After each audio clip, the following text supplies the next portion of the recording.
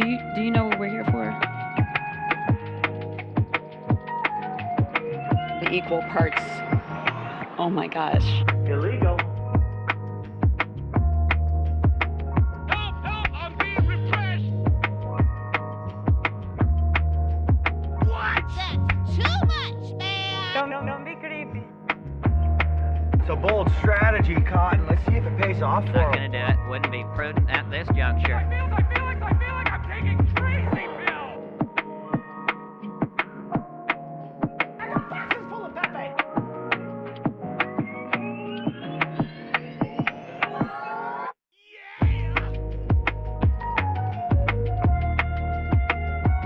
What now?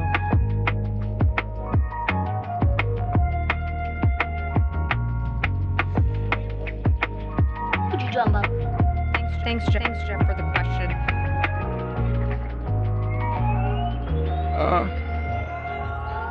Your name, please?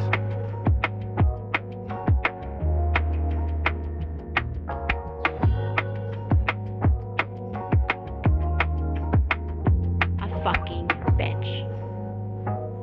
Close it up, just like my wife's vagina.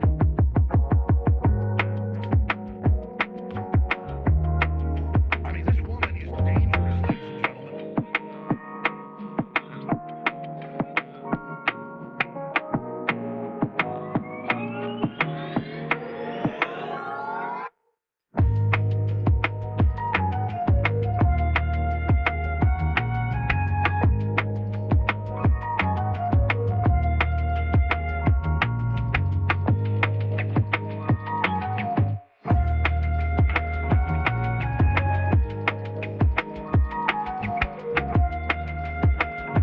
So hot right now.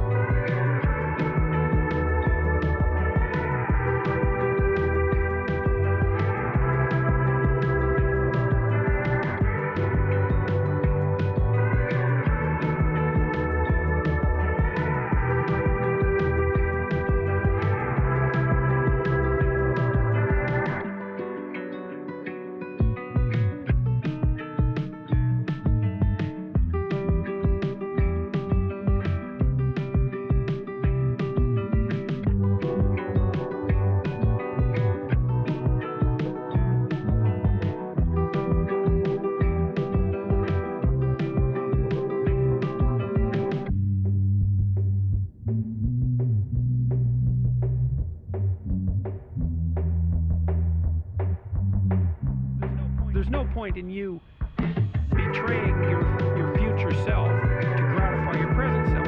It's a stupid game. You should be ashamed of yourself for having that thought.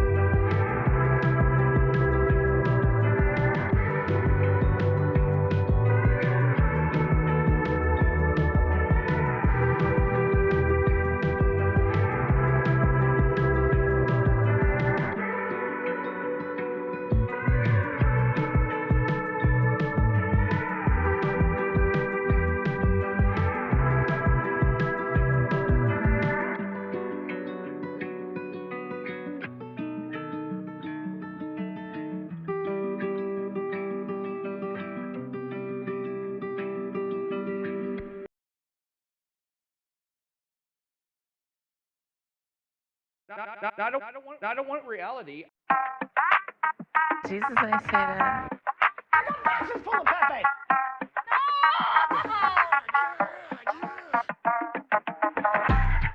Break now. I made a huge tiny mistake.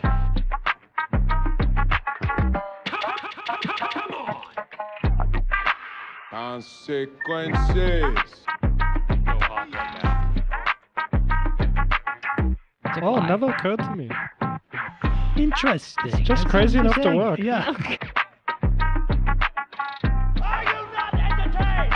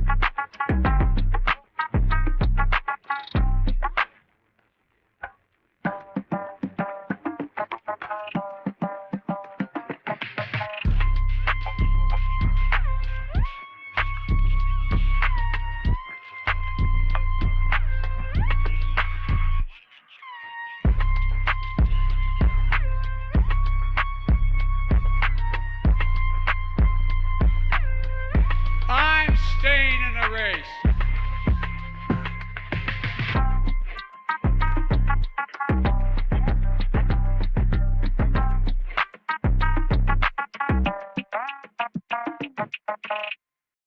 Winter is coming.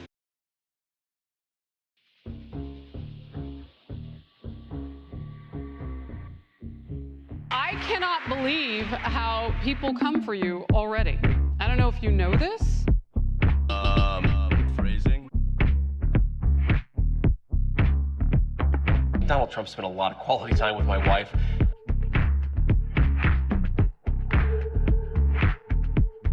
Immediately, if not illegal. I did everything right and they indicted me.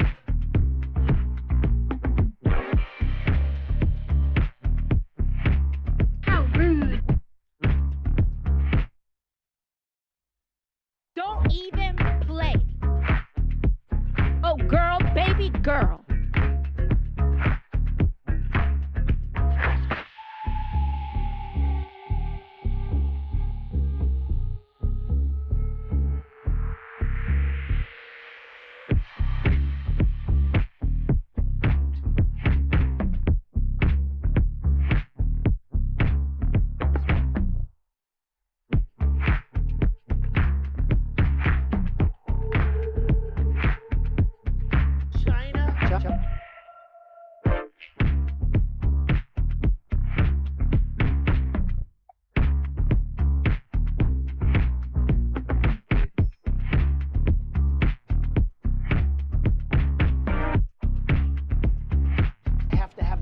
Have to have my China.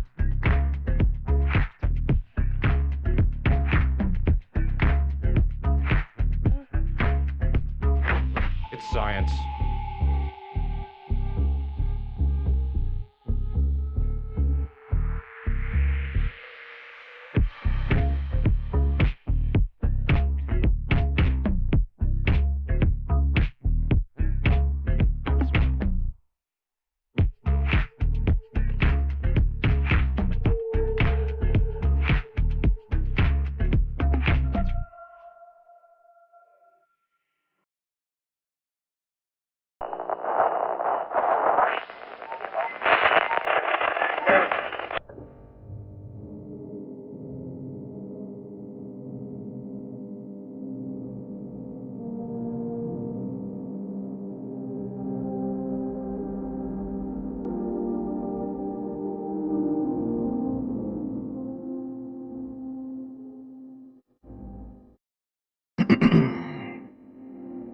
Well, here we are again.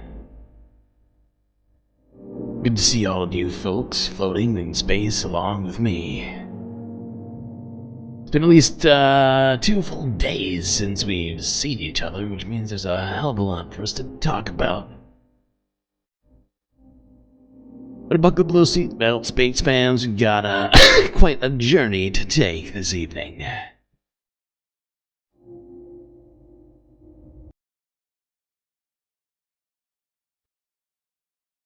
You feel the suspenders help sell the vibes? Okay. Well, I accept that. I accept that. Okay, let's see. Monorp, Aaron W, Sarah Layla, 123 in the YouTube chat. Aaron, Christopher DeBlante coming in close fourth. Mozzie, Jerry McLean, Bob Carmody, BCat, PB, Charlie Janmir. I'm missing Del Sol Verde as well. I see you. I see all of you, or at least I think I do. I've done my best job at seeing you that I can do at this time. So hopefully that's good enough. Okay. So, like I said, whole lot going on this week. I don't know if you noticed. It's been kind of busy. A lot of stuff going on. All over the place, really. It's also Turkey Day, if you didn't notice in the title. Since it's the holidays, I decided I would keep it, hopefully, kind of family-ish. I don't think did I hashtag and keyword these? I don't think I did. Although, I might have reused them from last stream, so I don't know, we'll see how that goes. But my plan was to not get crazy with the title and just sort of be like, hey, everybody, let's hang out. It's about to be Thanksgiving. For some people, it already is. Well, actually, no, that's not true because, I mean, unless you're celebrating Thanksgiving outside of the U.S., which would be weird, but hey, to each their own. Either way, it's not going to be a Thanksgiving-centric stream, but we are going to start off with a little Turkey Day news here. This was 2 days ago at the White House. Very serious tradition here, carried out once again by Joe Biden here before Thanksgiving, bestowing upon some lucky avian individual an extended life. Let's go here to C-SPAN. Well, good morning. They tell me there's 2,500 people here today. Looking for a pardon. Well, good morning and welcome to a wonderful White House tradition. We have a lot of folks joining us today. We're all very excited. Members of my cabinet, members of the White House staff and their families. We got students from 4-H programs and Future Farmers America. Where are you? Where are you? I can't see so. Special thanks to everyone. Can't see so good from back here. Turkey Federation. I'm staying in the race. Leslie Olden, president of the Federation. Leslie, where are you? Where are you? Leslie, Jill, can it? And John point Zimmerman, Leslie out to chairman of me the again? Federation, and his family from Northfield, Minnesota. John. That turkey is so guilty. Wow. Year, Chat seems to be giving this turkey the Tom thumbs Vilsack. down right now. And our great friend, the Minnesota Governor, Tim Walz. Talking about our historic investment in transforming rural America. Back in We Minnesota, did it, everybody. Great job. John's been in the turkey grower for 35 years. He's raised over 4 million turkeys. Whoa. So 1 in 4 million And sort of with the help of his represents 9-year-old son, just a tiny fraction of those turkeys. It's the trader turkey. See, we can have fun still. We can still have fun. We can still have fun. they've raised 2 special guests we're honoring today, Peach and Blossom. Let's bring Peach up to join us. We get two turkeys are going to get the part in. They tell me Peach weighs about 42 pounds. Holy shit. Look at the size of that What bird. did you say, Peach? Peach is making a last-minute plea here. That bird is maybe bigger than that child. Flower, the peach blossom. I'd watch out, child. And by the way, I Delaware think that has a bird long might be able to history take you of growing down. Peaches. In fact, the peach pie in our state is one of my favorites. It's a state dessert. And peach blossom flower is also symbolizes resilience, which is quite frankly fitting for today. Yeah, he's going to take some resilience for just to get through this speech, isn't it, Joe? When Turkey was presented to President Truman.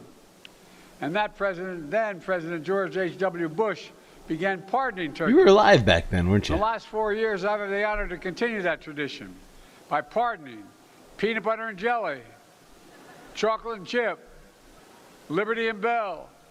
Oh Today, peach and blossom. Okay. Well, there you go. Now you know the names of the two turkeys that won't be on a dinner plate.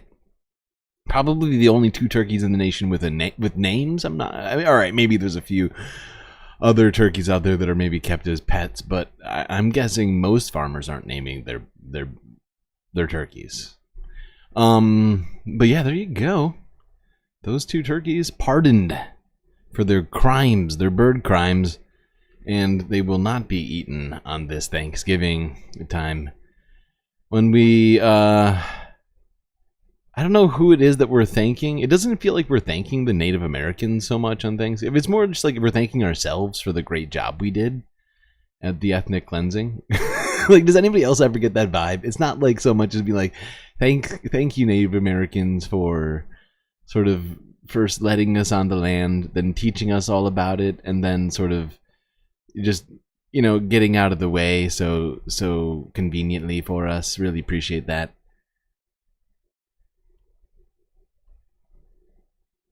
Is it just me? I might just be the only one. This. Yeah. All right. Now speaking of Thanksgiving and civility, let's go here to this therapist, which the Associated Press found for us in particular, and really it is just us, because this video got 300 views.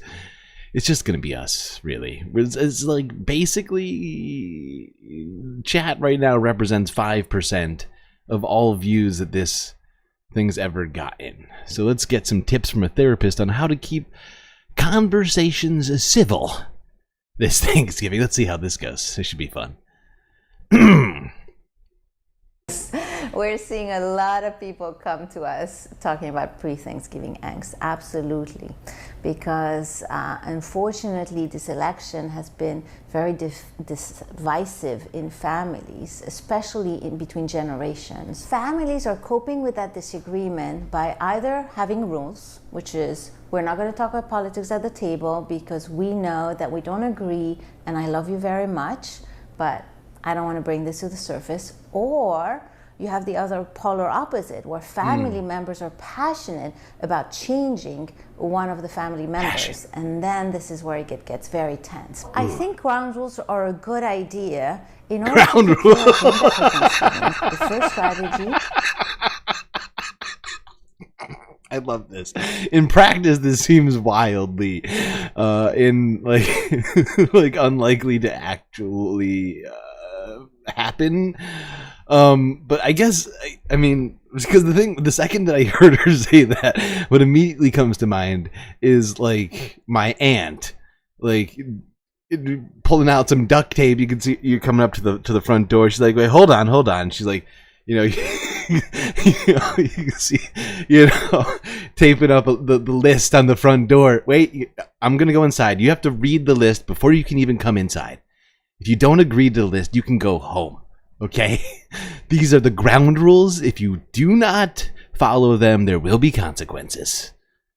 I'm going to tell my family, I am not going to talk about politics. I respect your view. I respect mine. I want this Thanksgiving to be, fill the blank. about us connecting, about us being thankful for having each other. The second step is exactly, Bob. Here, sign this. Would you sign this civility pledge before you enjoy this meal with us on this holiday? Be real. A lot of people are planning a backup plan, which is what happens if actually the subject come up. How will I divert it? What will I do with it? One of the ways to divert is that I politely say, you know, this is an interesting topic, but I want to remain in the spirit of Thanksgiving. So let's That's gonna go super good. I can already see this going super good. I'm glad she's here for us.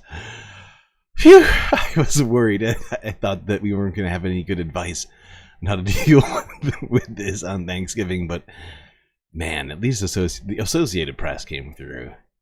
That is some sage advice. So if any of you are attending any Thanksgivings or even hosting a Thanksgiving, do consider, what was it again? Ground rules?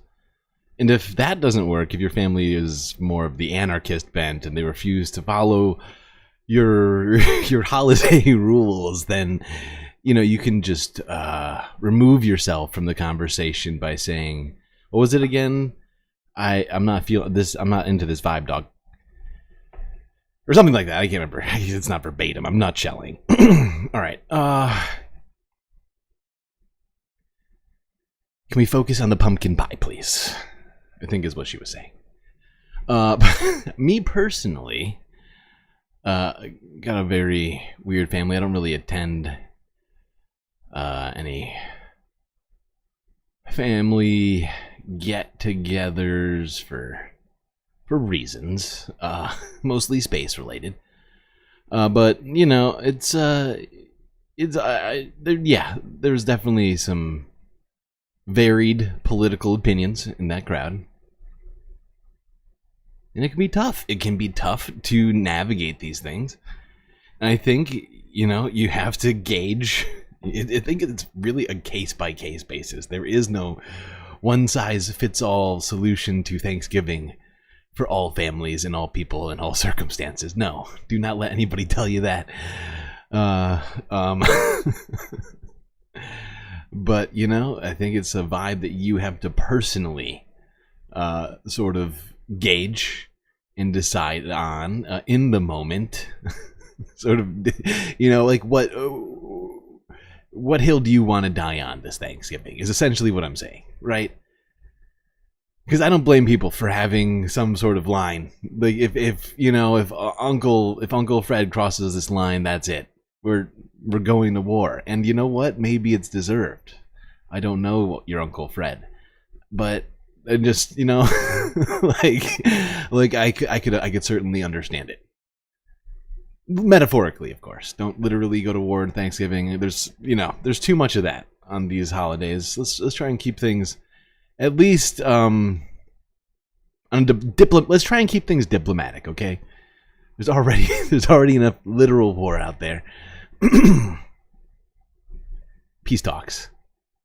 Okay, now let's go on to some politics stuff. We're gonna be going back and forth between a number of different things here. Yeesh, things have been going super good. I guess we'll start here. This was from just earlier today, 6 hours ago, CBS News.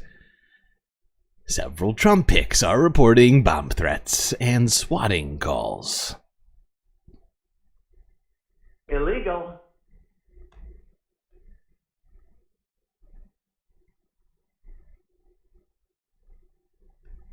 We continue to follow breaking news. The FBI is investigating a series of threats to several of President-elect Donald.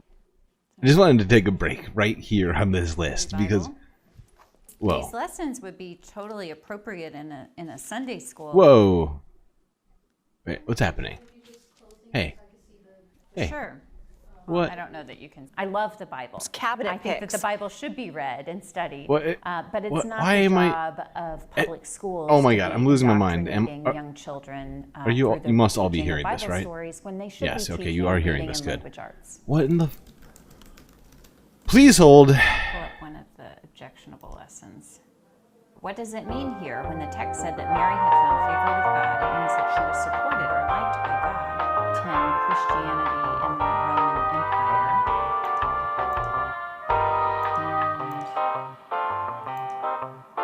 Texas public schools are not Christian Sunday schools. It's compulsory to go to school. Kids of all faiths and none attend Texas public schools. And so it infringes on religious freedom to teach these Bible stories in ways that will be devotional because of the age of the children and also because of the way that they're not really relevant to the subject matter that is being taught.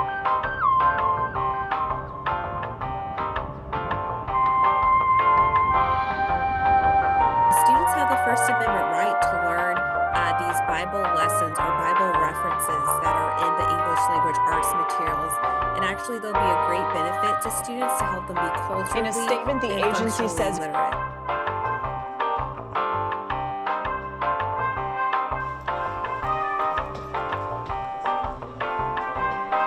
Continue to follow breaking news. The FBI is investigating a series of threats to several of President-elect Donald Trump's cabinet picks.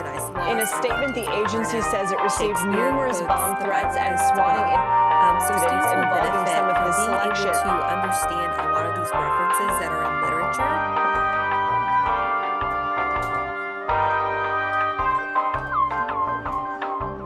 The First Amendment doesn't say you have to give equal opportunity to all religions anytime you discuss religion. Of course, we do allow for religious freedom. Also, people need to understand this isn't a world history or world religion course. This is an English language arts course. And the reason why the Bible is being discussed is because the Bible has had the most influence on Western literature and Western civilization more than any other religion.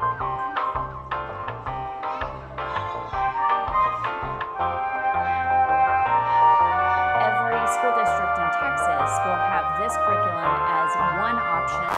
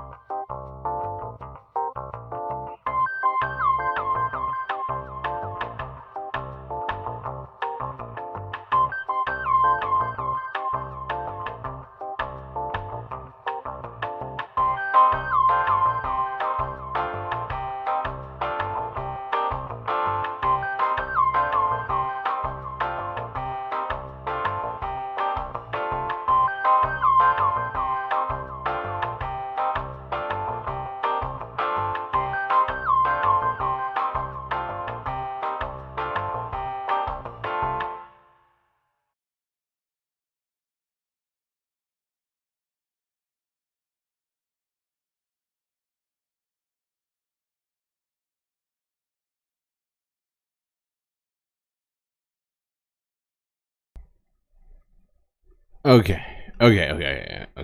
I think, and by the way, Nadia, thank you for the super chat there. I'm not ignoring you. Just trying to fix this. I think I did. I had to restart my browser. I'm just reopening a couple of things here. We should be able to get back going in just a moment.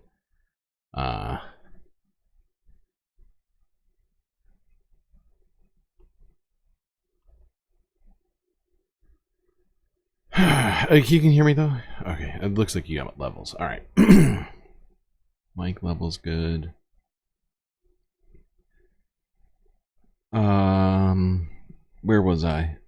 That pissed me off so much. And I had to, and then by the way, I'm so sorry you all had to hear that one woman at the end of that video say what she had to say twice. We might even have to listen to a tiny portion of that again, just because. I literally wasn't even able to comment on it. It bothered me greatly.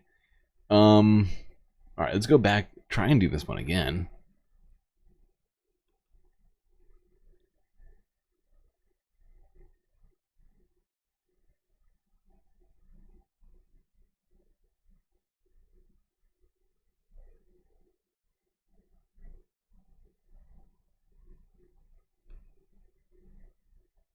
Okay.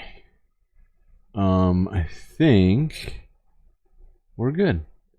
The volume back. Now, yeah. I figured we'd look at this list of people who are supposedly receiving bomb threats, right? Because it's not like I would assume, maybe I'm wrong. Maybe the bomb threats are going directly to the news organizations and to police stations, but my assumption is that these reports are being made by their staff or by the candidates themselves. You got people like Susie Wiles, who's going to be the new chief of staff, Tom Homan, border czar. I mean, this is literally the entire Donald Trump shadow cabinet right now. Stephen Miller, Mike Waltz, Lee Stefanik, Lee Zeldin, Marco Rubio, Kristi Noem, John Ratcliffe, Pete Hegseth, Tulsi Gabbard. Oh, this is just this first list of people that we've listed off. Very reputable. I'm sure there's no way that any of this is. I'm not suggesting anything. Just talking about their character. Mike Huckabee, Steve Wilkoff. I didn't even realize he was in. Elon Musk, Vivek Ramaswamy, Robert F. Kennedy Jr., Doug Burgum, Pam Bondi. We're getting ahead of ourselves with Pam Bondi because we got to talk about that. That's sort of, actually, did we talk Pam Bondi already? I can't remember now if we talked Pam Bondi. We may be talking Pam Bondi again later in the stream. I can't remember now. Doug Collins, Sean Hovey, Lutnick, McMahon, Rollins. Wait, he got Rollins in there? Wait, is she related to Henry Rollins? Is he just going full entertainer on this one? I mean, this is wild. But yeah, basically, I mean, look at this list. So supposedly all these people received bomb threats or swatting calls. Confirm the names of the individuals who have been targeted. So far, we have unconfirmed reports that Pete Hegseth, Trump's pick for Secretary of Defense. So even CBS says they're unconfirmed. Is one of the people. CBS News Homeland Security and Justice reporter Nicole Skenga is tracking these developments for us. Nicole, what more are we learning? Yeah, Lindsay, police are investigating a series of these overnight attacks that ranged from swatting incidents to bomb threats. And swatting is a dangerous, also an illegal scheme. Individuals make these false emergency calls trying to prompt police. Look at that. Is that Moo Dang going skirt skirt in a desk chair? I think that's exactly what that is. By the way, all hippos are Moo Dang at this point.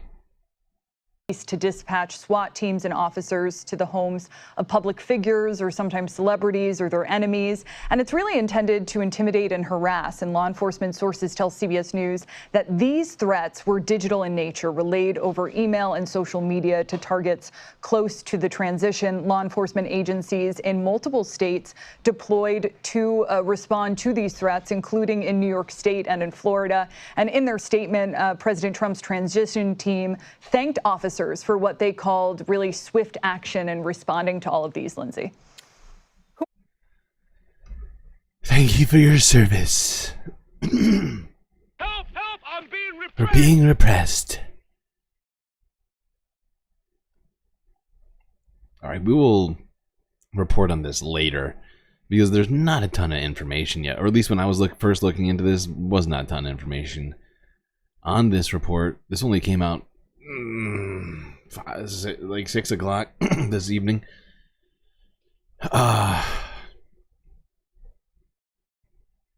Now let's go here to talk this annoying story that literally was coming next. Oh my god, this is going to piss me off to have to listen to this one a third time. But to remind you all of what's been happening in Texas's school board and potentially for the entire state, let's go here.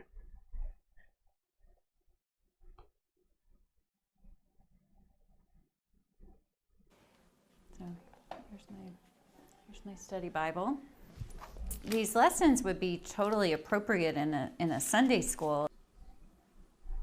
Can I get a shot of you just closing it so I can see the Sure. Well, I don't know that you can. I love the Bible.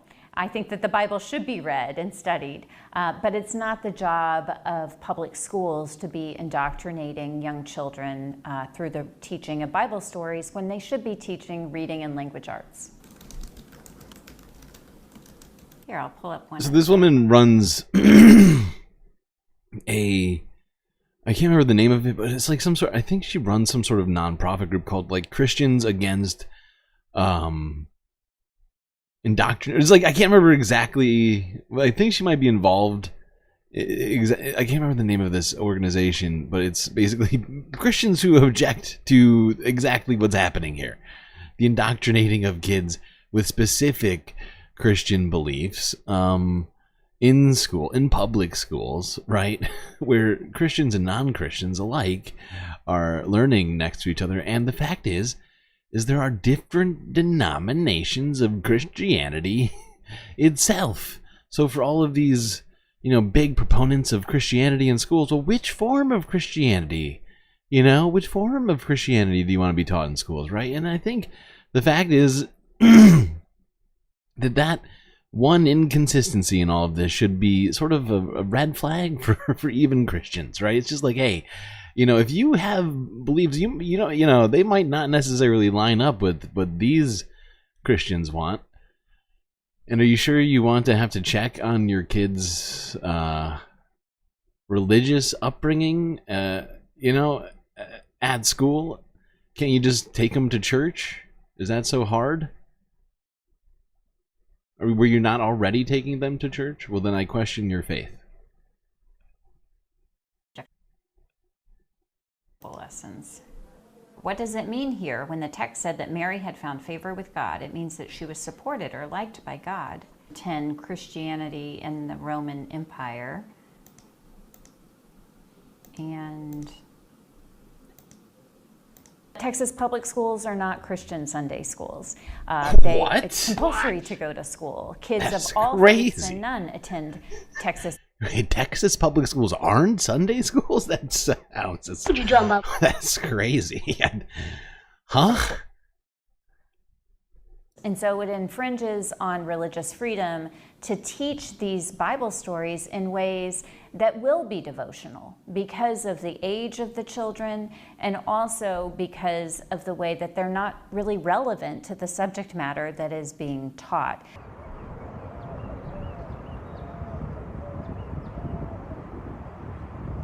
Shit, is it lagging now? Students have the First Amendment right to learn these Bible lessons or Bible references that are in the English language arts materials. And actually, they'll be a great benefit to students. Kids have a right to learn them at home. They actually have an explicit right to not have to learn them in school. This woman, we're not even going to get into this. No, we have to. Students have the First Amendment right to learn these Bible lessons or Bible references that are in the English language arts materials. On their own and free actually, time. they'll be a great benefit to students to help them be culturally and functionally literate. And the fact is if your kid wants to bring a Bible to school and read it to themselves, they have the First Amendment right to do that even, right? To quietly read the Bible during study hour, whatever it might be, right? There's nothing stopping them from doing that. But to force this kind of stuff onto kids, it's just wrong. And they're planning on infusing all curriculum with Bible references and stuff like that. And that's going to be a huge problem. And the fact is like, they keep making these claims that Christianity specifically had a greater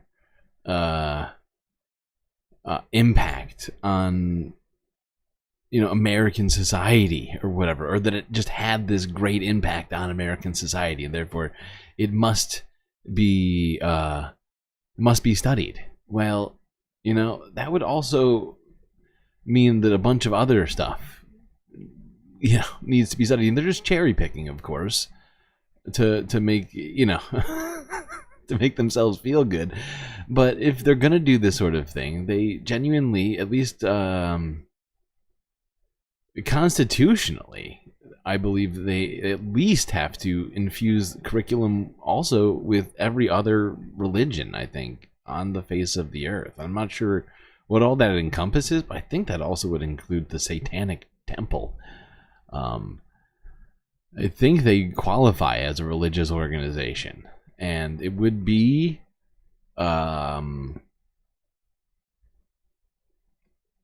against their First Amendment rights to not have that available to students who are growing up in a household which worships the Satanic Temple.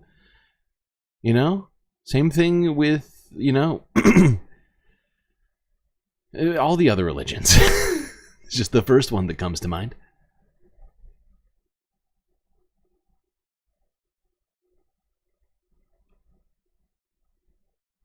Now let's go here to the Wall Street Journal, talk a little bit more about this dismantling of the education system, which is clearly coming down the pike for students in America. Now, one thing that is, you know, going to feed this cycle to some degree that I see happening. I mean, it's sort of a cynical outlook, but the fact is that if you look at it, the most students living in underfunded districts that receive the most federal funds are in southern red states, in the rural counties and things like that, and then, like, you know, like poor urban but like, you know what I'm saying, like like the people who voted Donald Trump in, if he gets what he wants, will be affected most. Their education dollars will be dry. They will dry up so fast you won't believe. Like it will be insane. Level it distributes. Yeah, exactly. And there's a lot of jobs out there that are around taking care of children with special needs as well. So it's not only going to just affect the kids with the special needs, or the families with the kids with the special needs, or the communities that are going to have to try to somehow shore up that deficiency there, but it's also going to be teachers who are going to suddenly not have jobs, people with college degrees that are suddenly unemployed, and there is no, and like, especially considering what we're looking at here. I mean, it's insane to think about, but it seems like he's coming through on a lot of his promises, or at least attempting to so far, right? Installing loyalists, people who clearly will be there to enact any of Donald Trump's wishes right now. They got people like Russ Vought, who we talked about way too much in the last week. And we might not even get away with not talking about him again today. But, you know, people like him with an understanding of the system and a plan on how they're going to get this shit done. A plan that they've been working on the last 4 years plus.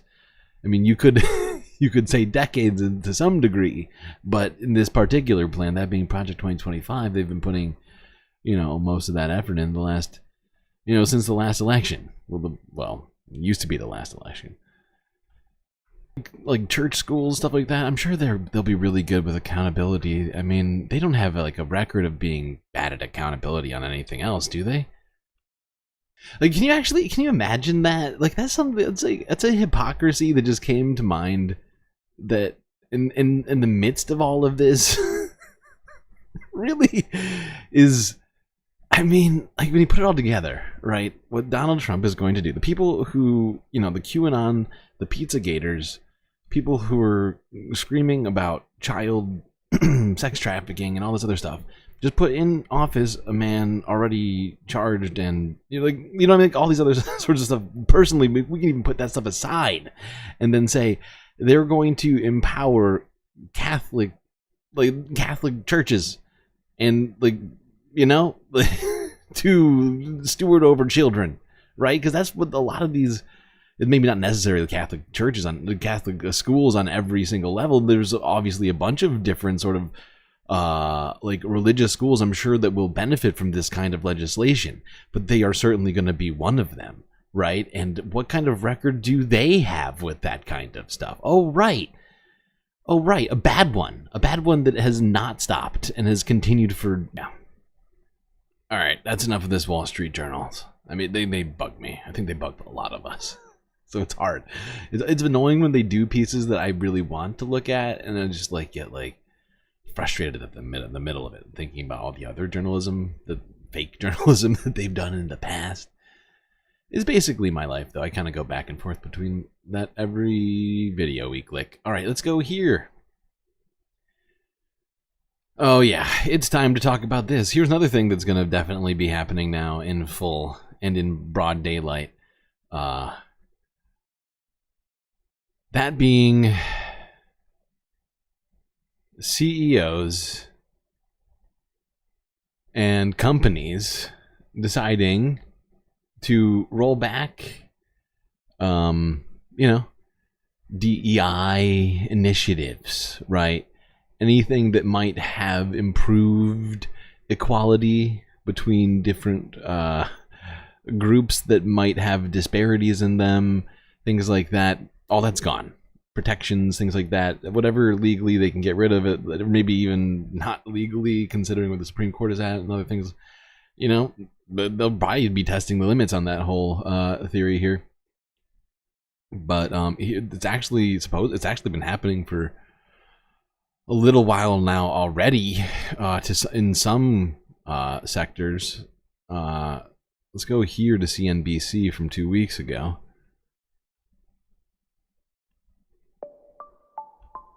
Diversity, equity, and inclusion, or DEI, is a term you've probably heard quite a bit. DEI.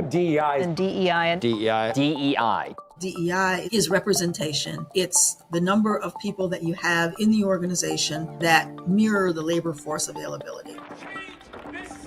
The police killing of George Floyd and subsequent protests became a tipping point for companies across America. Fortune 1000 companies publicly acknowledged the importance of racial diversity, pledging $340 billion to promote change. But that is starting to change. The commitment to DEI appears to be wavering. Squawk, Deere is pulling back from DEI measures. Technology companies made big cuts to those DEI programs. Lowe's is the latest company to roll back DEI efforts. Major players have pulled back their initiatives amid growing conservative pressures, uncertain economic conditions, and a politicization of the practice. Harley joins Tractor Supply Company and Polaris in scaling back or changing DEI policies following a campaign by activist Robbie Starbuck. Well, there's a new player in the marketplace, and that is the conservative consumer who has woken up to the fact that many companies have divorced from the idea that customers are king. But DEI... I love how they see themselves as being the only customers. Customers are king. What he means are loud Republicans online. A small group of them are believe themselves to be kings and are attempting to, and successfully to some degree, what's the word? I'm trying to think of the word now.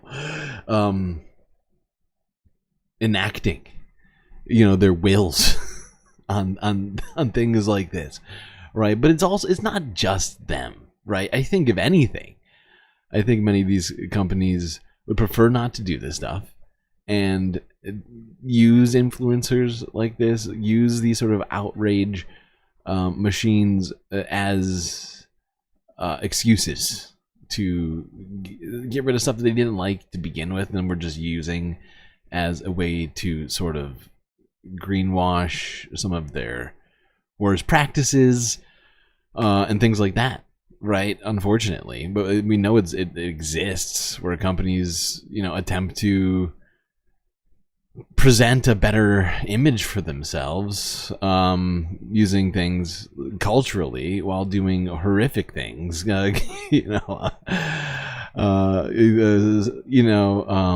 for society, humanity, whatever it might be. Advocates argue that this retreat may be overstated. Is it the normal ebb and flow of social initiatives, or is there a shift in corporate culture?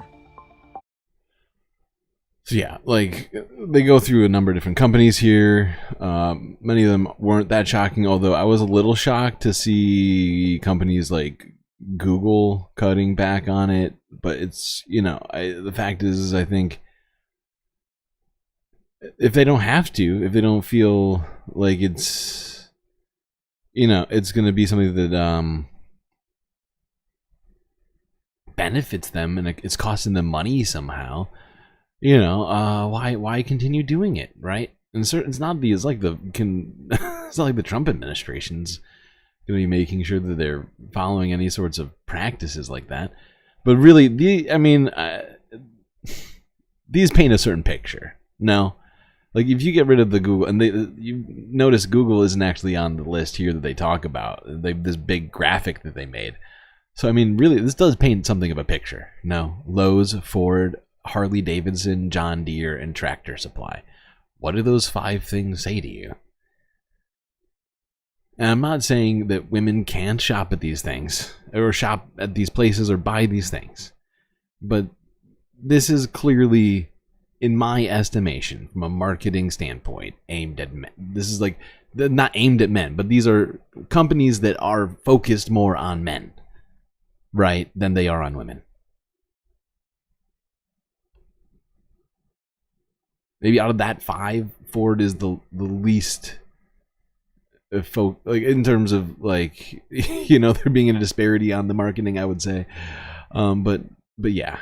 So I don't think it's necessarily shocking, considering what we just saw with the election, what we see with men in general, that men facing companies would choose to do something stupid like this just to attempt to please the consumers they perceive themselves having.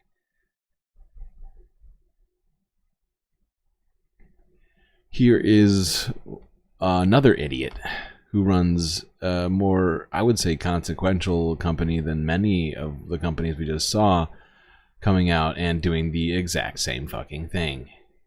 Walmart This time is for a not great the same American reason. company and the nation's largest retailer. More than 1.6 million American employees. Like you can't even make it like the case that that's the reason with this one, right? Like you can't even try. This is the CEO of Walmart, essentially the biggest brick and mortar retailer in the entire nation. One of the largest companies in the world. Yeah, let's see this guy try and explain why he's deciding to do this. Own an annual global revenue of nearly $650 billion. So I'm happy to say we're joined now for an exclusive interview with John Furner, the president and CEO of Walmart U.S. John, thank you very much for joining us. Oh, it's I so want to get great. into holiday shopping. I want to get into grocery Oh, prices, yeah, let's but definitely I get gotta there. ask you off the top to talk about this report I'm reading in today's Wall Street Journal about how Walmart is pulling back on diversity, equity, and inclusion programs under pressure from a conservative activist. So a few of the changes here: phasing out the term DEI, winding down these. You see what I mean here? Even CBS is laying it up for him. You see what I'm saying? It's very subtle, but he set it up for him. He being pressured by conservative activists. It's only pressured by 4 words, right? But it lays a certain framework for this man to be like, oh, can't you see that I am, as a CEO, being faced with a very difficult situation by these freaks online that are complaining about the existence of policies that might not directly benefit him. For racial equity, no longer giving priority treatment to suppliers based on race or gender diversity, and preventing sellers from listing some transgender-related or themed items on the website. So is that accurate from what you're hearing, and why the changes?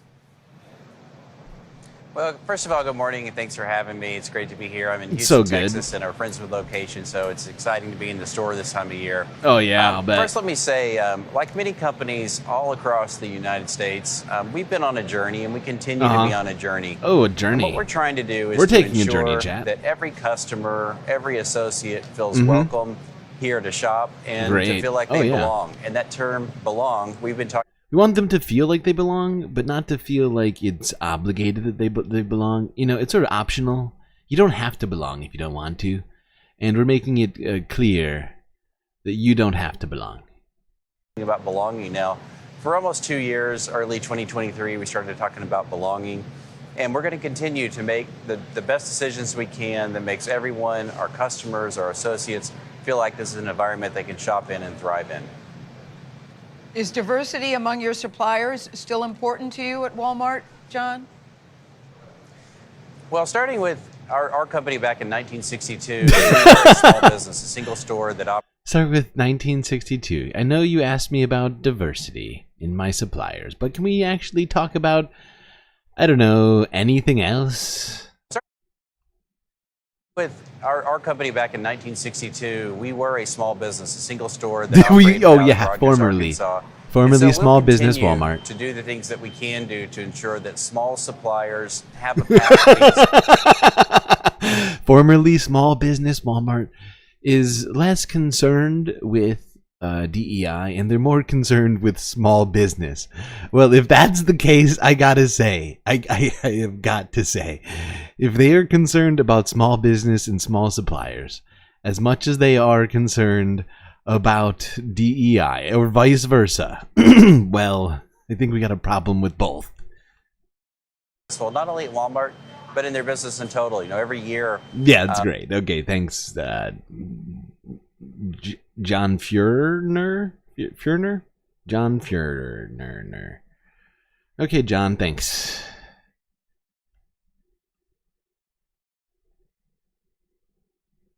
It's a tough name to pronounce. Furner.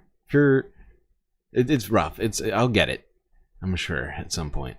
Okay, let's go to some people who would probably actually, well, not, let's talk about some people who would probably be a fan of that name. That being Christian nationalists,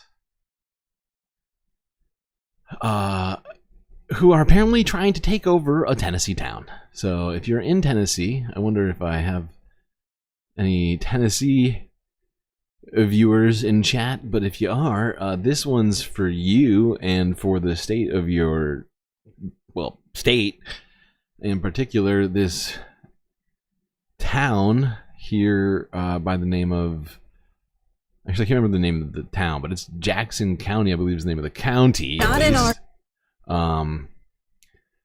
I guess, you know, I don't think they're actually saying just the town. They're trying to take over the entire county, as that's really the voting district, if you will. Oh, look, there's one Tennessee voter, I think, in chat.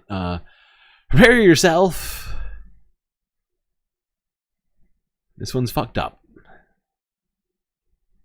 That's the reaction from some Jackson County residents regarding efforts by out-of-state Christian nationalists to potentially remake their community. Good evening to you. I'm Carrie Sharp. And I'm Rory Johnston. Our chief investigative reporter, Phil Williams, first broke this story last week about the efforts to, quote, build a town in the county seat of Gainesboro. And that shocked the people who already live there.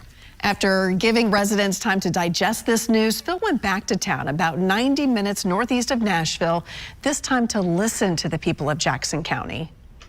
How are you? I'm good. How are you? As word has spread across Jackson County, a gathering of friends quickly turned into an impromptu town hall. Hey there. Hi. Some just came with questions. Do you want to sit there and let me hear for a or two? Others with deep concerns. We don't want one news story to portray something of Jackson County that we're not. Their concerns. We're sorry, I don't know why. Well, I know why I'm laughing is that guy in the fucking vest who just immediately is like, "Hey," he like said his full name on. He's like, I'm like, okay, buddy, good to meet you. Settle down, sit down. Story to portray something of Jackson County that we're not.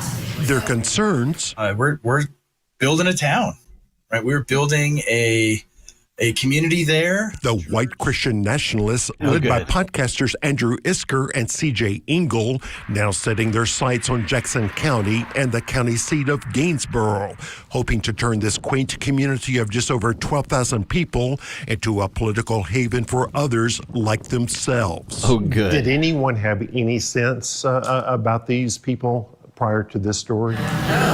Among those we met, some had deep roots. My family's been here for 7 generations. Others were drawn here by the openness of the people they now call neighbors. This town is such a loving group of people. I am accepted, even though I came from outside. And we were there to listen. What has this story done to this community's sense of well-being? I think mainly people are scared. Diane Murphy is vice chair of the local Republican Party. I listen to the podcasts. I did the research on what you mentioned. It scares me that they are very clear about taking over. Developers with right-wing ties have purchased hundreds of acres of land in the area, trying to recruit other like-minded people to join Isker and Engel in relocating to Gainsborough. This is horrifying. And if you live in Tennessee, this may be happening near you, and that was, I mean, that would be, I think, horrifying for most people. And clearly these people who are living, just sort of minding their business, as that one guy mentioned, his family's been doing that apparently for generations and generations. And now, you know, extremists want to come and take over the town because they liked it. They thought it was a good place to set up shop.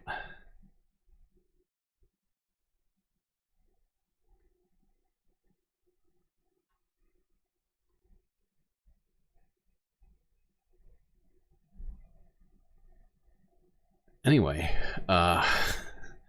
these people are not super, at least the people that showed up to this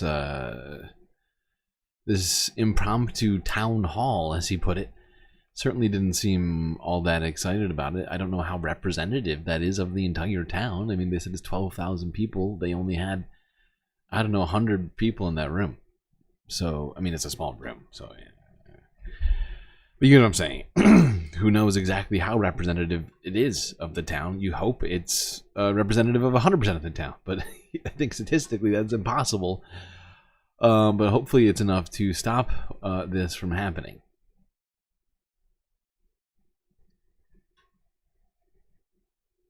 But I don't know, if you start getting a bunch of, I don't know, white supremacists in government, people who have talked about doing stuff exactly like this, like, I don't know, Elon Musk. I don't know if you've ever heard of any of his sort of ideas. I think he was talking about doing this in the Southwest at one point. Some of them decided to give up on that and do it in Puerto Rico. But if government changes enough, I think they'll start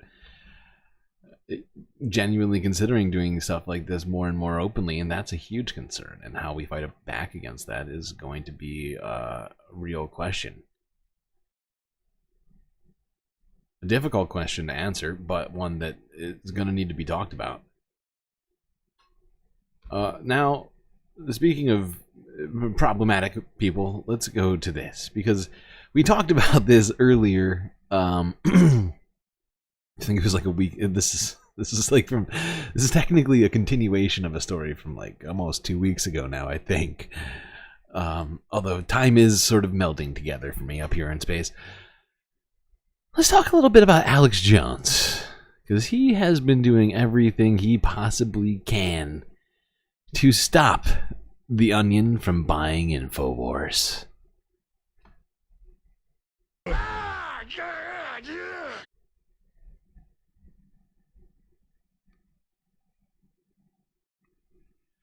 Wait, did somebody mention something? A judge is hearing arguments today about Alex Jones's effort to block the sale of his media platform to The Onion.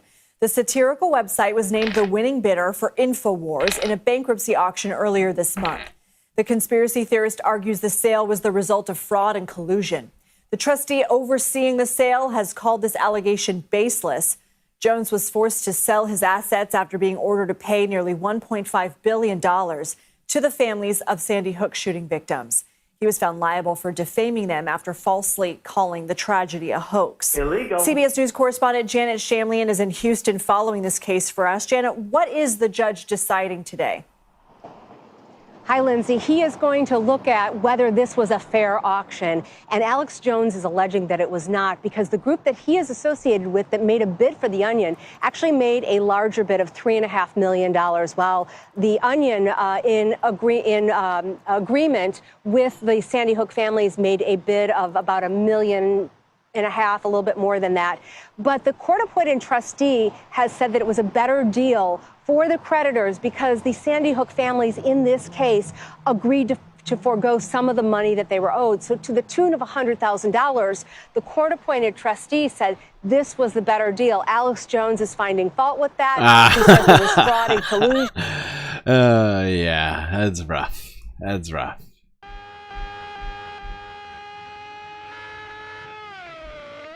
It is rough. You know, sometimes the legal system is complicated, right? And all this stuff is going on, and, you know, you might say the deep state's after you, and you're trying to make things happen, and, God, it's too crazy. But, what actually is going on is just the normal legal process. And clearly, the court made the determination that since the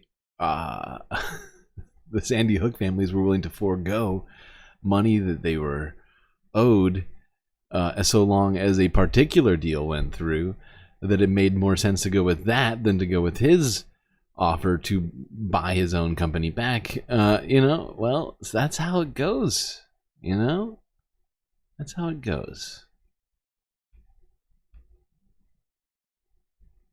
It's unfortunate for old Alex.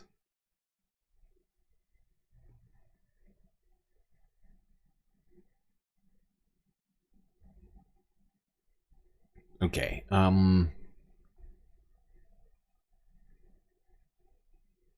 King Henry the Eighth. Are you saying that? Are you saying that Alex Jones has the body type of Henry the Eighth? Or are you saying that I have the body type of Henry VIII?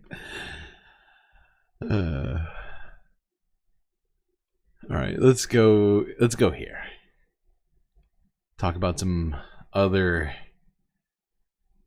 insane people. Unfortunately, this insane person is going to be involved in the, potentially is at least, the next Trump government. That's Elon Musk.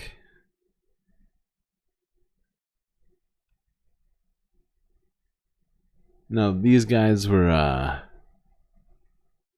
going back and forth on all this stuff about funding, just, you know, making sure that people who are disabled got funding, I guess. A lot of money. Our agency has big numbers.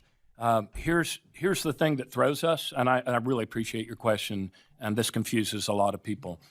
Our agency, because of our size, has fixed costs that go up every year by $600 million. What are those fixed costs? Rent, even though we've reduced by 3 million square feet the office we occupy. So when it goes up every year by $600 million for healthcare, for cost of living increases for employees, for the guards, the security guards to protect our people when they come to those reception areas, that means that any number that purports to increase our funding, like let's say for that 1 year where it went up by $100 million on a $14 billion budget, what you have to realize is that means with fixed costs going up and only getting another $100 million, we have to slam on the brakes in an agency that's 75% staff, including the DDS staff, and let the grim reaper of attrition reduce the size of our workforce. Well, so in order just to keep our nose above the water, we need at least an additional $600 million just to cover the flat costs. And the only of the three things that are here, I mean, I'm grateful that the Senate increased by $500 million. You voted to cut us by $500 million. But really, it's only the president's that starts to get us out of that hole. So that's why the anomaly would be so important. I have a That very recommendation graph for you have. then. You know, perhaps it would be a good idea, you know, if your costs are going up $600 million every year, perhaps that y'all should get together with the new agency, you know, the Department of Government Efficiency, and maybe Elon Musk and Vought can help you guys kind of trim that and make sure that doesn't. He's got jokes. How great.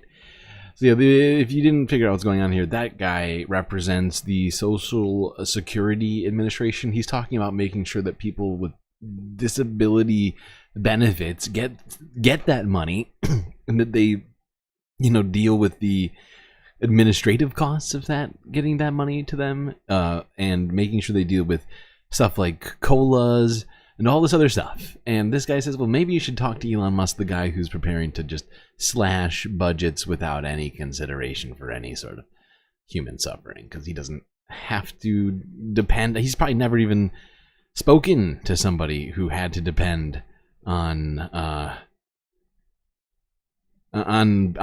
government benefits. I mean, certainly not until recently. Maybe with some of his political stuff lately, he's maybe somehow brushed by a poor person accidentally. But you know what's going on earlier today? Someone was driving a Cybertruck, truck made by a company owned by Elon Musk, headed by Elon Musk. And then this happened. At about 3:08 this morning, our dispatch center received an auto alert from a vehicle indicating that it was involved in a vehicle collision. And so officers immediately started responding to the call. As they're responding, we also received a 911 call from a member of the public, also indicating that there was a traffic collision. And so officers responded up to the area of Hampton and King, and immediately on scene observed a solo vehicle that was fully engulfed, and where one of the passengers was being extracted out of the vehicle. The solo vehicle that was involved in the crash, there was another vehicle that came after it that was following behind and came upon the vehicle as it was fully engulfed. That individual was the one that exited the car, was able to pull at least one person out. But the nature of the vehicle was a Cybertruck, and the heat was just too intense. And tragically, 3 people lost their lives. The car. So I'm not doing this to make a joke, make light of these 3 people who just died, and this person who was just injured in this crash. I'm not here to even dunk on Elon Musk for making shitty cars or something like that. You know, that's really not what I'm here to talk about. I'm not here to talk about how, you know, the one thing that I think I kept this story in here today, because I have so many stories to go over. The reason that I put this in front of you today is for you to think about the human cost, right? And the potential future human cost, right? As it relates to having someone like Elon Musk and just sort of replicants of people like Elon Musk in our government. Right, because Elon Musk is the sort of quintessential version of what this sort of illustrates. You know, because the fact is if right now, technically, in this government, we could maybe expect some level of accountability, right? Or that the government could, if necessary, and citizens involved in this could at least get some sort of clear investigation done, and whatever else, right? And expect to maybe get justice if it was, you know, indeed something that this situation required, which I think it probably does. But then think about a government in which Elon Musk is at the head of an executive agency, and everybody else in government is a Trump sycophant, right? Because it's not just Tesla, right? Tesla has, and like, Tesla has a bunch of cases, federally and on state level, right? But it's all these other companies too. Starlink, right? He's got, well, Twitter, he's got X. He's got his hands all over the fucking place right now. AI, like literally every single thing, cryptocurrency, I gotta stop calling it cryptocurrency, because if they were used as currencies, they would crumble. But crypto, all these sorts of things, right? And so my point is what kind of accountability can we expect for people like Elon Musk in a future Trump administration? Will people be able to get justice when they die in fiery car crashes, or when they get scammed in a crypto fraud, or when a fracking company, ruins the water supply in there, and their faucets are on fire, and it just goes down the list, right? We got a fracking CEO. We got Stephen Miller used to be at Goldman Sachs. I mean, do you get what I'm saying here? Like, the entire government will just now be filled with corporate stooges, and or Trump sycophant / stooges.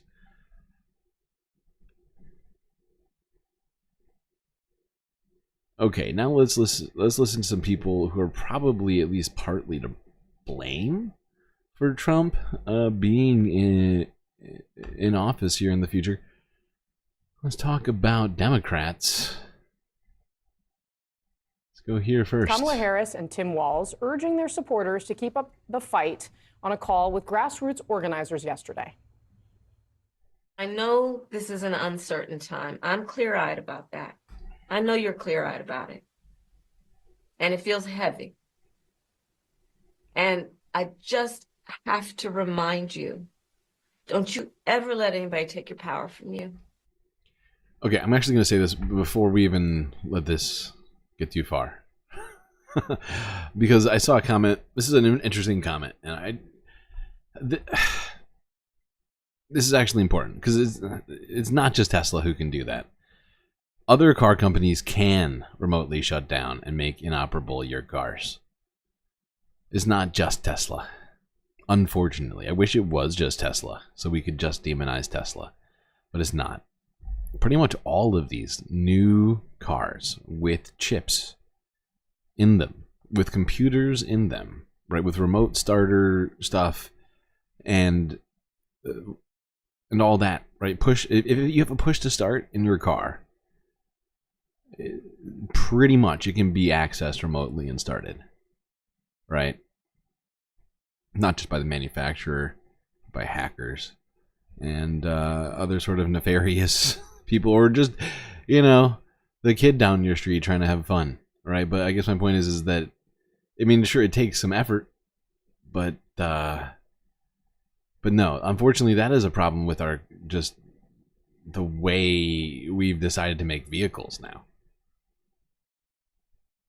Although Tesla is uniquely problematic because, I mean, the systems in that, it's all, yeah, whatever. I'm not going to get into it. Now let's get back to this. Grassroots but I don't know. I just wanted to make that clear, just so that people know that, I guess. I don't know why. It was a public service announcement. I don't know if it was even necessary. Organizers yesterday. I know this is an uncertain time. I'm clear-eyed about that. I know you're clear-eyed about it. And it feels heavy. And I just have to remind you, don't you ever let anybody take your power from you. You have the same power that you did before November 5th. Oh, thanks. 3 weeks after losing the election. That's probably, that makes a lot of sense. We have the same amount of power as we had on November 5th and before it. That's probably why the Kamala campaign is still asking for money from people, even though it's super weird since they just, lost in a historic level landslide just now. Harris's team is speaking out for the first time in a wide-ranging interview with Pod Save America's Dan Pfeiffer, former senior advisor to Barack Obama. 4 senior members of the Harris campaign discussed what they think went wrong.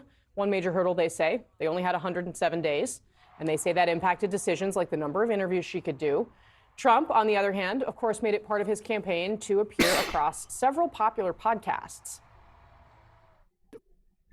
So now here's CNN. Like, we're gonna get through a bunch of stuff here, and this piece is just wild. But like, so yeah, here they are. Immediately, they're ready. They're ready. Well, how many weeks has it been? 2 weeks now. It's been even more than 2 weeks. 3 full weeks now. They're ready. They got all the talking points now. Okay, we can still do it. Democrats. Also, did we not get on enough podcasts, and or do we need a left-wing Joe Rogan? One of the things I like about doing a show like this, can you imagine Kamala doing this show? I could imagine her doing this show. She'd be laying on the floor. She was supposed to do it, and she might still do it, and I hope she does. She's not going to do it. I will talk to her like a human being. I will try to have a conversation with her. If she did this kind of an interview with you, I hope she does, because it would be a mess. She'd be laying on the floor comatose. You'd be She doesn't even know what she's talking about.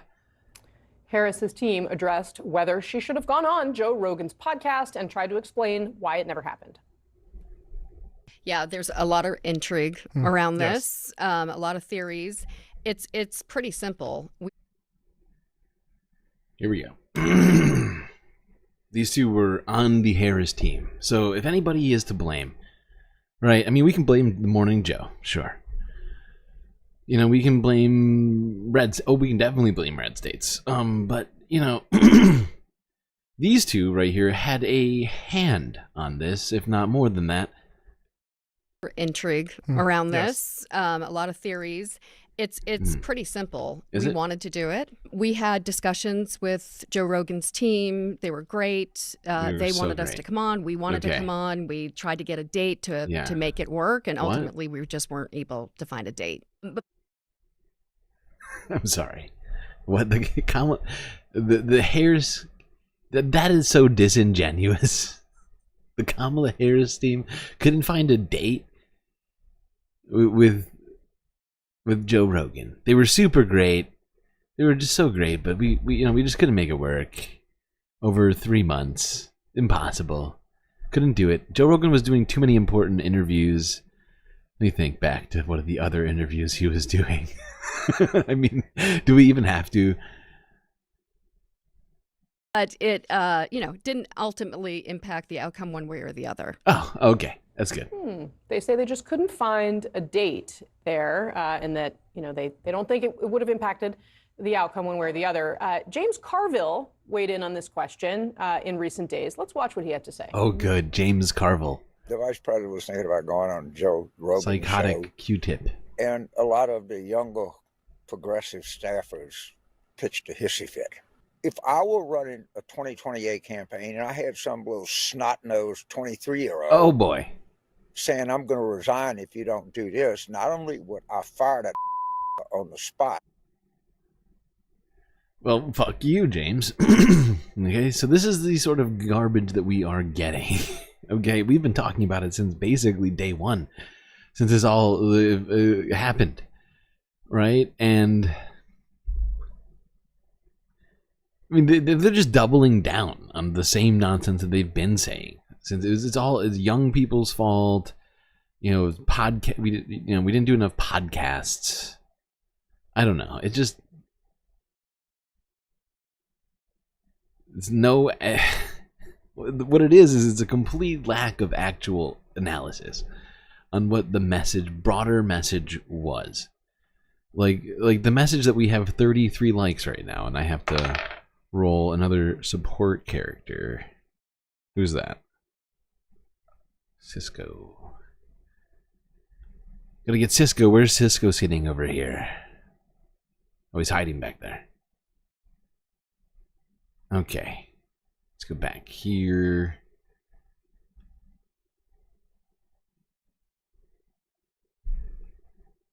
All right. Oh, wait. Sorry. Oh.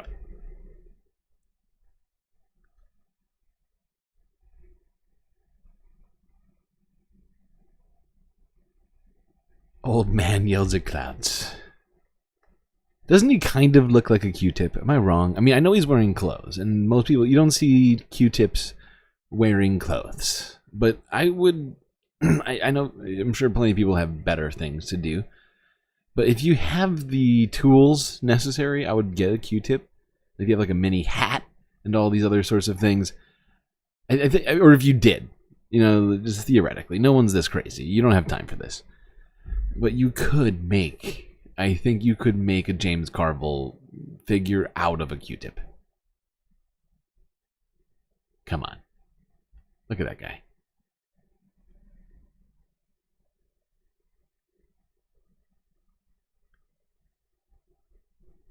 Anyway, this just gets worse, honestly. They after going through and looking at those clips, they just bring out all the CNN pundits to say a bunch of really stupid things. Skip ahead here. As well as David Plouffe explained that in this postmortem. Let's watch. Great. Obviously, it was a very effective ad at the end. I ultimately don't believe that it was about the issue of trans. I think that it made her seem out of touch. And it was sort of a pseudo-economic ad underneath it. At the end of the day, we were spending a lot of time with voters in these battleground states, both quantitatively and quantitatively. And Really? this trans ad was not driving vote. So he says the ad's not driving votes, but when you listen to what Quentin said there, it's, I mean, I'm sure that they were testing the trans issue in a straightforward way, but if the So, is it or is it not the trans issue? I'm confused. Their messaging is really starting to confuse me at this point.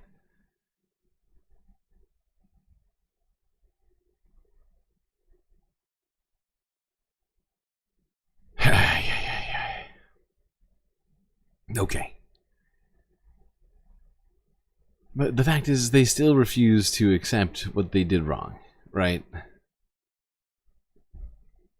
How long it'll even take to get them to where we need them to be, I don't even know. It's one of the things that's making me very skeptical about the future of the Democratic Party in general. Now I don't have an actual solution on where we go.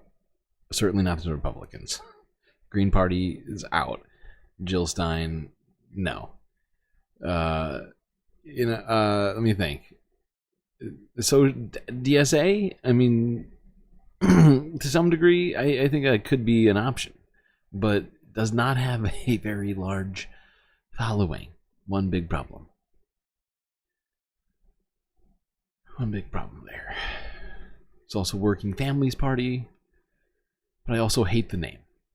Not because I hate working families, but because I feel like it sort of excludes people unintentionally with the name. Because some people aren't families, or working, or both, or neither. Young people come to mind. And I don't know, like, it's not like, it's not like I object with anything but the name. Honestly, all of the policies generally are pretty great to my estimation. I might, want more on, I don't know, like green initiatives and things like that. Jill Stein is an op, you think? Is that what you're saying? You think she's like some sort of a psyop intended to distract? Could be. I've never even thought about it that hard. I just don't really... Like, I've been political enough that I've listened to her talk enough that just in the last couple of years I've really lost my interest in Jill Stein. And the Green Party just doesn't seem very serious. I wish they were more serious, because we need the issues that, at least some of the issues that they're talking about, certainly the environmental issues, are the things we should be getting done, right? So that's one of the things that makes me even more upset about it, because in my mind there's a clock that's always ticking in the background. I can hear it right now. All right, let's go here. Some of you may be familiar with this channel called Left Reckoning.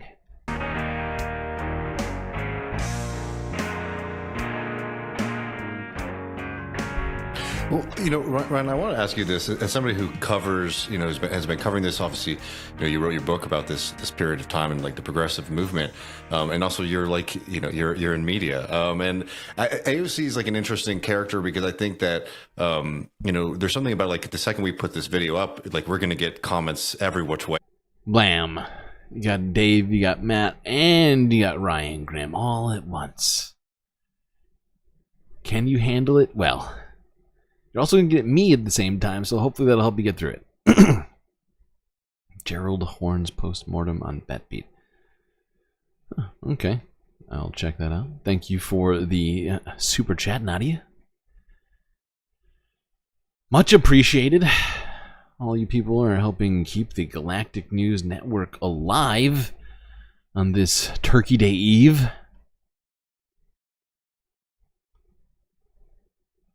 Oh, and this discussion, by the way, between these three guys, is about what is left of the squad of progressives in power right now, and sort of just the future of leftist politics. Get very, very passionate about talking about AOC. And, I think it's true that she is embedded in Washington, but I wanted to sort of ask your perspective on like the ways that she's embedded in Washington. Is it kind of like social and structural within the Democratic Party, or are we also talking about votes? Because I think that sometimes there are like two different sides of politics that are missed. And I talk to folks and they'll have this perspective that AOC is, voting, to give a bunch of money to Israel and like standing against like the other DSA members and stuff, which is not entirely accurate. There are some right. No, and that's not really accurate at all. Her voting record and say like a Jamal Bowman or Rashida Tlaib's voting record is pretty similar. In fact, on that famous Iron Dome vote back in 2021, Rashida Tlaib was a no, AOC was a no, and then switched to present, and Jamal Bowman was a yes. And I think you had 9 people who voted no on that. But often, often she's one of the no votes. Like you're right to point out that like it's not her voting record where you would situate her as embedded in Democratic Washington. It's more that she just and like many people who were coming to Congress, like had no. It's a new experience, right? There are new pressures on them. You've got the leadership, the party leadership. Then you've got the Republican Party, which is for a lot of Democrats in blue seats. That's a new phenomenon. Mm-hmm. Like you spend your entire political life and awakening fighting with like Joe Crowley or Chuck Schumer or Hillary Clinton, and those are the kind of entire contours of your fight. Then you get to Washington, and all of a sudden there's this whole other party. And first, I mean, to some degree, that's fair, right? You get there, but I mean, I think one of the things for me about all of this and why I'm in this moment, like trying to think about what the future of a third party of a United States with 3 parties looks like, or more than 3 parties might look like. It would require coalitions, right? But it would give perhaps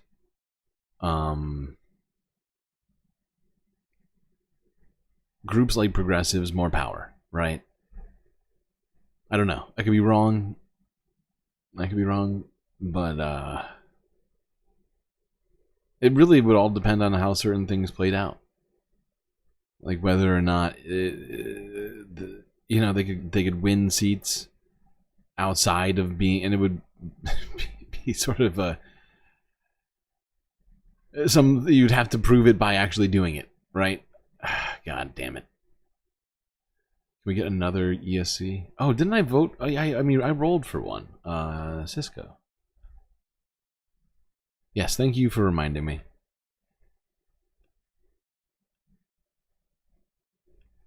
Well, that hits really hard. I think Cori Bush was really punched in the face with it.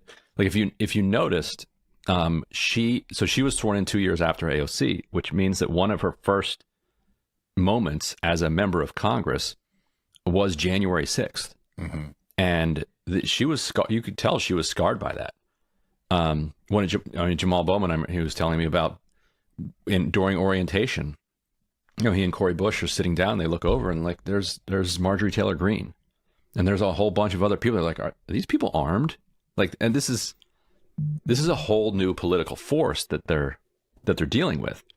And Cori Bush's first measure as a sitting member of Congress was a resolution to expel, Republicans who'd been involved in some way with January 6th, which, isn't the kind of thing that she ran on. But I think like people don't appreciate what it's like to be confronted with that party. And I mean, at this point, one thing I've been thinking to myself, this isn't really, it's not even relevant to what he was saying, I don't think, but is that the Democratic Party comes with a lot of baggage at this point. And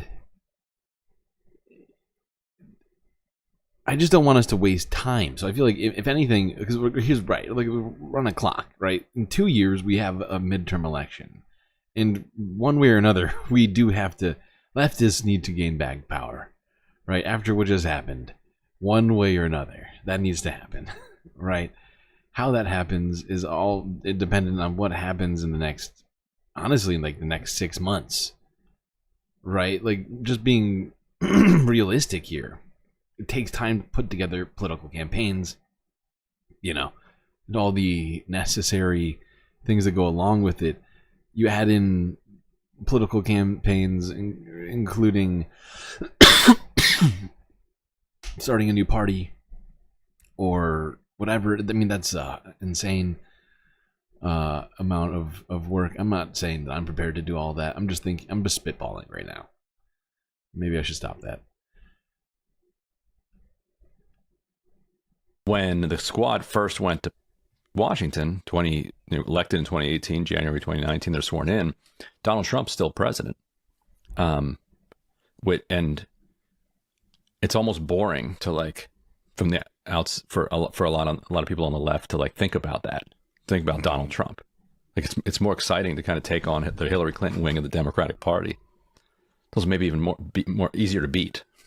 The victory is closer at hand. Yeah.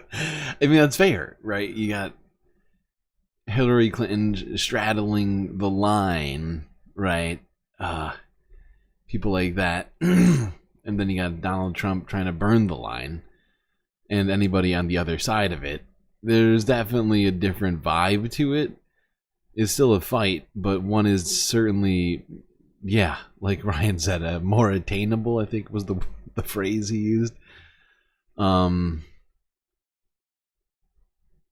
so, I mean, that's something I'm always aware of, pragmatism, regardless of, ideology, even though I certainly have a pretty strong one. But in this moment, 2 of 3, right, against Donald Trump, and certainly doing even worse, right? Was it? It's 2. Yep, right. It's right. Actually, no, it's not. Is it? What? I'm trying to think. What's 1.5? Trying to think. Do ratios in my head right now. I should stop that. Either way, Democrats have a losing record in the 21st century, and with this one being as stark as it was. Them having sort of doubled down on the 2016 playbook for some reason, for the third time.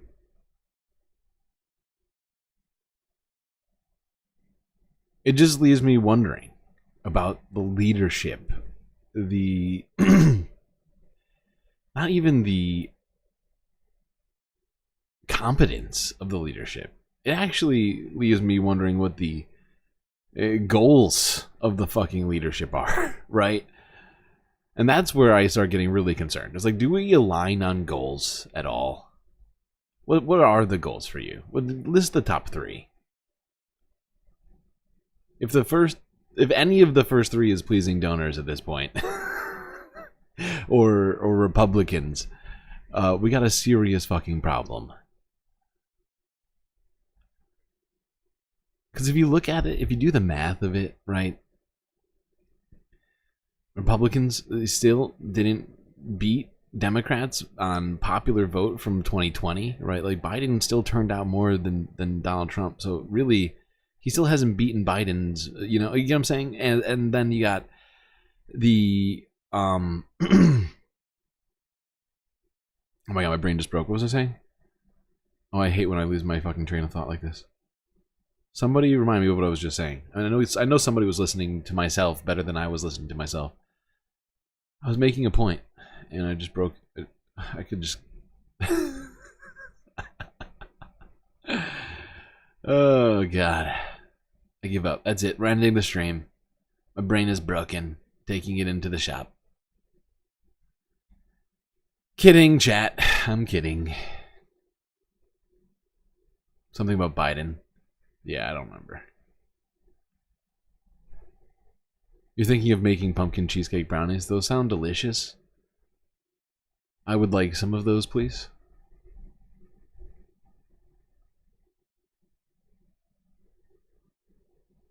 But I guess what I was saying is that I just have concerns about the direction of the Democratic Party, and if it's not willing to embrace populist, leftist policy as its main focus, and picking up a few stray Republicans as its sort of like, you know,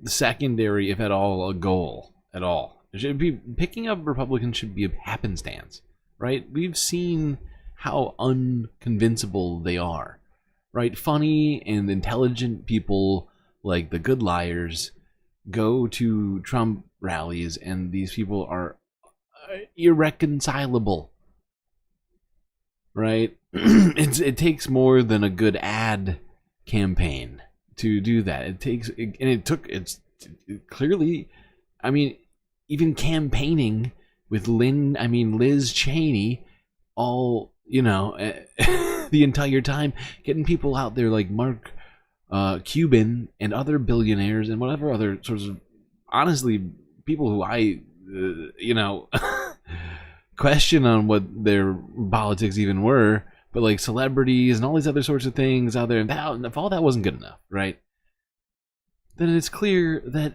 there's a problem, right? They spent over $1 billion, 1.8 billion with a B over 3 months. That's $600 million a month, right? And of course we could criticize money and politics, of course, but I mean this whole election was filled with it. But clearly having more money than the Trump campaign was not important, because they didn't have the message.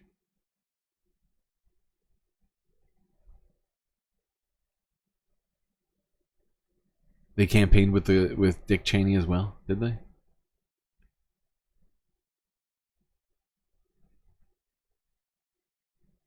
I remember them doing it. How did they manage that one? Like a necromancer or something? It's like a seance?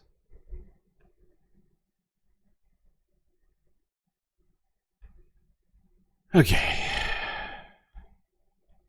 Let's go here. End our discussion of Democrats' culpability in all this and leftists. Donald Trump winning the election was bad enough, but Democrats and much of our liberal media now trying to blame their defeat on the left, on progressives, on wokeness. Wait, Dick Cheney is alive? Is just doing my head in. Why do I think Dick Cheney's dead? Oh, Kissinger's the one who died. I'm sorry. I got old warmongers mixed up. Damn it, Cheney's still kicking it, huh? I could. Weird. But Democrats and much of our liberal media now trying to blame their defeat on the left, on progressives, on wokeness is just doing my head in. Harris' defeat is a stinging verdict for the left, was the headline in the Post. When will Democrats learn to say no to the left? Was the headline in the Times. A former Hillary Clinton advisor popped up on CNN to say the Democratic Party is being held hostage by the far left. That's the new narrative. Progressives cost Democrats the White House. Kamala Harris's losing campaign was a left-wing campaign. Are you kidding me? This is gaslighting of Trumpian proportions. There was nothing left-wing about Harris. I mean, the centrists literally got the presidential candidate they wanted, a tough-on-crime prosecutor who bragged about owning a gun and spoke about her love for a lethal military. A candidate who famously told migrants, don't come to this country, and during the one and only presidential debate, attacked Trump for not backing a bipartisan and very draconian border security bill. The idea that progressives got the campaign they... Exactly. Exactly. And to suggest that progressives got the campaign they wanted is a holding your head under the sand moment that is truly of epic proportions. The point of what the Democrats are doing is not to defeat Republicans. The point of what the Democrats are doing is to defeat us. It does feel like that, doesn't it? It does feel like that. And, you know, with money in politics, until we get money out of politics, or somehow defeat it in the face of it somehow, if it does feel like that will continue to be the case to some degree. Sadly. I mean, Bernie Sanders was the, you know, at least for me, I wasn't that old when that also went down. You know, when that was I was floored. I'd already done some amount of political growth before all that, but I would say that was really around like 2014 was when I really started paying attention to politics. I wasn't that old at that point, honestly. What am I talking about? 10,000 years old. Space being. That's right. Just kidding. All right, let's go on. Let's go on. Talk some of these Donald Trump news. There's too much of it. There's so much of it to talk about.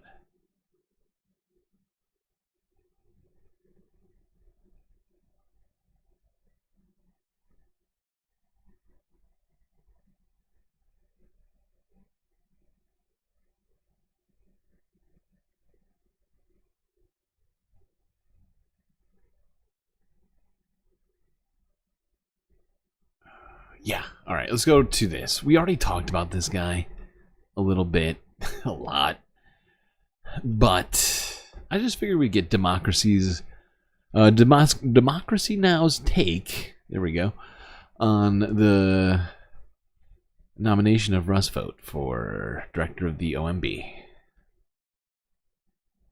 This is Democracy Now!, democracynow.org, War, Peace, and the Presidency. I'm Amy Goodman. President-elect Donald Trump tried to distance himself during his campaign from Project 2025, the radical right-wing plan for a second term. But on Friday, he nominated a key architect of the plan, Russell Vought, to lead the Office of Management and Budget once again.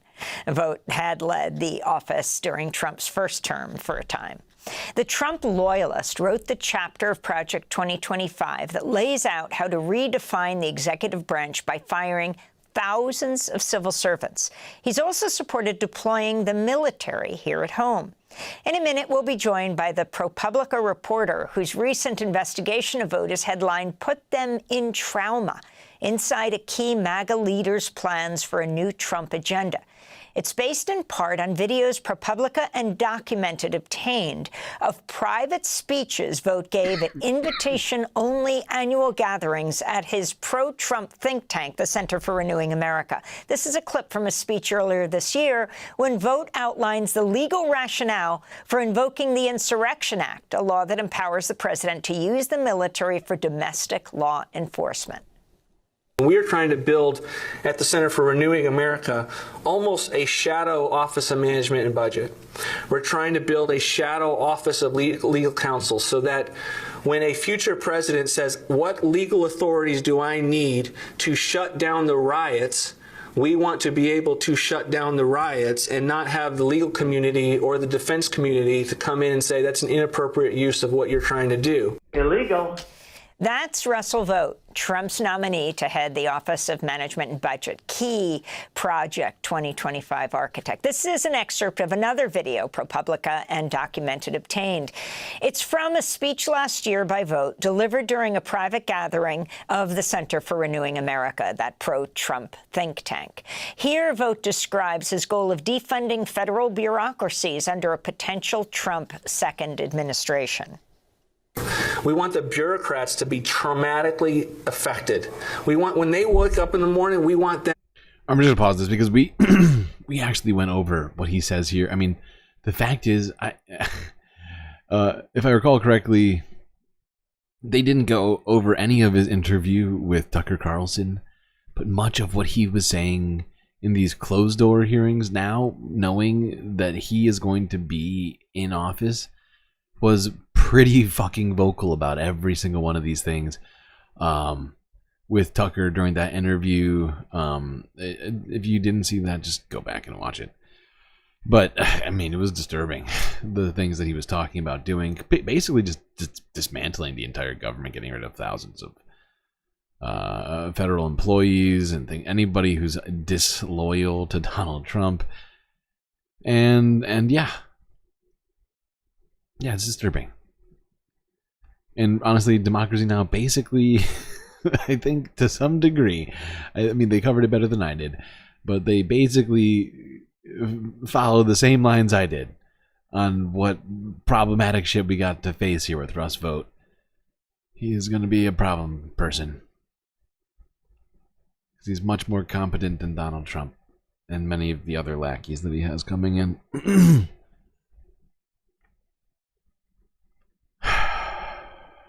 Okay, now let's go to this. Because you know how rule of law and everything, and Democrats being all like, we're just doing the law and stop saying lawfare and all this other stuff. Well, you know what? We take it back. Sorry, everybody. Just kidding. Jack Smith has decided the law optional. Not a big deal. Sorry, everybody. Sorry, everybody. There was Jack's bad.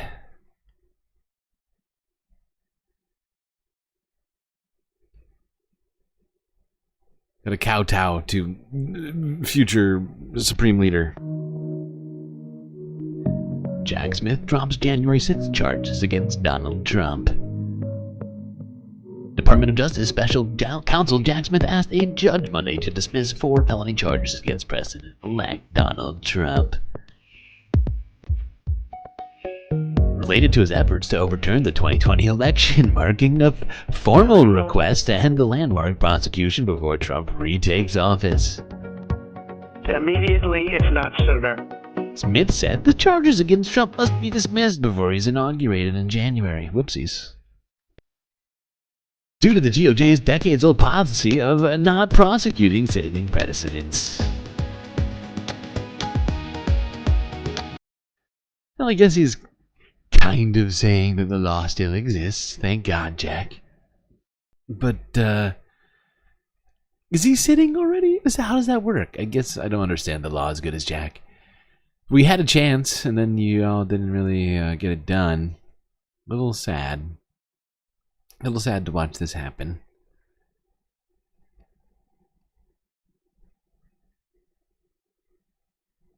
He's trying to protect his family. Could be. And you know what? Wouldn't be shocked. I heard plenty of people were potentially leaving the country. I didn't hear about Jack Smith specifically doing that, but who was it? Didn't what's his name? Trump's former lawyer do that or something? Why can't I think of his name right now? Michael Cohen? Didn't he like go to Europe or something? Let's continue the conversation with CBS News congressional correspondent Nicole Killian. Nicole, a lot of people are saying, as you join us there from Florida, that this was no surprise. Any indication what the Trump camp has to say about this? Yeah, well, we just got a statement from the president-elect's communications director, Stephen Chung, and I'm just going to read this to you directly. He says the American people reelected President Trump with an overwhelming mandate to make America great again. Actually, I take that back. Now that I think about it, I think Cohen talked about or somebody talked about Cohen fleeing in the future, right? This might have been, now that I'm thinking about it, might have been secondhand, so I would not go writing that down. Decision by the DOJ ends the unconstitutional federal cases against President Trump and is a major victory for the rule of law. He goes on to say that the American people and President Trump want an immediate end to the political weaponization of our justice system, and we look forward to uniting our country. So they're still sticking with that. They're still sticking, even with all the charges being dismissed. Illegal. Illegal politicization of the Justice Department for crimes I definitely committed, but it was all politics. You know what sounds like politics? This.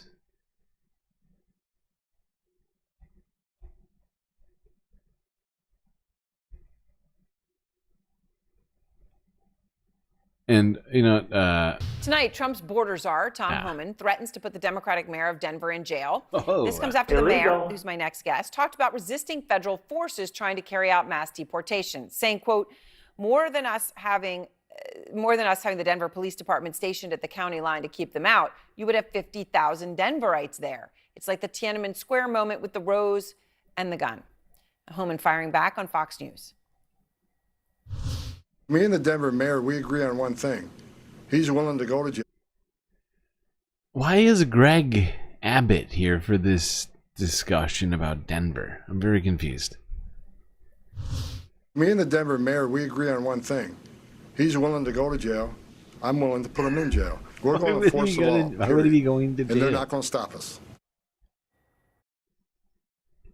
Because if you listen to that tweet, go back. If you read that tweet,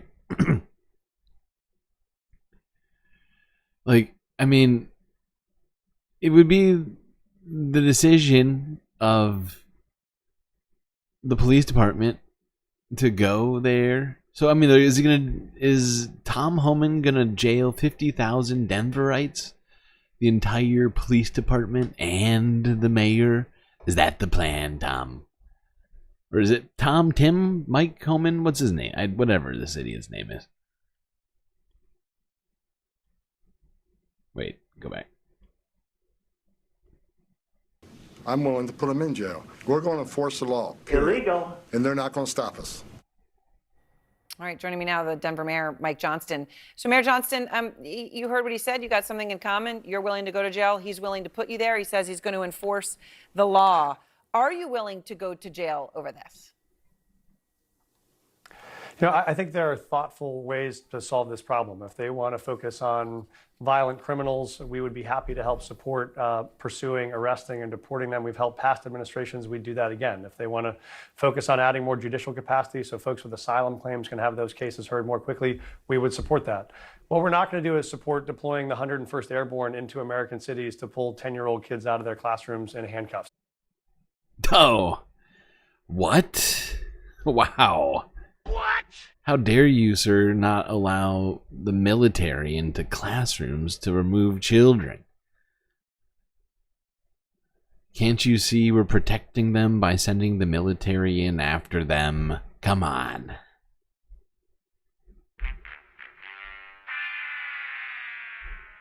But seriously, how is that protecting children exactly? Can anybody clear that up for me? I'm a little fuzzy on the details.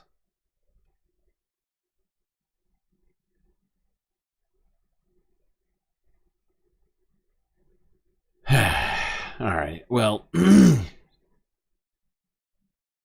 let's move on from the border. And, well, it's not even the border, it's Denver. Let's move on from immigration.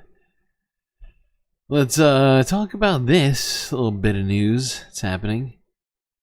If you haven't heard, we did talk about it earlier when the first verdict was announced, when it was declared that Rudy Giuliani would owe those two election workers 100 and, what was it, 60 million? It was a lot. It was a lot of money.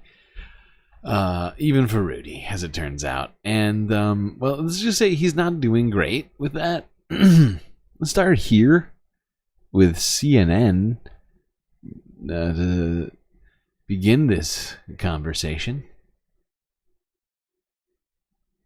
It's hard to describe what happened inside a New York courtroom today as anything but Rudy Giuliani throwing a tantrum.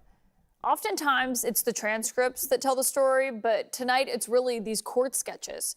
Donald Trump's former attorney erupted after a federal judge asked why he had failed to turn over nearly $11 million worth of his personal assets to those two Georgia poll workers that he defamed and ultimately owes $148 million. Giuliani launched into an outburst and he told the judge, and I'm quoting Rudy Giuliani now, "The implication that I have not been diligent about it is totally incorrect. Everything I have is tied up. I don't have a car. I don't have a credit card. I don't have cash.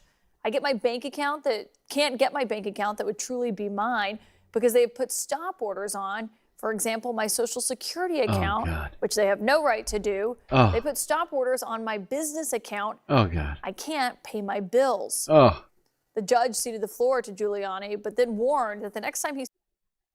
It's horrifying. It's horrifying. Takes out a turn like that, quote, "the court will have to take action." My sources tonight are Ellie Honig, former federal prosecutor, Errol Lewis, CNN political commentator and host of Spectrum News, The Big Deal with... Hold on. We can't watch this whole thing. Damn it, Caitlin, whatever your name is.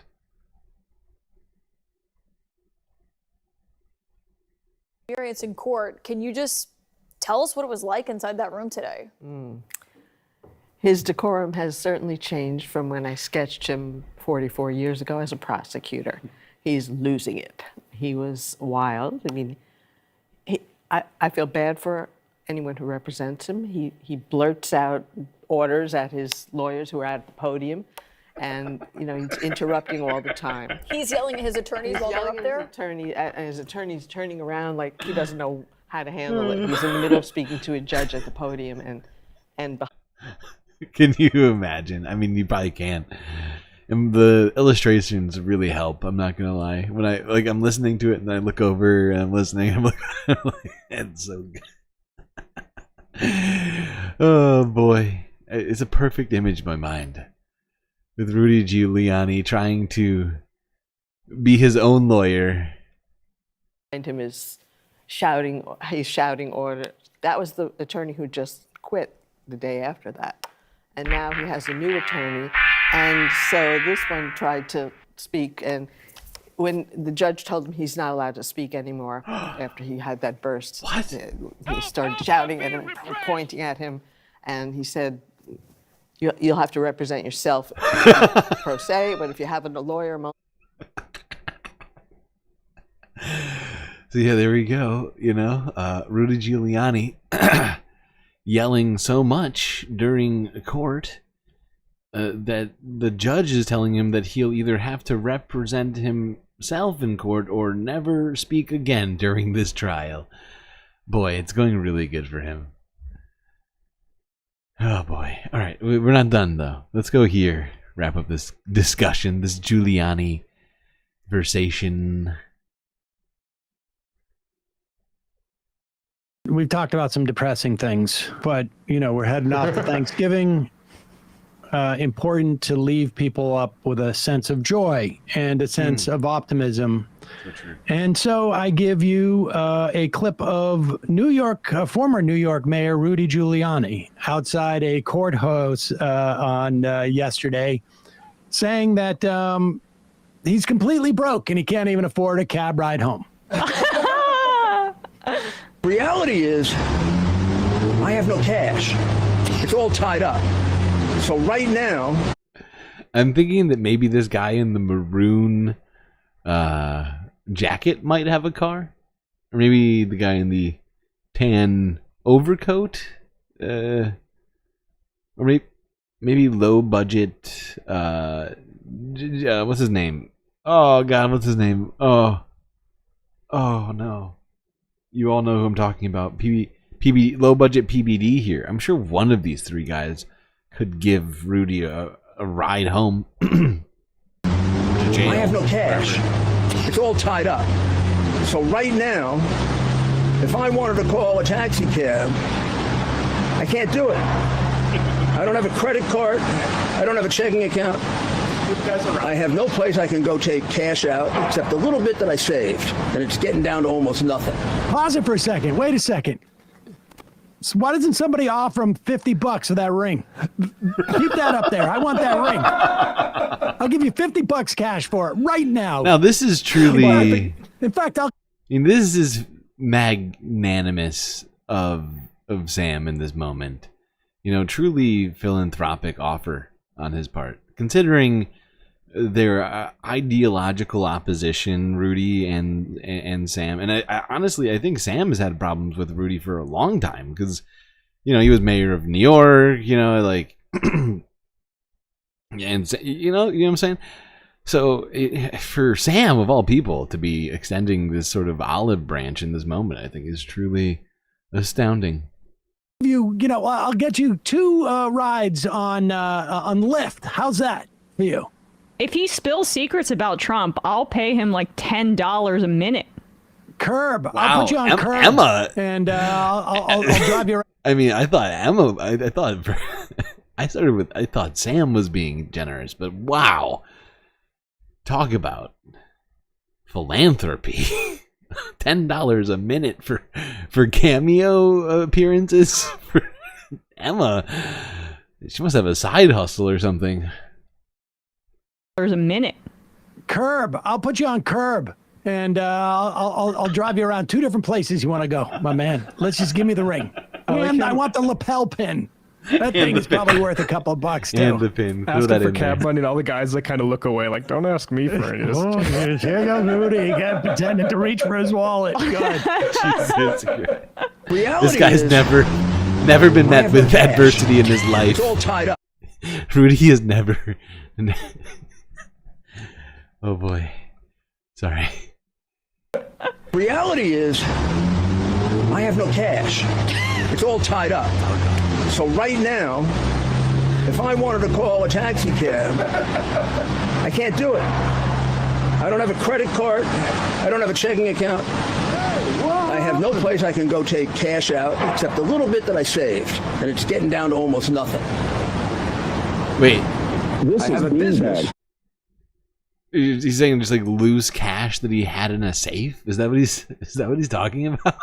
Because he's saying that his bank accounts are all closed. He was just saying like he had like a loose $200,000 in a floor safe somewhere, and so he's living off of that, like some sort of a pauper, some sort of homeless person.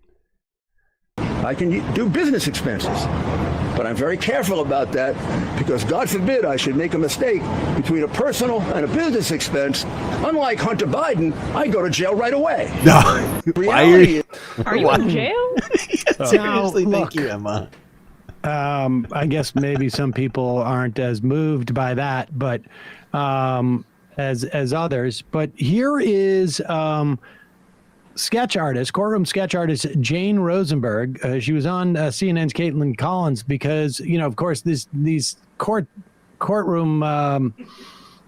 appearances by Rudy Giuliani are not televised, which is a real shame. It is. It's true. But we have the sketches. The sketches are it's a pretty shame against good. Everybody. In fact, I would even be okay with it if Giuliani monetized it. Because all that money should be going to the victims of his defamation. Exactly. The Georgia poll workers, for people that don't remember, this is because he basically has not given up the $11 million deposit that he's supposed to hand over to the court. You don't want to keep him from being able to make money. It's just a matter of who that money goes to in the end. That's all. You know what he needs? He just needs a strong pair of boots. With the straps in the back. I hear good things. Usually from Republicans. So I'm sure that he's got a friend with a good pair.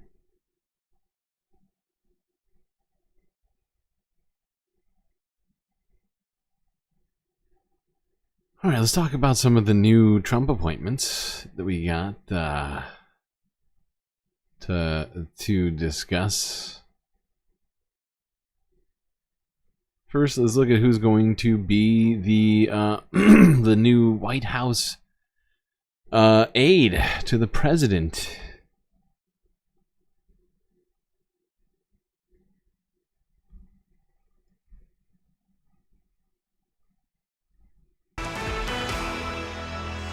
Politics is tough. Oh, wait. And it's, in many cases, not a very nice world, but it is a nice world today. It's not nice, but now it's nice. And I appreciate it very much. A transition that's so smooth, it'll be so smooth. People will be saying, that X-Lax thing of the past. Smoother than you've ever seen. Sorry, I have to get this. We don't have to listen to this whole freaking thing. Where does it start? Ah, right around here. Natalie Hopp. Who is this Natalie Hopp?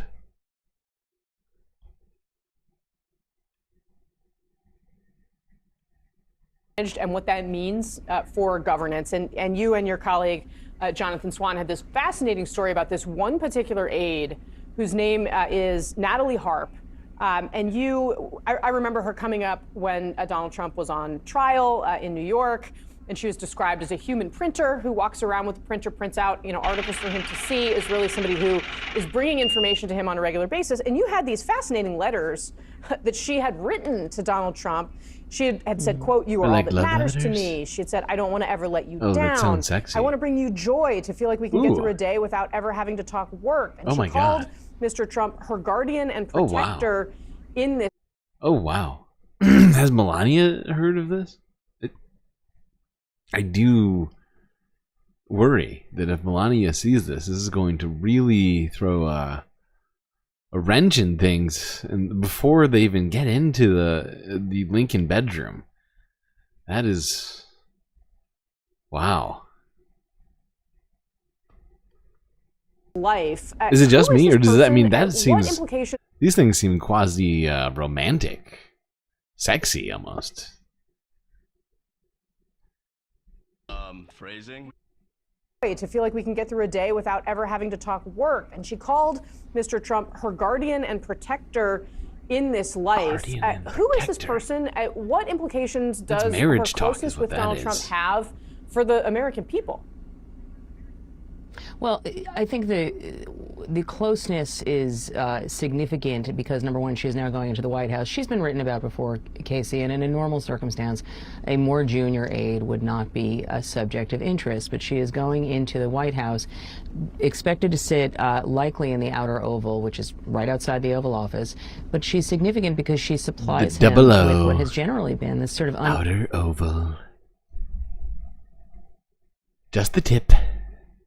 Oval Office, but she's significant because she supplies him with what has generally been this sort of unfettered stream of unvetted information, and at times, many times, that has led to social media posts that other people in Trump's orbit have been alarmed by or would have rather not had get out, such as the 40-some-odd posts that he did on the eve of his second trial involving E. Jean Carroll, who had accused him of a rape decades earlier, a civil trial that was held in New York.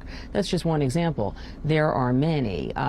She is said to have been working more within a chain of command within the last couple of weeks of the campaign, but the new White House is different, and so that's why it's significant. As we know, Trump often would get information that was not vetted from, questionable sources while he was president and in the interregnum between these two presidencies. And so what he does with that information. Now, one thing I've been thinking ever since I saw this, I mean, aside from the problematic nature of this this woman's printer obsession and having conspiracy theories and sort of lack of interest in facts.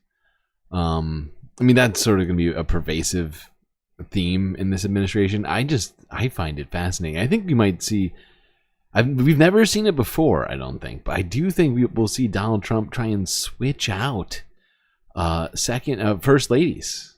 I think it's entirely possible. She's clearly gunning for it, and I don't see what's holding back Donald at this point. Melania has served her purpose, and she's getting a little on in years at this point.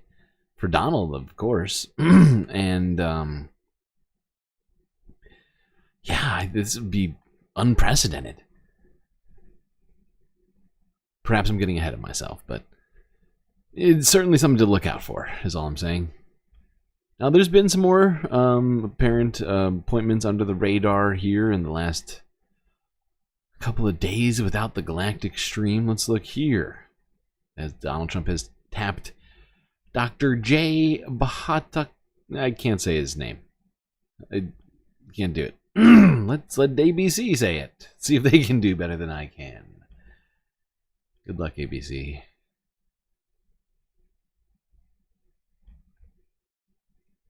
Glad you're streaming with us. Well, President-elect Donald Trump's selections for his administration are almost complete. Overnight, he announced more key appointments, including a new director for the National Institutes of Health, an RFK Jr. ally and harsh critic of the pandemic lockdown. Senior White House correspondent Selena Wang is in West Palm Beach, Florida, with more. Selena, we are learning, actually, before we get to the new appointments, we are learning apparently that some of Trump's cabinet nominees and appointees were targets of bomb threats.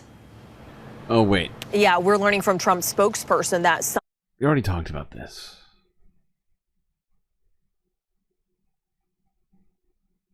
What are they? Ah, yeah, up here. Thank you. But all of this, Kira, does come amid this heightened political environment. Donald Trump this year has faced several threats, including that attempted assassination attempt back in July during that rally in Butler, Pennsylvania, where that bullet grazed Donald Trump's ear before he was rushed off stage by U.S. Secret Service. So let's get to the NIH pick now. He's been against vaccine and mask mandates in the past. What else do we know? Yeah, so this is Dr. Jay Bhattacharya. He is a Stanford University doctor. He also studies economics, and he would be running the National Institutes of Health, which is the world's largest medical research agency. We wouldn't want somebody to be focused solely on medicine to be running the NIH. That would be silly. Good thing he's also focused on economics. That way those pharmaceutical companies, they won't go out of business. He's also a very vocal critic of this very agency that he's been tapped to run. As you mentioned, he was very harshly critical of those vaccine mandates. Whoops. And mask mandates during the pandemic. He was also one of the loudest critics in general of the federal government's response, especially those pandemic lockdowns. He does hold views that are outside of the medical mainstream, but which are embraced by Donald Trump and some of his allies, like RFK Jr., who was Trump's pick to run the Department of Health. Of course, RFK loves this guy. Because this guy basically backs up all the insane vaccine theories and other sorts of just nonsense things that RFK is into for some reason, even though he claims to be a medical doctor. It's a fun vibe for the future administration here. Trump is on his deathbed. Really interesting. Interesting. Now, if a J.D. Vance takeover. Now that what comes to mind immediately after reading that comment is, if Donald Trump dies, does the mass hypnosis that has sort of, that he's created around himself, does that end? Do people just wake up and like, what was I saying? Death to who? No, he seems like a fine, you know what I mean? Like, at what point, like, how many people would suddenly just sort of snap out of the hysteria.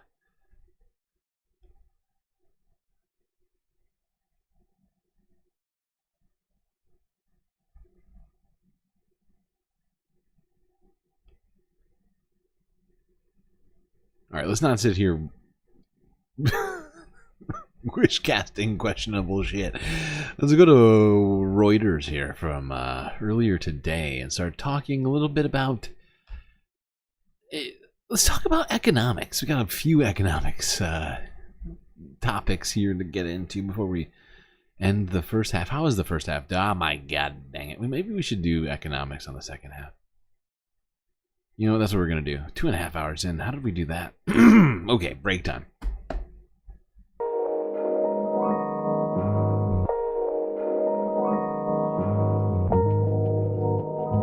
All right, well, I hope you've been enjoying these shows so far. If for some reason you haven't already, do hit that like button and consider subscribing to the channel so you can make sure you get all of that sweet, sweet Galactic content. Once you've done both of those things, do consider becoming a Galactic contributor by one of the myriad ways that we have available to you now. YouTube, Twitch,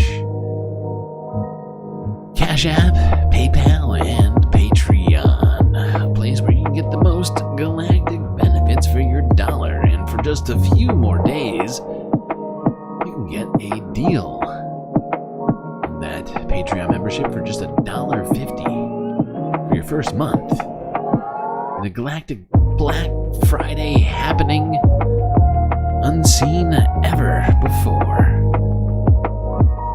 So do consider getting on there, becoming a Galactic patron. We're also coming very close to some Galactic bills here in the next few days. So do consider contributing on other places. All right, what is next? Break time. That's right. All right, everybody, enjoy this space break. I'll be right back.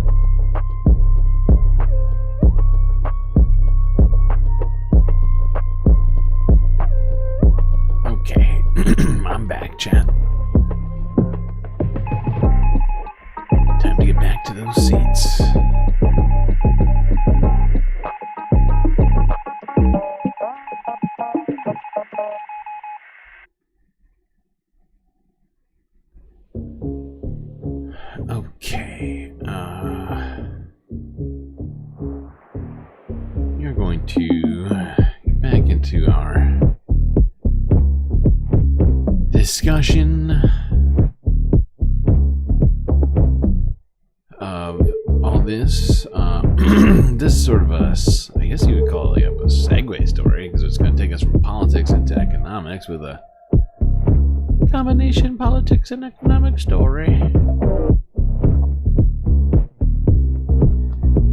If you have not heard, I would be utterly shocked at this point, but Donald Trump is planning on adding huge tariffs to all goods, and has become more and more specific about those tariffs in the recent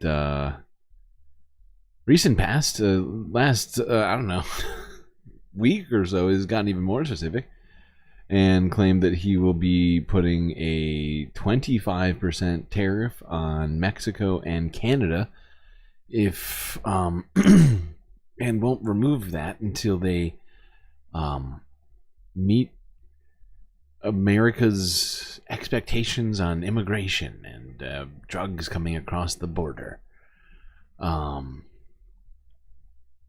as well as an added 10% tariff to Chinese goods. And as we've already talked about, Biden administration has been adding tariffs to Chinese goods this whole time. Some might say it's been adding to inflation. So that's probably not going to help with that. But let's talk about all this here. Start this one. Now to the reaction to President-elect Trump's threat to hit Canada and Mexico with tariffs on day one of his new administration. Two countries are pushing back. Mexico's president is warning that her country could retaliate against the U.S. with tariffs. This isn't our first story. This one is. My bad. Take two. Los Angeles grocery store owner Edwin Hernandez says the Mexican imports at his nearly 20-year-old family business account for 40% of sales. A good example of what we import is like these chilies. These are called chiles de agua, and these specifically are from San Miguel del Valle in Oaxaca.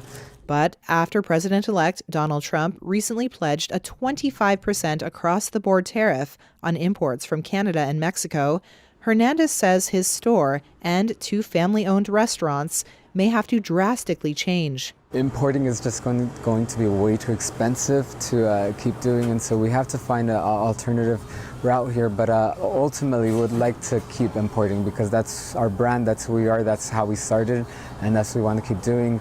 His business is just one of the many that could be hurt if Trump follows through with his proposed tariff.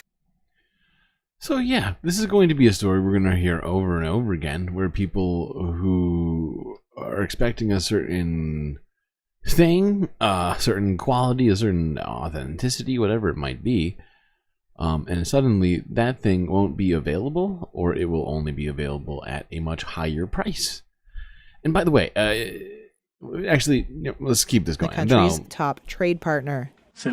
Mexico's economy minister on Wednesday warned Trump's tariffs would lead to the loss of 400,000 jobs in the United States, slow growth, and hurt U.S. companies and consumers. And President Claudia Sheinbaum said Mexico would retaliate with tariffs of its own. For Hernandez, it's personal. So these are... All right, now let's go over here. But yeah, I mean, this is the sort of thing that we're going to be seeing. Now to the reaction to President-elect Trump's threat to hit Canada and Mexico with tariffs on day one of his new administration. Two countries are pushing back. Mexico's president is warning that her country could retaliate against the U.S. with tariffs of its own. Chief Business Correspondent Rebecca Jarvis here with the story. Good morning, Rebecca. Good morning to you, George. Nice to see you guys. And he is threatening Mexico and Canada with those tariffs unless they crack down on the flow of migrants and drugs. They are pushing back, but it is American consumers who could end up paying the biggest price.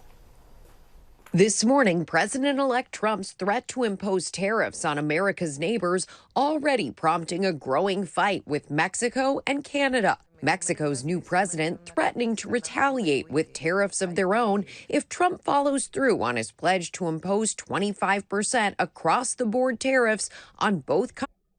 So now just imagine that everything coming into the United States is more expensive, and then suddenly exports, which is not necessarily the United States most known thing. We are the #1 importer around the world, right? Consumer goods and all sorts of stuff, right? It is insane that we are also now potentially going to be getting tariffs placed on U.S. goods leaving the country as well. But of course, who would expect anything different? Why would countries not retaliate against this sort of stuff? Right? I mean, it's ridiculous to suggest otherwise and to believe otherwise, but I genuinely believe that that's what Donald Trump thought. He didn't think that anybody would dare to try and tariff United States goods. Who would do such a thing? Trees, potentially sparking a devastating trade war. Mexico's president says tariffs are not acceptable and it would cause inflation and job losses in the U.S. and Mexico. Adding later, Mexico respects Trump, but we also ask respect for ourselves. To the north, in Canada, an emergency session of Parliament where Prime Minister Justin Trudeau, who's had a rocky relationship with Trump, is trying to calm nerves, speaking to Trump within hours of him posting his threat Monday night. What we will do is stand up for Canadian jobs, as we have before, as we will continue to stand up for the prosperity we create when we work together. But analysts believe the damage. Geez, it seems like Gloria Steinbaum is standing up to Donald Trump a lot better than what's his name? Trudeau. Old Prince Charming here seems to be capitulating a little bit. Wouldn't be limited to overseas. Several major companies have already made clear American consumers would pay much of the cost of any tariffs. With inflation still cooling, Americans could be hit with higher prices for electronics, cars, hardware, groceries, and even gasoline. Yeah, no kidding. Because all of those things are imported to the United States to some degree, or the things to make those things are imported to the United States to some degree, right? Like, and we could go down with this list. We might just do it. Like let's just start off right here with gas, right? Because the fact is the United States doesn't actually refine that much gas here. We pull out a ton of natural gas, but it's not the gas that you put in your car, right? Drill, baby, drill. We only get out of the ground what's already in there. And what the United States has found is that we are on top of a ton of natural gas deposits trapped in shale rock formations across different areas of the United States, like the Dakotas and Pennsylvania. It's all over, honestly. But it's incredibly bad for the environment, first off. I mean, not just the burning of it, but just the extraction of it. But that gas does not go into your car because it's not gasoline, right? It's not oil that they're pulling out of the ground. It's natural gas. It's it's methane. And so any refined gas that's going into your car that's happening here in the United States is oftentimes oil coming from other places like Canada. Not that the U.S. doesn't do any oil extraction, but if you look at the math, like a lot of that's imported. So you would have to figure out how to deal with that, and who would decide to deal with that. It's going to be, I would assume, left to capitalists, right? It'd be, does Exxon want to do blah blah blah to shore up, the U.S. gasoline supply? Well, what's the incentive for them to do that? But yeah, this is it's gonna be hugely problematic. Best Buy CEO, for example, telling investors during an earnings call Tuesday, the vast majority of that tariff will probably be passed on to the consumer as a price increase. Trump has long favored tariffs to achieve his goals, this time accusing America's two largest trading partners of letting drugs and migrants cross the border, promising pain if something doesn't. Is that a good idea, you think? Just starting off before he even gets into office to start pointing fingers and tariffing our two biggest trading partners? That makes sense. That's the way to build bridges.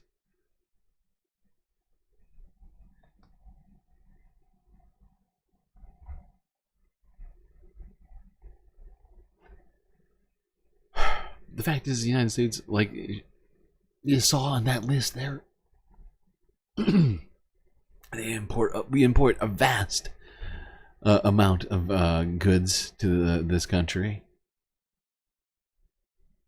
And I decided to just look at one example, because the fact is, I mean, the one we talk about the most is honestly China, right?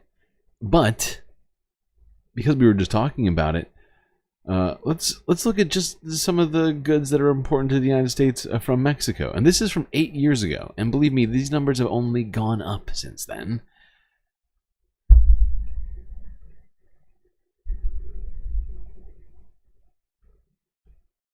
I think this is from 8 years ago, isn't it? Hold on. 6 years ago, sorry, 6 years ago.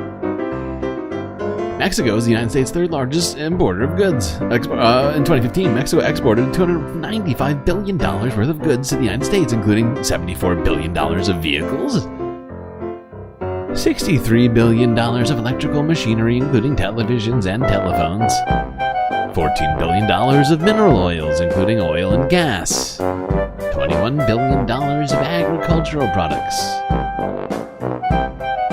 including $9.1 billion of fresh fruits and vegetables, $2.7 billion of wine and beer. How about avocados? Oh no, not avocados. Mexico exports $2.5 billion of avocados to the United States annually. And once again, this was from this is data from 2015, so nearly 10 years ago. Those numbers have only gone up. Oh boy, that's bad, because that's 10 years ago. It was like, what was that? How much did they say? $300 billion? 290, something like that. Increase that, I would say, by 10% before tariffs, just to account for the 10 years. I'll bet it's higher, but we're just gonna be conservative on that estimate. Let's call it 330 or something like that. Then you add on 25% tariff to $330 billion.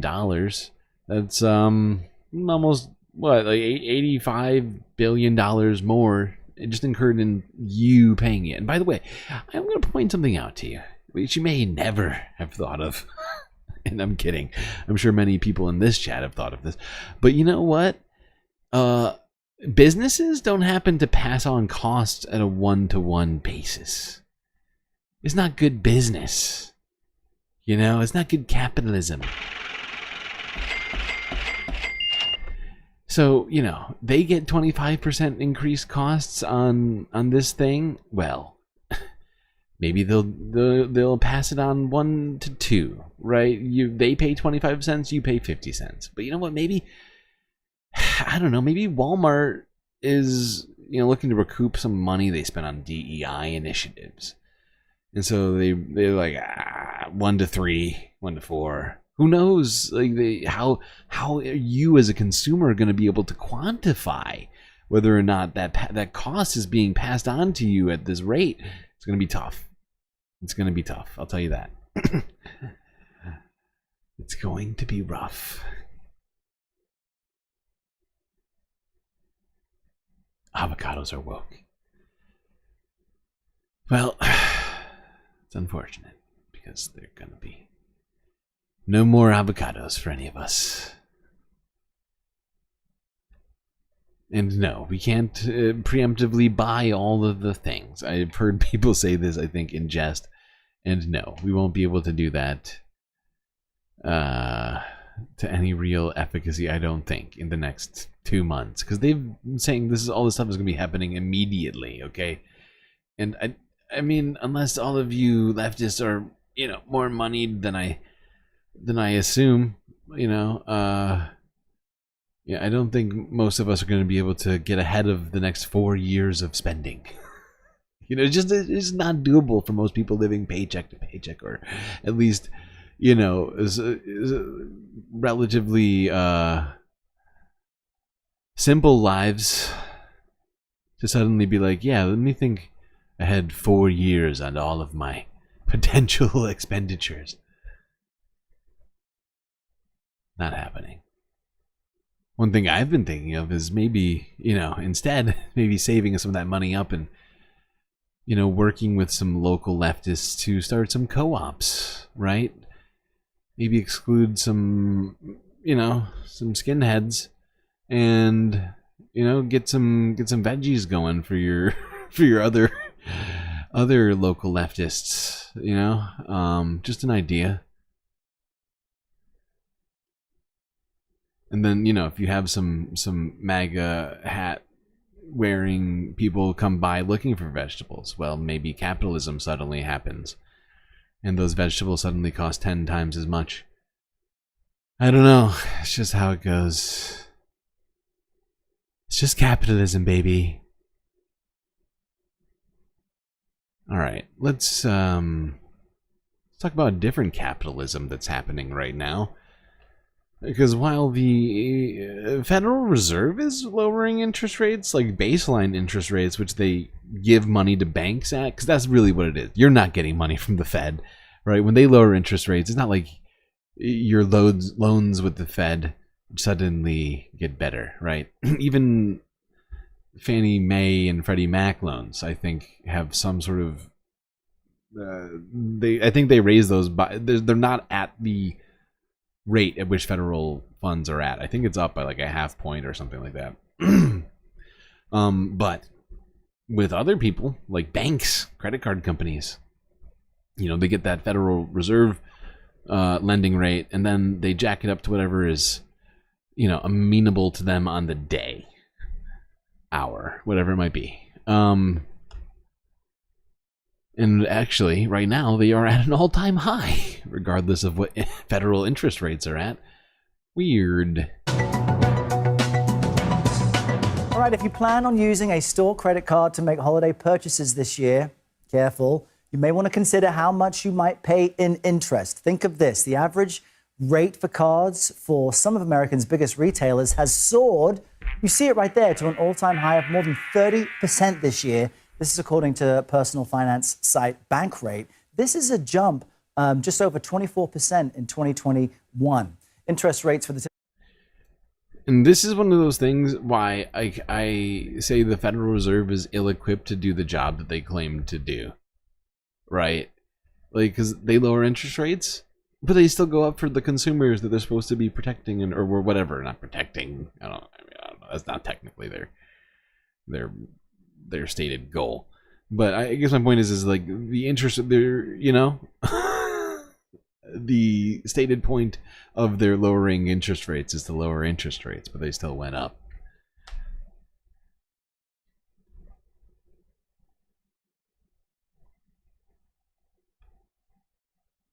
We could get into a whole bunch of we could get into the weeds with that right now. We're not going to. But yeah, there we go. Interest rates all-time high, over 30% on average for credit card interest rates. Insane.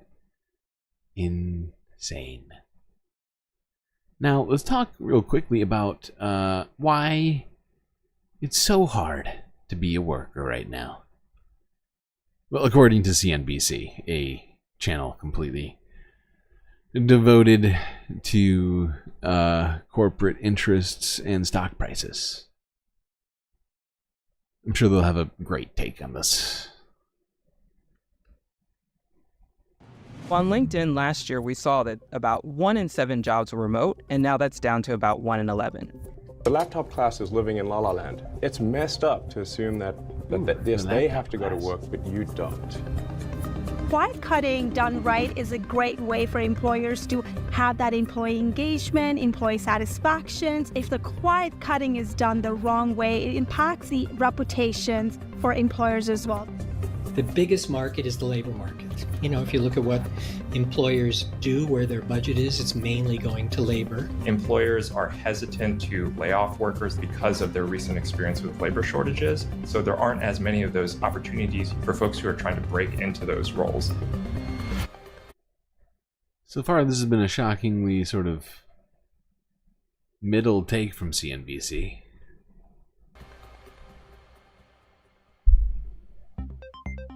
On paper, the job market now looks solid. Unemployment hit a 54-year low at 3.4% back in January of 2023. And U.S. employers added 2.7 million people to the payroll in 2023 alone. The January jobs report also showed the 2024 labor market was off to a solid start. When we look at the hard data, it seems to suggest that the labor market has been fairly strong and, in fact, surprisingly resilient, especially after 2023, where we had headlines about layoffs and forecasts of recession. But when you look at the soft data, Americans tend to be a little bit less optimistic about how the economy is doing, and in particular about the job market. Politicians just talking about how the economy is so great. I just want to scream from the rooftops. Then how come no one can find a job?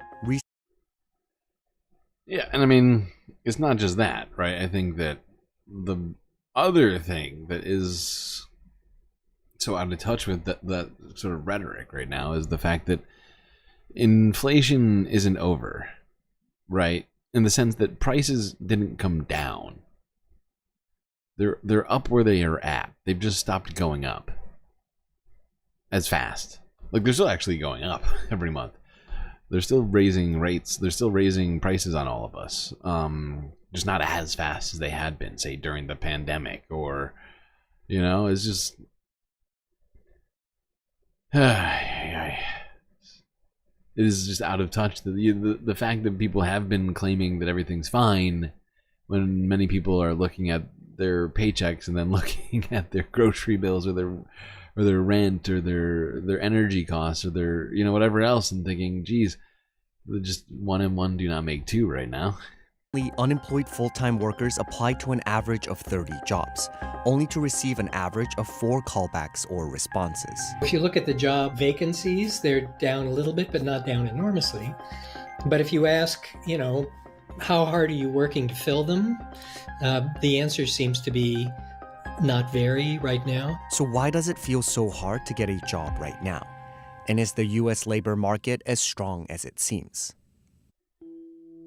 Hi, my name is Jenna Jackson. I'm from Ardmore, Pennsylvania, in the suburbs of Philadelphia. This job market is like the craziest that I have ever seen. I was frustrated just with how my job search process has been going. I haven't quantified how many applications I've applied to. It would be a little depressing, I feel, at this point to quantify it. But it was definitely in the hundreds at least. Now, this isn't something I have personal experience with at the moment in terms of searching for jobs, but I have heard a few like anecdotal stories from people, and I've seen a few like news reports on how this is in fact something of a trend with the labor market weakening, right? That, you know, there have been some layoffs in some sectors. Certainly not mass layoffs, but we've seen them in a number of different places, more in tech than anywhere else, really. 55% of unemployed adults said they were burnt out from searching for a new job. Younger generations were impacted the most, with 66% complaining of burnout stemming from job search. Looking for a job can be a full-time job. There's a lot that goes into it. Filling out applications online can be tedious and can be time-consuming and can be really stressful. Every day just feels like Groundhog Day. You're waking up doing the same thing. When I looked at the data, if you just applied to a job through a job board, the odds of you getting hired were about 3%. So you got to apply to a lot of different jobs in order to have a chance to get them. And you're going to get lots and lots of just no responses. And it's exhausting if you do that. A 2023 study from Glassdoor revealed that mentions of applicants being ghosted by their prospective employers grew substantially since before the COVID-19 pandemic. We often hear from job seekers that they send out tons and tons of applications and they don't even hear back. The thing that basically didn't exist until 2016, or at least the terminology for it. We often hear from job seekers that they send out tons and tons of applications and they don't even hear back, and that can be very emotional. Although now I think about it, also like statistics for this stuff like Glassdoor and stuff. Yeah. This is from Glassdoor. Okay, perfect. Okay, so yeah, like stuff like Glassdoor, I don't think even existed until around this time. So that may certainly be part of this, right? When did somebody tell me when Glassdoor started? I know it's not been around forever. All right. But yeah, some people do seem to be dealing with stuff, but it's a slightly more nuanced situation than you might think.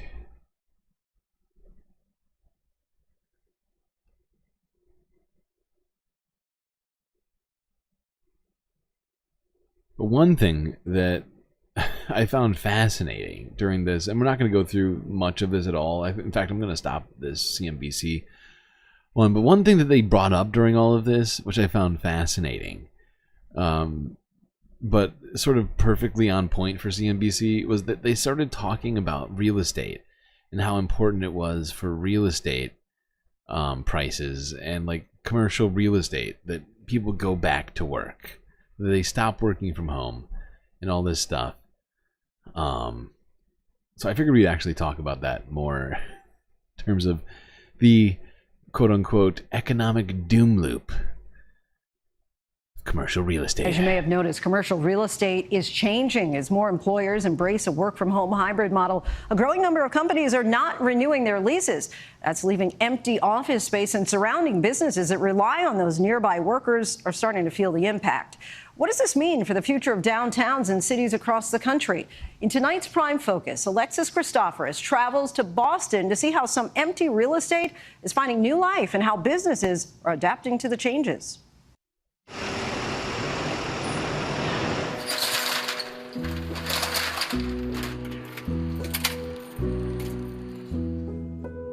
When Dave Savoy bought his favorite bar and grill in downtown Boston, it was a dream come true.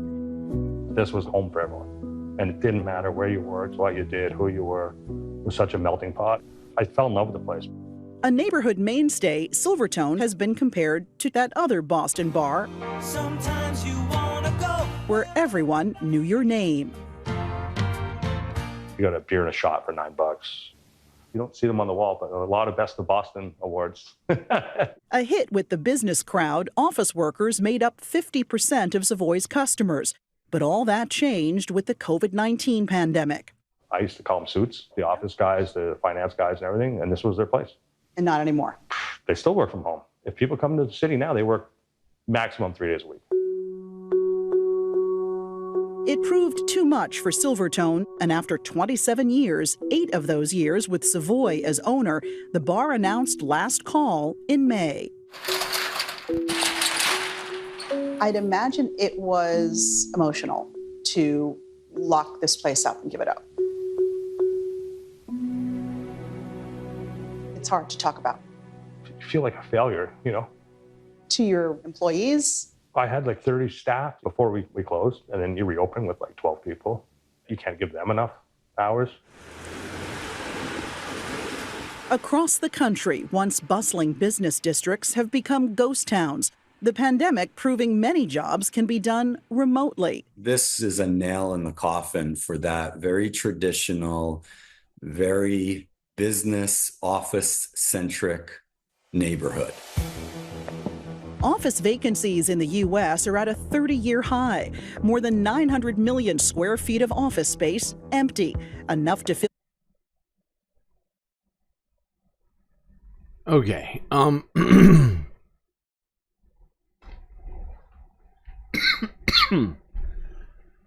Now, one thing I found interesting about this statistic here is this. Hold on. In my calculator. Because the thing is things could change in places with these vacant offices. We've talked about it. They can be repurposed. It does cost money. But if it's such a drain on the economy and it's such a problem, well, why not repurpose these buildings? Why not get the government to get involved in repurposing these buildings? If capitalists refuse to do it themselves, you know, and make these things happen, right? So the businesses will have consumers in the area. You know, 902 million square feet. That's almost 1 billion square feet. My God, how many problems could be solved with such a thing? And I started thinking to myself, how many homeless people are there supposedly in the United States? Let's see. Forget the exact number.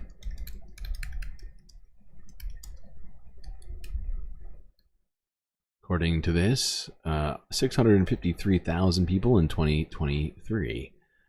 Get out my calculator here. Was it 900 million? Oh, I think we might be able to house 653,000 with that. I don't know. Well, let me just do the math. 90,000, 2, 3. What was that? 900 million divided by 653,000. Oh, look at that.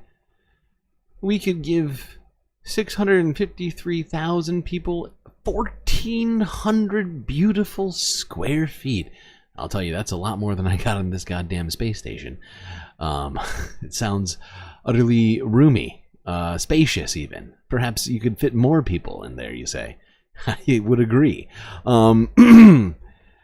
And maybe you could fit some other sorts of economic activity that isn't specifically, you know, cubicles, right? Because how, like, that's the thing. Because they get into it in this CNBC piece about how, people are less productive at home, but it does in fact cost less to employ people from home.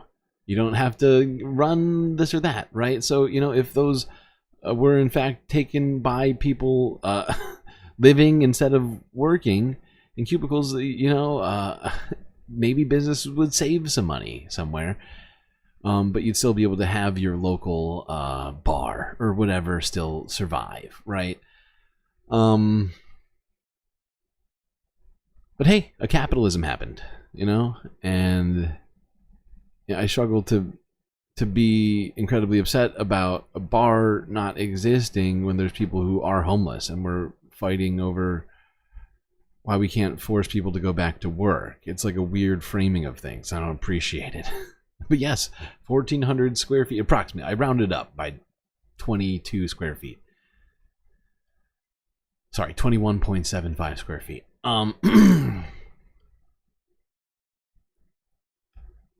But yeah, that would take care of the you know, housing crisis to some degree. you would think. Now, of course, it would cost a great deal of money to, you know, fix some of this, and maybe not each square foot is perfectly, you know, transmittable to housing. But once again, we as we went through those numbers, certainly would, you know, adequately. We have some breathing room. Is all I'm saying.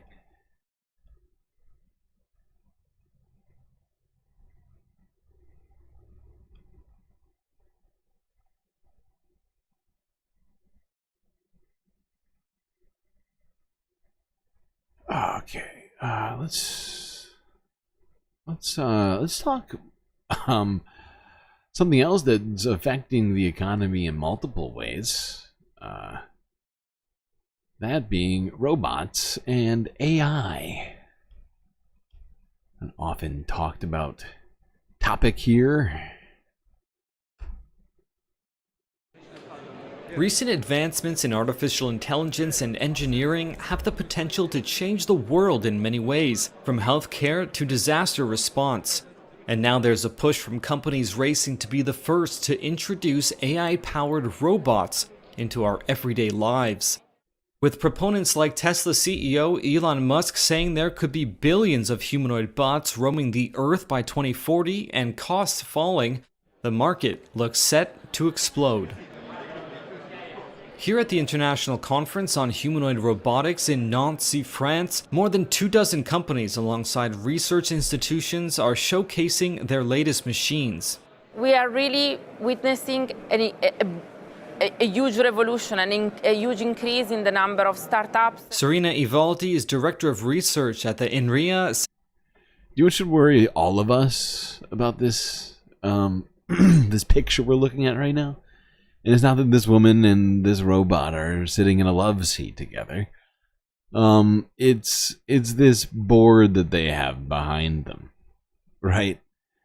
You know, you got companies like, you know, Volkswagen in here, that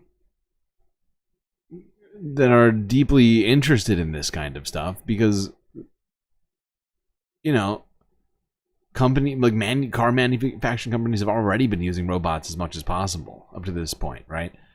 But like all of these finance companies and other sorts of like medical research companies and all these, they're planning on, at least to some degree, removing the need to pay people money, right? To continue to cut out labor from the equation, right? Like they were saying in that CNBC piece, labor is a huge portion of the expenditures of corporations. And it is literally incumbent upon them to cut costs and to increase their profits. It's like, it's called corporate malfeasance. If you don't do it, you're being a bad corporate officer, and you can technically, and that could be used technically as grounds for your dismissal by the board, stockholders, and all of that. One of the problems with our system is that it doesn't reward doing the right thing. It rewards only one thing only. At the University of Lorraine. In the last year,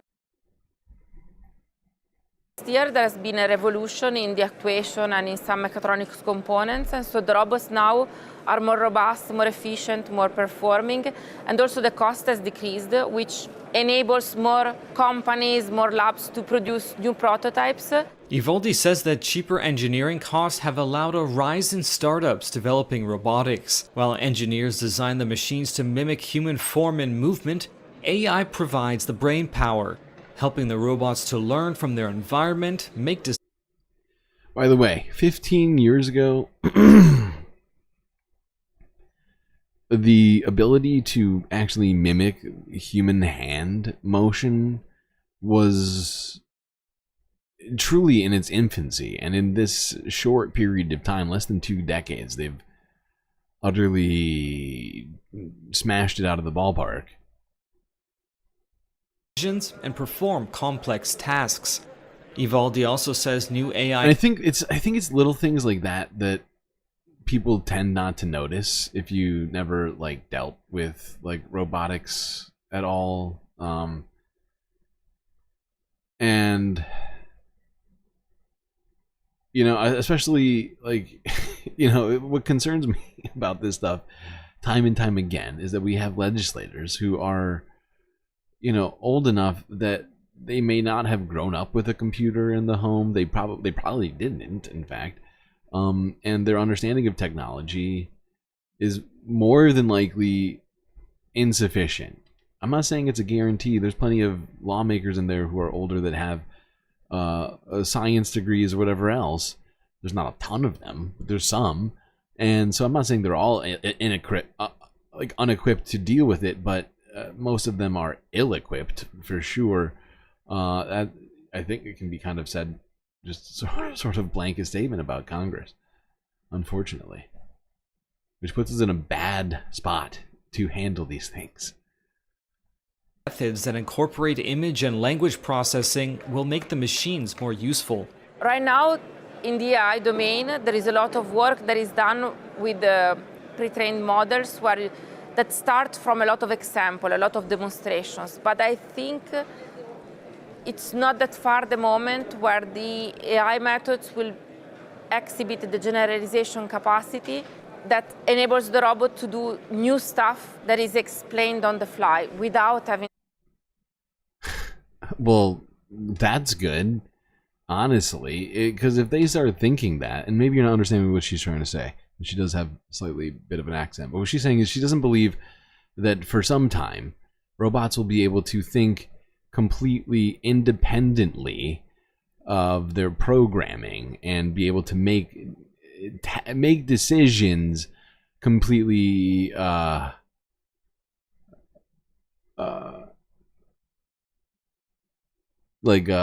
devoid of human interaction, right?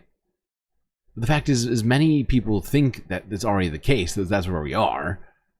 And unfortunately, if we don't legislate ahead of time, right, we're going to be in trouble. Because this stuff is moving so fast. And if you're not grasping the scale at which it's moving, right, how can you legislate effectively to stop it? And I don't know. I don't know what the answer is. I think the answer is to get people in Congress who have better understandings of these things. And to, well, not even just Congress, right? Because the fact is if the administrative and the executive state, like all these other sorts of things, you know, currently the Bush administration, that the Trump administration is vilifying, were adequately, you know,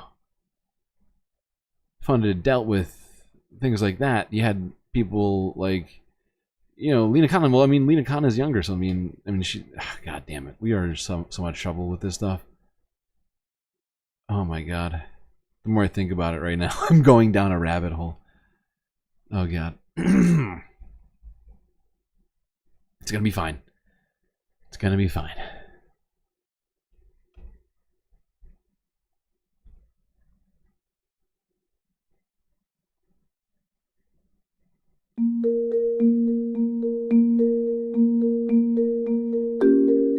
This robot persuaded other robots to go home.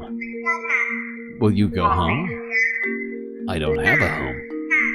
Then come home with me. Follow me home. This was an experiment conducted by Urbai's developer who was inspired by the movie Wall-E. Go home.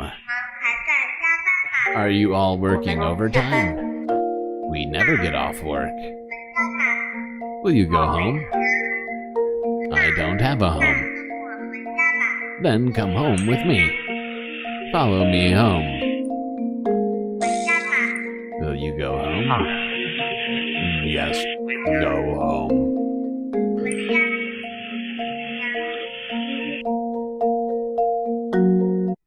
As you can see, the robot revolution has begun already.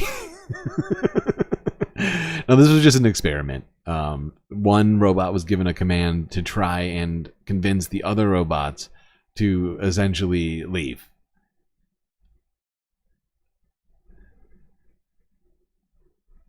Why does it sound like Squid Games? I don't know. Partly probably because it's in China, but also not that.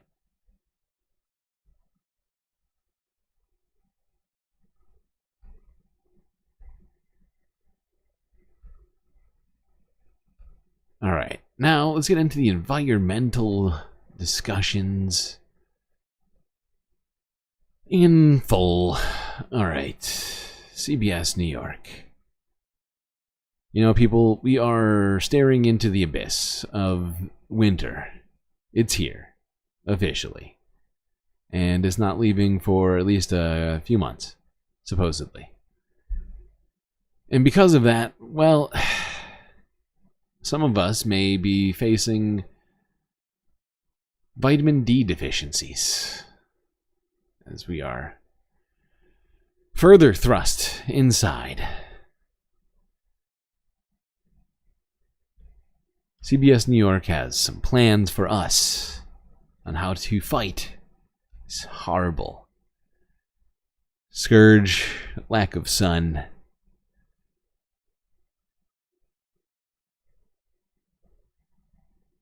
Vitamin D is an essential nutrient playing an important role in maintaining good health. It impacts the immune system, blood pressure, bone health, much more. But during the winter months, many people, especially living in urban areas, experience a vitamin D deficiency. And Dr. Nidhi Kumar is on call to explain. Good to see you. Thank you, Doctor.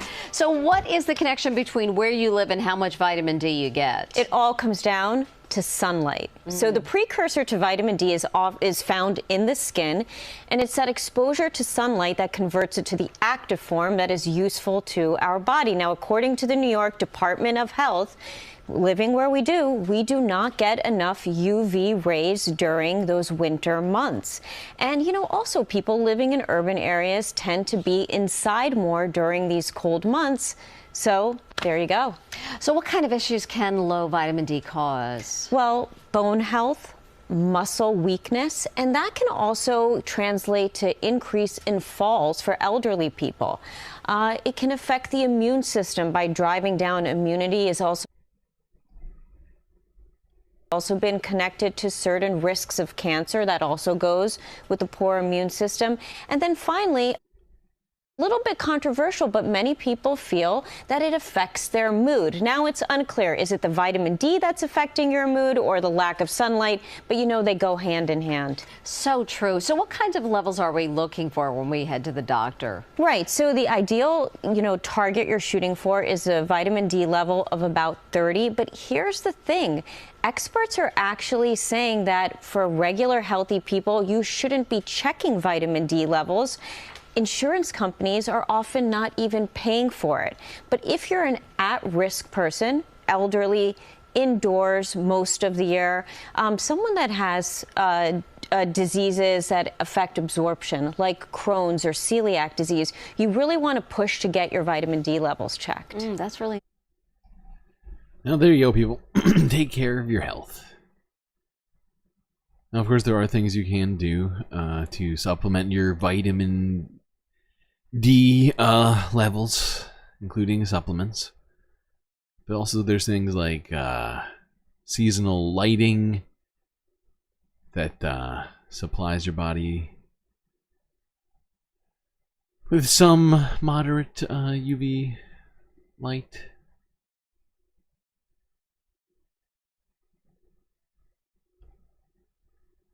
Just some ideas.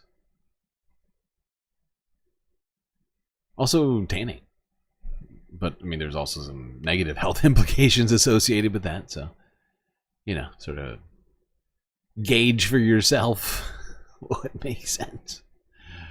Alright, now let's get into talking more about the environment itself.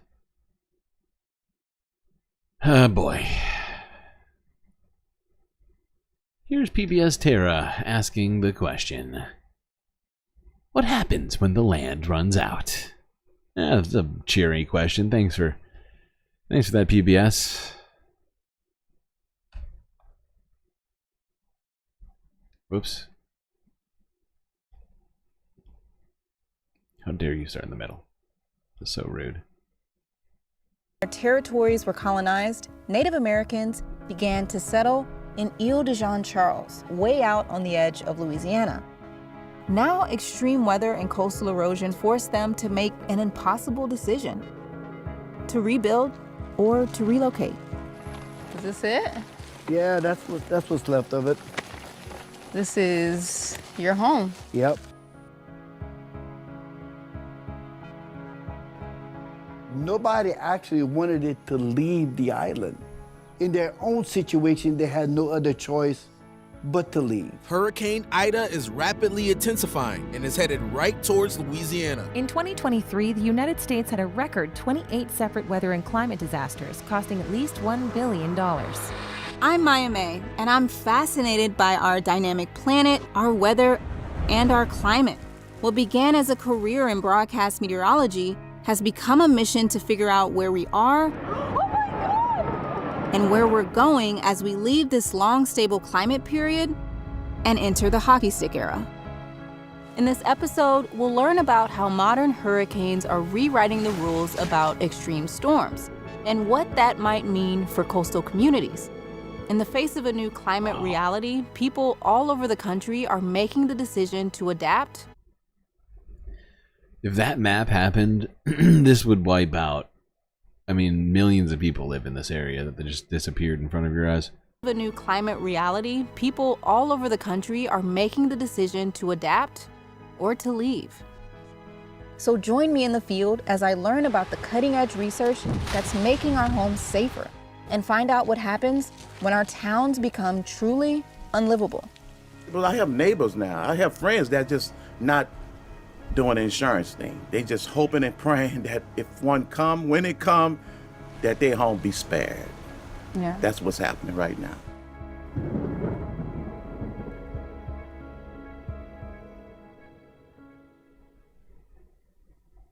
The Weathered team and I made a TV show. You can watch the rest of Weathered, Earth's Extremes on the... Okay, hold on.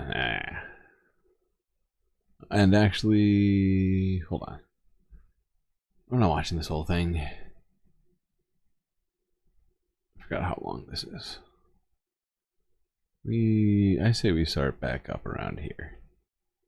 The most turbulent storms that we fly are actually the weakest ones, the tropical storms, the cat ones. And the reason that they're doing is because they're actually organizing. They're trying to get their act together.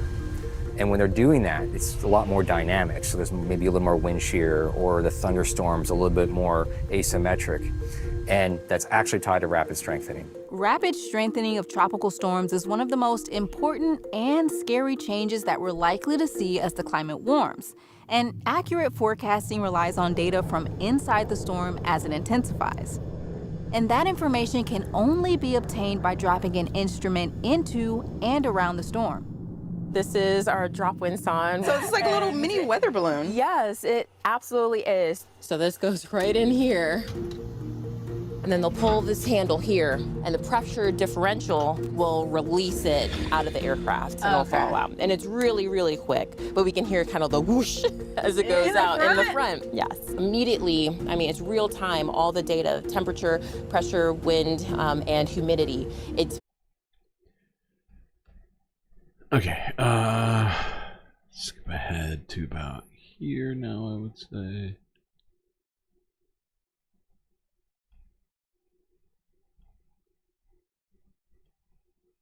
Are in agreement that we should expect to see a higher fraction of the strongest hurricanes. Category 5 hurricanes are becoming a lot more common. We used to go several years without a Category 5 hurricane. In the recent record, we're seeing a Category 5 almost every season.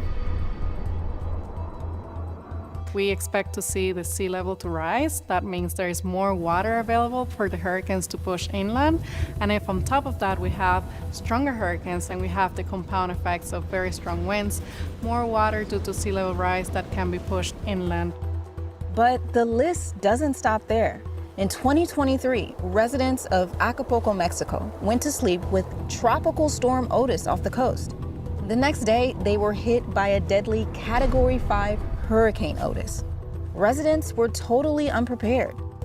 Do you feel that these storms are getting worse? It does feel like we're flying more rapid strengthening events. A storm like Michael, Otis, Ian, they flipped a light switch and then they just took off. We're talking 60, 70, 80 miles per hour in a single day. As the climate warms, we expect warmer oceans that may provide more fuel for hurricanes to intensify. Oh, it's bad. It's bad. Oh, actually, wait. I forgot what she... I forgot. I take it back. We gotta listen to what she's about to say, I think. Rapidly. Another factor that may contribute is the amount of water vapor that it's in the atmosphere. The essential ingredients that fuel rapid intensification may be more available in a future warmer climate. So to forecast that, you have to have this plane fly through the storm. Models, they love data. It's not... I can't remember where she says it. But she's basically like,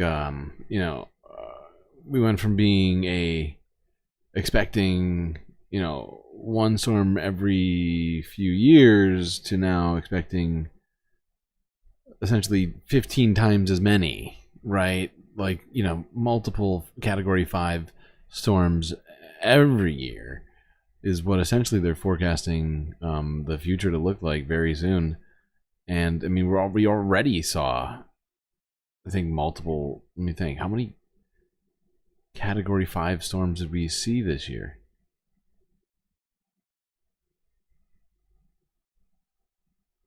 We have 40 likes. Ooh. Oh, sleep. Yeah, you do what you gotta do. It's late. We started late. Oh, oops. There. yeah. All right, let's now go on to some more current events. Things are, yeah, fucked right now. Oh, God. All right, yeah. Let's talk about this. Oh, God. Unhoused people. Because guess what? They too have to weather storms.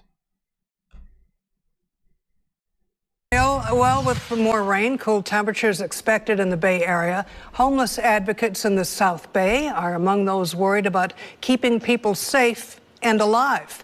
KRON 4's Jack Momad has the story.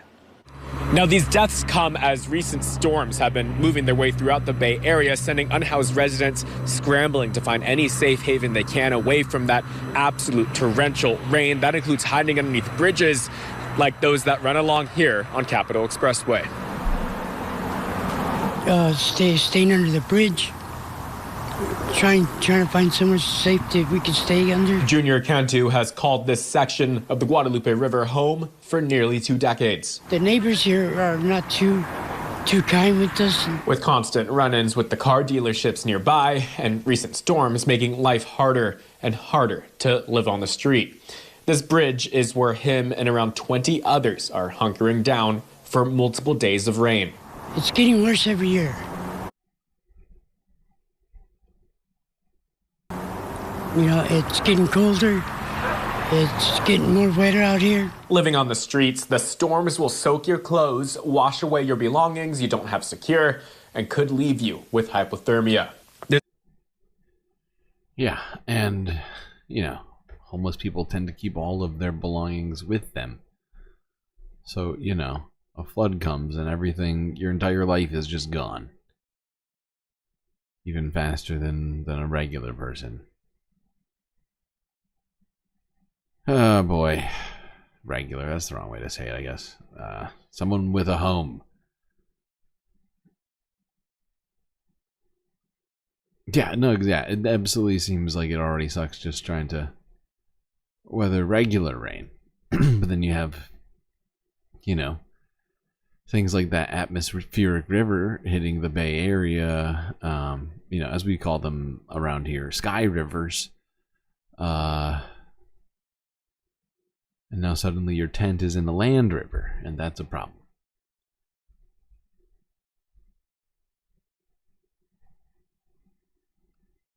Let's just look at this real quick. This is from 2 days ago. People in Issaquah, which is I think North Seattle. Well, the power is back on. Are still dealing with the power is back on to all ramifications of this storm. God damn it! Why does this keep happening?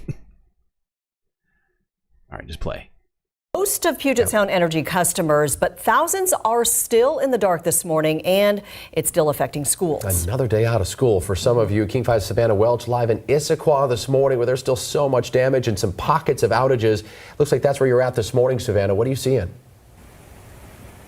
Well, Jake, right where we are, this area does have power, but yes, there are so many parts of Issaquah that are without power this morning, facing outages.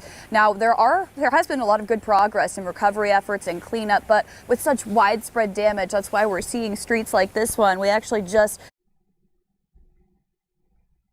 this crew right there on your screen there, they just arrived here. They say they're going to be cleaning up. They have 2 crews that are here to take care of this street, but massive damage. I mean, still there is a downed utility pole. There's another pole that's still upright, but I mean 7 or 8 lines are just hanging from it on the side of the street.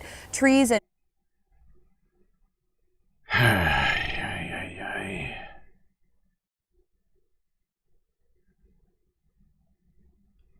I think this is going to be a rough winter.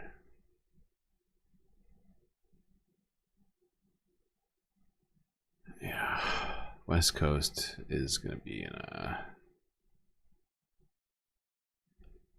difficult spot, I think.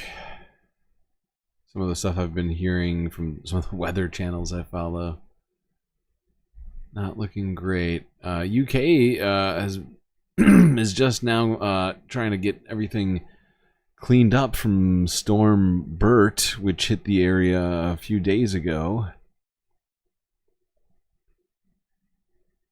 Mostly Wales was hit, if I'm not mistaken. Ginny Davis's garden yesterday in Pontypridd after the Taff had burst its banks, flooding her home. I've been cleaning this today, my son been doing out there. The water line. The water level, yeah. That is high. She shows me what's left of her utility room, the washing machine ruined, and beyond it, her beloved craft room, full of antiques next door. Family heirlooms. Is that a gramophone? Yeah. She's 84, has lived here 60 years, and spent thousands redecorating after the house was flooded in 2020. But this is your pride and joy, the craft room. Yeah, and I've only just finished doing it from the last flood, and I'm back to square one. That's devastating. How are you feeling? Bad.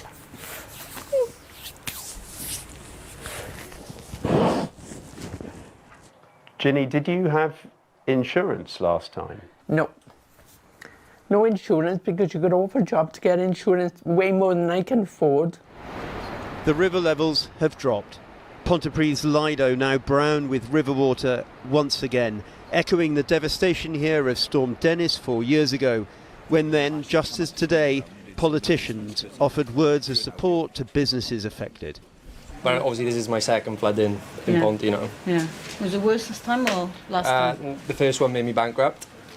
Just moved over here now, and obviously it's happened again. Oh God, that's the last thing you do. Yeah. A lot of it was next door, we were processing orders and things like that, so that's all gone. Gosh. The damage has been much less extensive this time, yet still there's been criticism around weather warnings and defences, and that flood alerts came too late. Now, unfortunately, like we just got done talking about, fast-growing storms have increased. And while technology has improved, storms seems to be getting worse faster than technology is improving somehow. Which is honestly somewhat shocking when you think about it, considering how fast technology has been moving. But the fact is that, the occurrence of rapidly growing storms is something that's happening more and more frequently. Those storms are more and more powerful, and it is hard to plan ahead for this kind of stuff, where, it wasn't that long ago, I'm trying to think exactly, but, maybe 30 years ago, where people were thinking that infrastructure they were making at the time was going to be good for the next, I don't know, probably century, right? And now we're thinking, oh, much of that stuff is actually ill-equipped for right now. And so, it's a matter of catching up to the way we're thinking about this stuff. And guess what's not going to help? The United States being run by the Trump administration right now. Because, we're certainly not going to be taking care of stuff. And the narrative the Trump administration will be pushing, I'm sure, will be one of complete climate denial. Because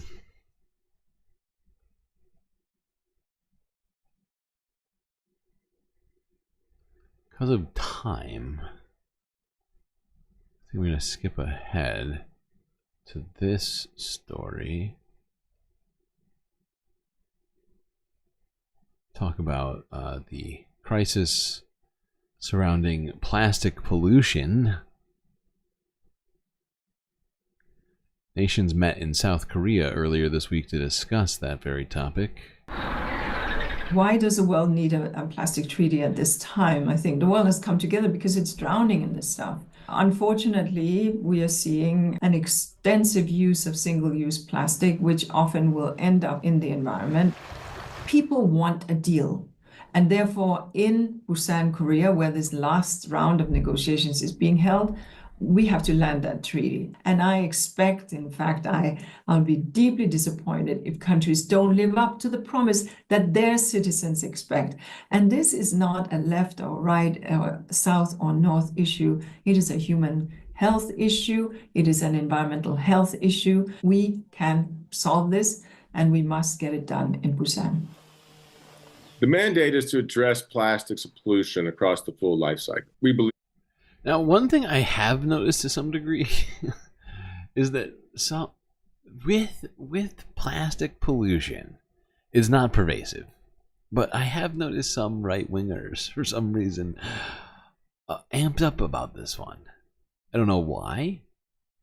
Why this one resonates more with them than just say the destruction of the environment in general, like you know, like fossil fuels. Maybe it's because it's easier to see. It genuinely frustrates me. Because it almost feels like they need a visual, and that, you know, that makes it real tough, because you can't. I mean, you can see, but the actual God, whatever. The mandate is to address plastics pollution across the full life cycle. We believe that the full life cycle includes the production of plastics, and those are largely made with fossil fuels. So there's been a strong. Oh, that's an interesting thought. Do they actually believe that microplastics are turning people gay and trans?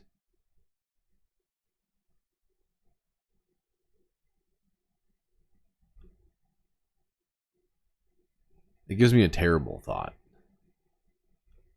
I thought I should not. To including the production phase by fossil fuel producing countries that see plastics production as a major growth sector of their economy.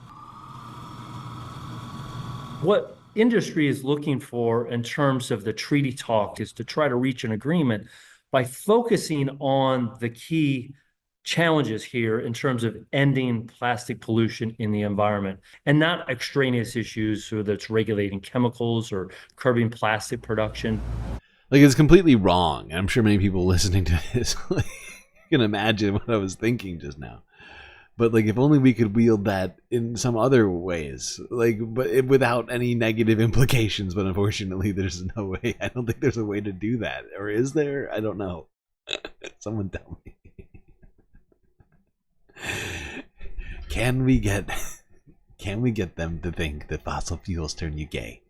I don't know. I'm trying to think of what the societal implication. I feel like it'd be bad, but it just makes me start thinking like, oh boy, this is an opportunity, but it's bad. Like, the second I start thinking about it, like, no, I can't. I certainly can't be the one to do it. We need someone else to get on that, because I certainly don't feel right wading into that territory.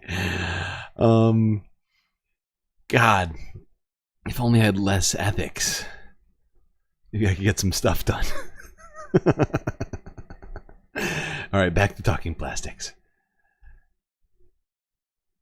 Global plastic pollution is so pervasive that it has been detected in clouds, the deepest ocean trenches, and in our bodies. Every year, plastic production continues to increase. In 2019, the world produced about 460 million tons of it, according to the OECD.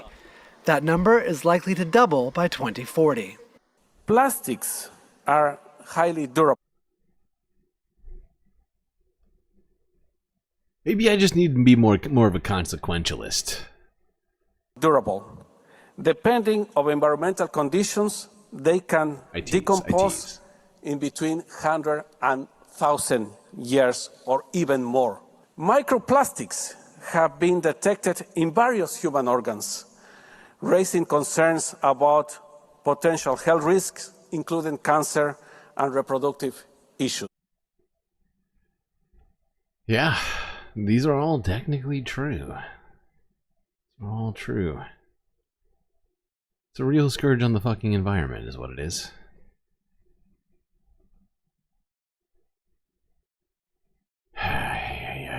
All right.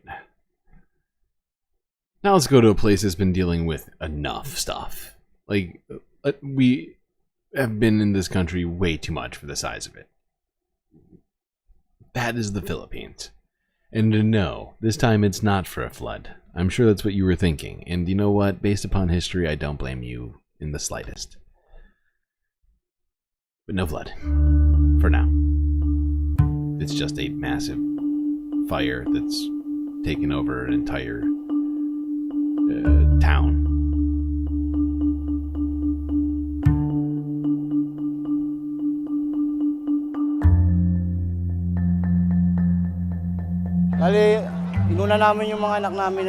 We rescued our children first before thinking about our belongings. Seems fair. I feel bad because we have no livelihood and no home. Everything is gone. We don't know how we can eat. We are in a very bad situation, and it's almost Christmas. Yeah, the Philippines is actually a majority Christian island.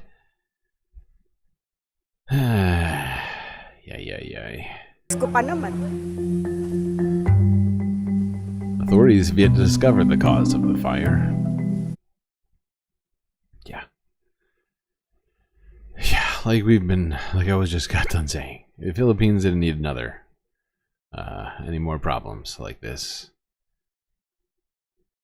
I mean, most of these people just got done getting hit by 7 typhoons in a month and a half or whatever it was.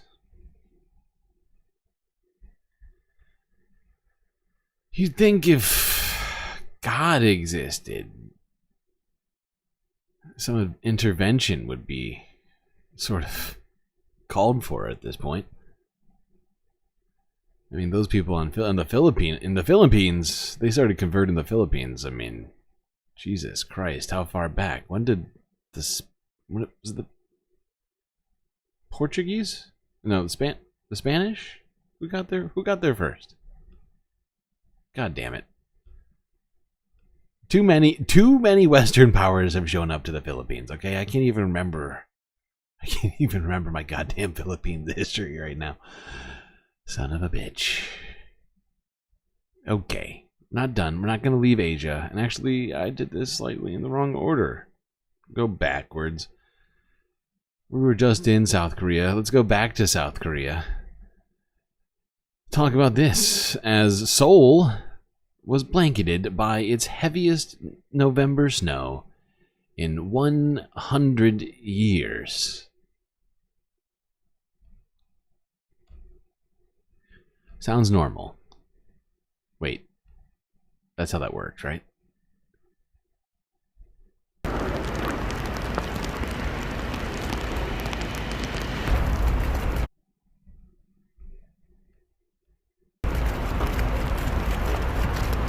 Icy road conditions slowed down the morning commute in Seoul.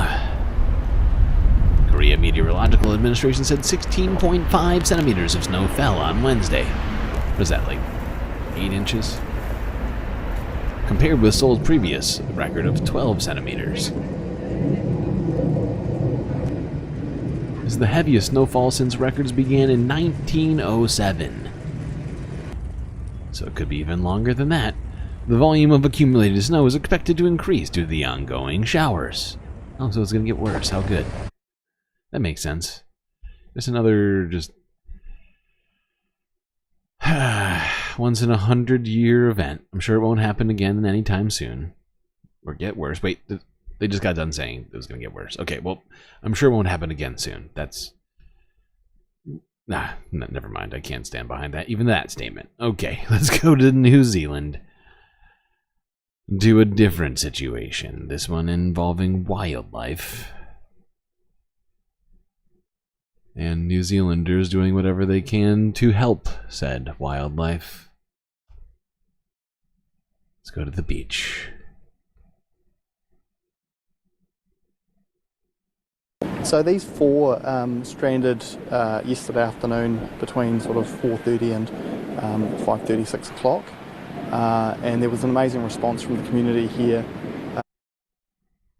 Why does this keep happening? It just keeps randomly pausing at the beginning of videos. And led by Patuhara Keke. And that response led to, well, obviously the sad outcome of these 4 passing away on the beach. However, the rest of the pod actually was able to head back out to sea. So there was a lot of people in the water. Obviously, you know, safety is a real priority here, and so Project Jonah's got a whole team of trained, you know, volunteers who support in events like these, and they're trained to be in the water. They're trained to be around these amazing animals, and basically making a lot of noise and really encouraging them back out by splashing and and refloating as well. Now, I don't know exactly how successful they were in terms of, you know, percentage of whales saved, but according to this title, at least 30 whales were apparently saved by these efforts. So, glad to hear that.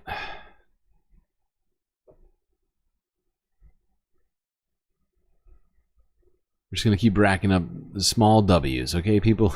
It's going to be fine. Everything's gonna be great. I'm sure of it. Alright.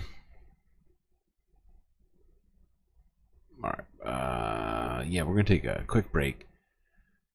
I know we took a break already an hour or so ago, but we must appease the galactic gods.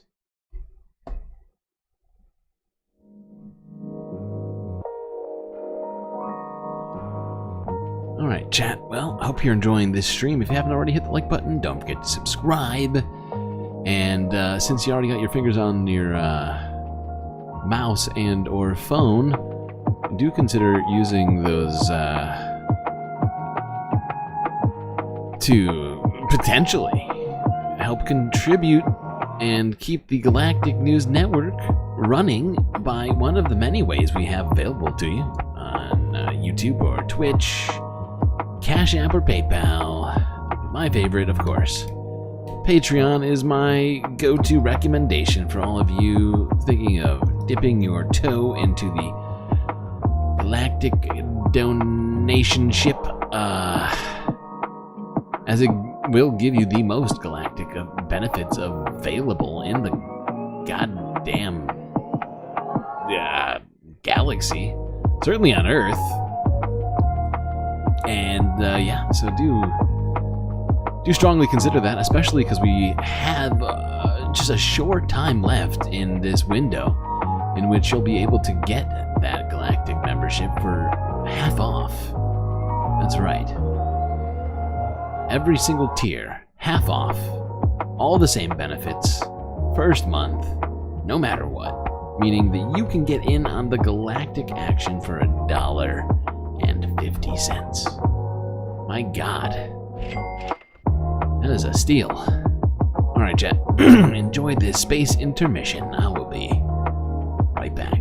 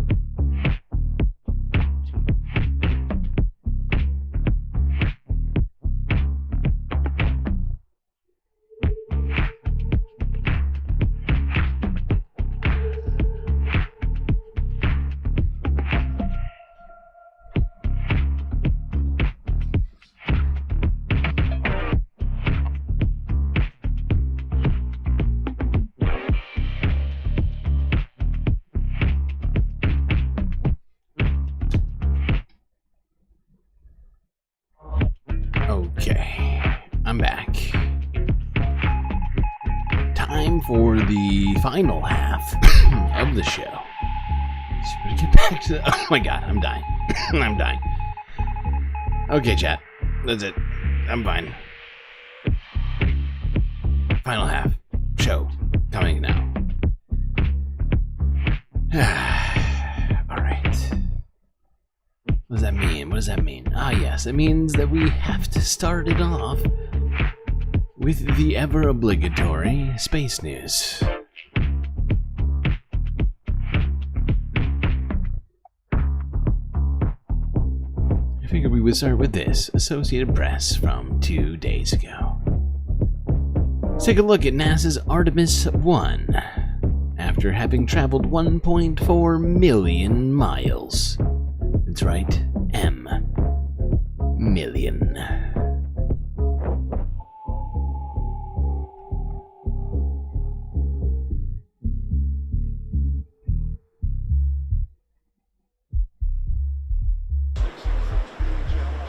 What you're seeing is a space capsule that traveled 1.4 million miles to the moon and back. It was actually the crew module for the Artemis 1 mission. And now that it came back, safely completed a great mission, we're using it here to test it against the environments we would see if we ever had to use the launch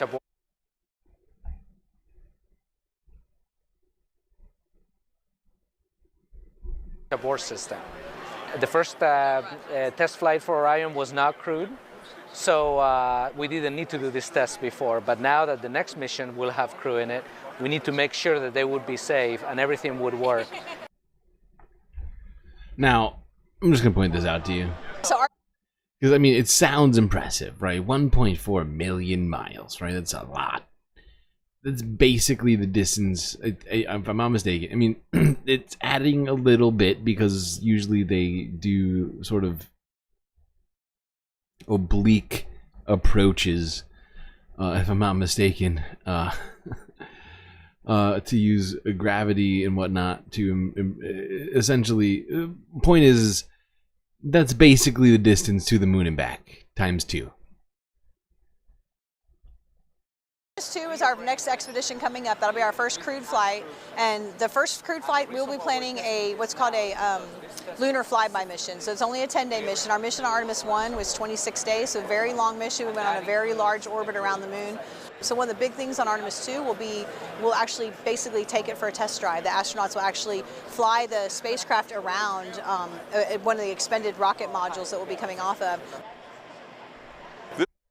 Now, I believe Artemis 1 is attempting to at least get views of the moon that have not been seen before, which is why it's taking this slightly longer path that they're talking about, which is cool. I won't take that away from them, for sure.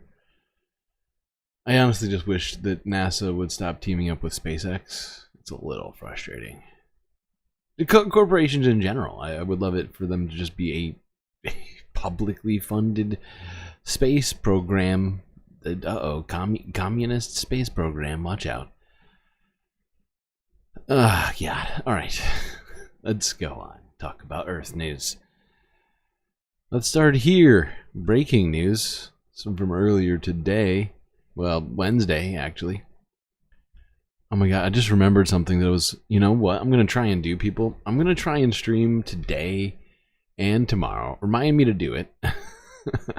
During the normal like majority report time, because they're not streaming. There's going to be no Thanksgiving Day or Friday Day stream, or you know, Black Friday stream at all.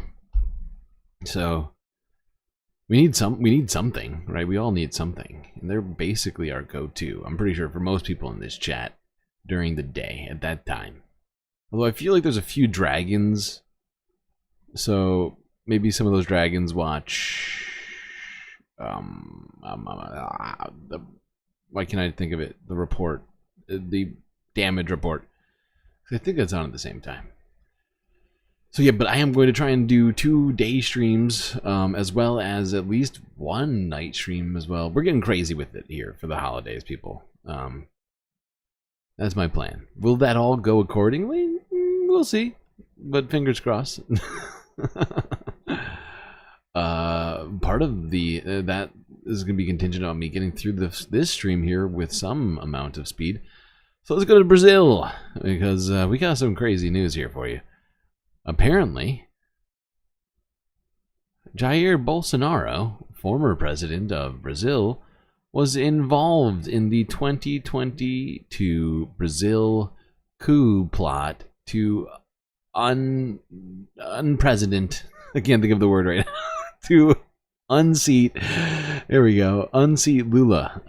Lula da Silva, the current president of Brazil. When does majority report? The evidence is noon, piling up on Eastern Jair Standard Time. Bolsonaro. The former Brazilian president is accused of being involved in a failed coup attempt. Sorry. I'll answer that question first. When does Majority Report usually stream? Usually around noon Eastern Standard Time. So in like 9 hours. Will I go immediately at noon? Probably not. But around the general time. Whoa, no comment chick just raided me on Twitch. Thanks for the raid. Wait, why didn't I see the where's my raid notification? We are being repressed. This is ridiculous. Help! Help! I'm being repressed! Wait, there it is. I see it. But why is no sound? Is browser source muted? Oh my god, is this why I can't hear my Twitch notifications? Oh my god, how many of these have I not heard? Oh, I'm so sorry. Both to my viewers and NCC viewers. You did not get to hear the raid notification, which you deserved to hear. But you did not. And it's my fault. That's all.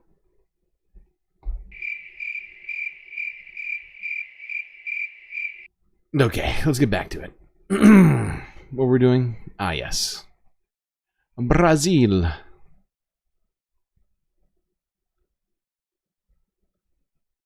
The evidence is piling up on Jair Bolsonaro. The former Brazilian president is accused of being involved in a failed coup attempt to topple his successor Lula following the 2022 presidential election.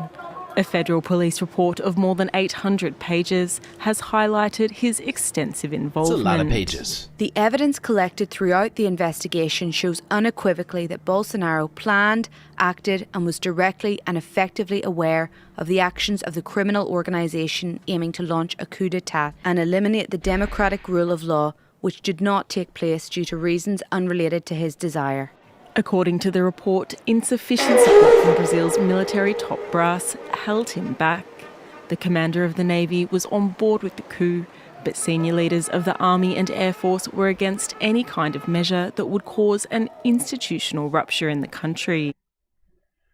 So yeah, looks like the evidence is piling up against Mr. Bolsonaro here. Wah, wah. 44 likes. That means that you're being repressed right now. 19. Is that Worf? I think that's Worf. Yeah. Okay. Well, looks like he got some inspiration from his, well, biggest inspiration, Donald Trump. But didn't work out for him either. Unfortunately, unfortunately, Donald Trump has got back in. Now let's hope that Jair Bolsonaro doesn't get back into Brazil. Oh, hey, thanks for the follow, George Jackson.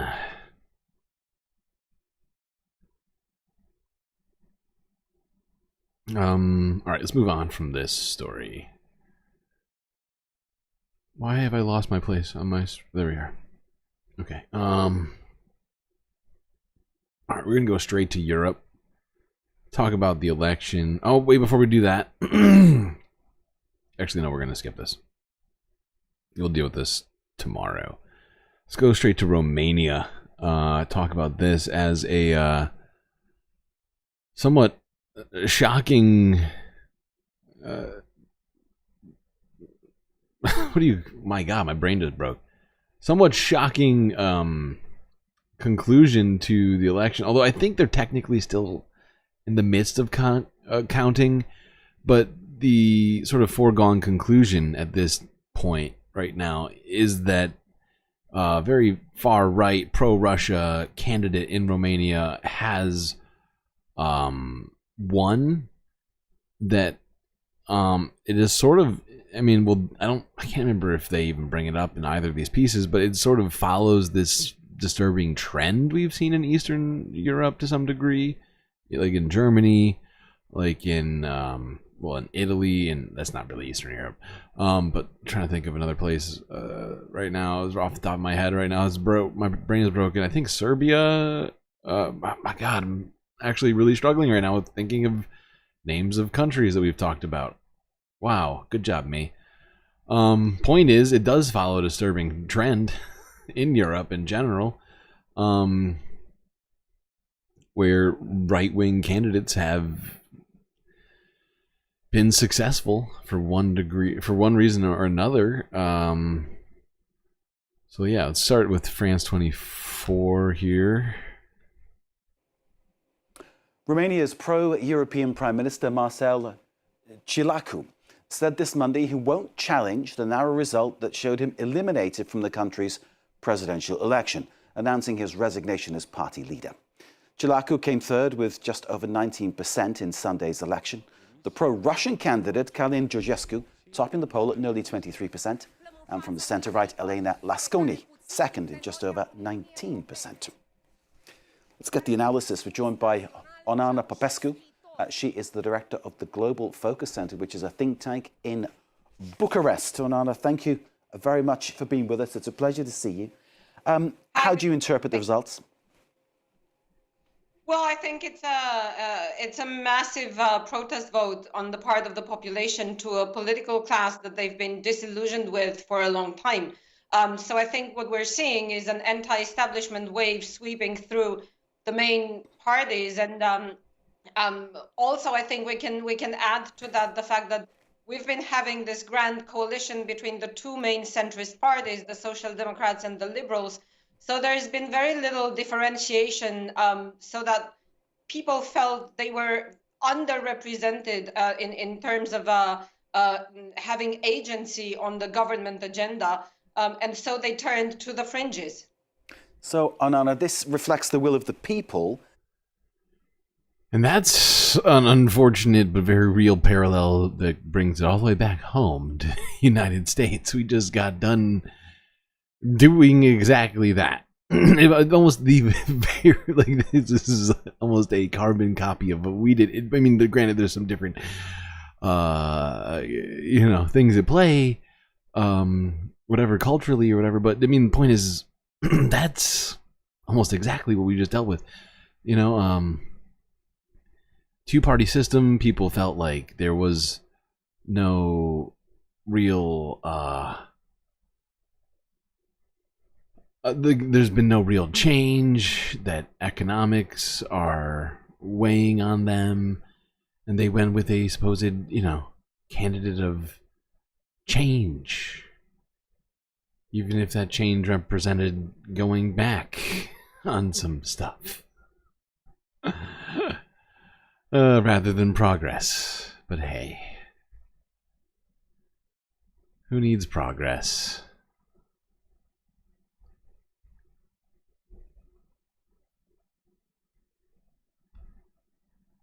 Actually, no, Călin Georgescu, the far-right nationalist leader and political outlier, has just ridden roughshod over Romania's political establishment, mobilizing support on TikTok with videos like this going viral. This guy is giving serious Putin vibes right now. I mean, granted, he had his shirt on while riding that horse. But I mean, come on. Dude's doing judo and horseback riding, and I mean, come on. This is basically... you might as well be doing... Say, this is a reenactment. He has won the first round of the Romanian presidential election. The result has sent shockwaves across Romania and Europe. Mr. Georgescu ran a Romania First campaign. He has openly praised Russian President Vladimir Putin, is a critic of NATO, and has called for an end to aid to Ukraine. He left the country's far-right party after they criticised his pro-Russian anti-NATO stance and has been called out for describing a Romanian World War II pro-Nazi leader as a national hero. Oh, that's good. With the country facing economic hardship, the vote is seen as a rejection of the status quo, a disquiet Georgescu has capitalized on. Am I losing my mind? The status quo, a disquiet... This dude looks shockingly like Vladimir Zelensky. Holy shit. I thought that's who I was looking at for a second. Okay. But I would point out that, you know, Romania is on the other side of the Ukrainian border. Europe. That's probably not good. Alright, now let's go on and talk about some more stuff that's been happening in Europe. Let's go north to Finland, where about 4 or 5 days ago, I think, NATO troops got together and did some more drills in the snow.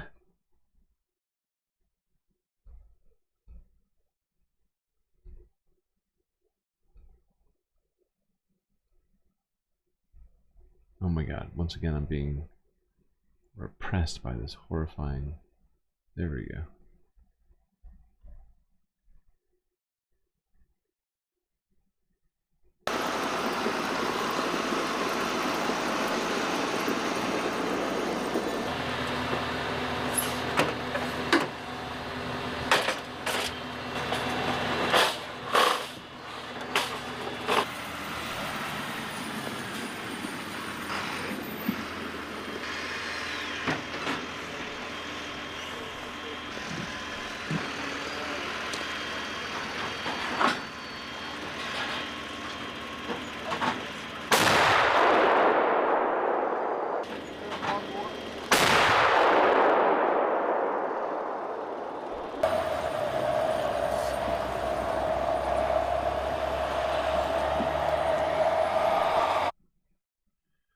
Yeah, so everybody's just clearly chilling. Oh yeah, alright, let's not use that word. No, Narwhal's right. Mongoloid is a yikesy word. It's a problematic word, actually. It's been used by some very problematic people. And is somewhat racially charged.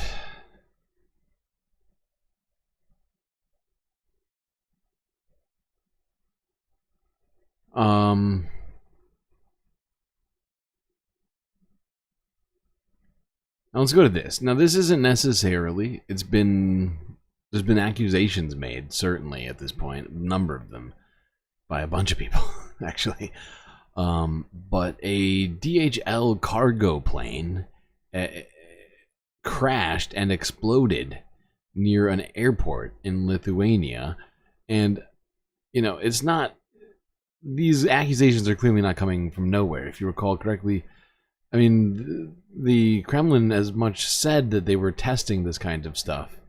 And this may very well be real world evidence of all this.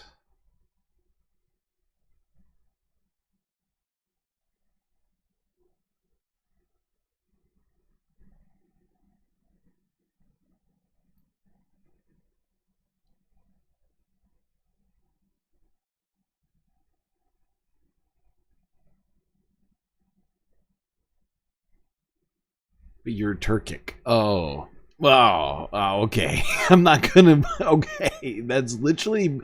It's like, I think the only thing you could have said in this moment to just get me to completely back down and say, okay, we'll just move completely past that for now. All right, then.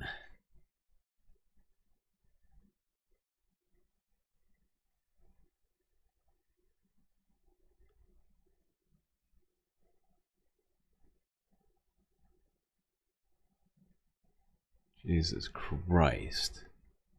Imagine being on that plane or beneath that plane. Any of those things. Yeah, we're definitely not going to be getting into...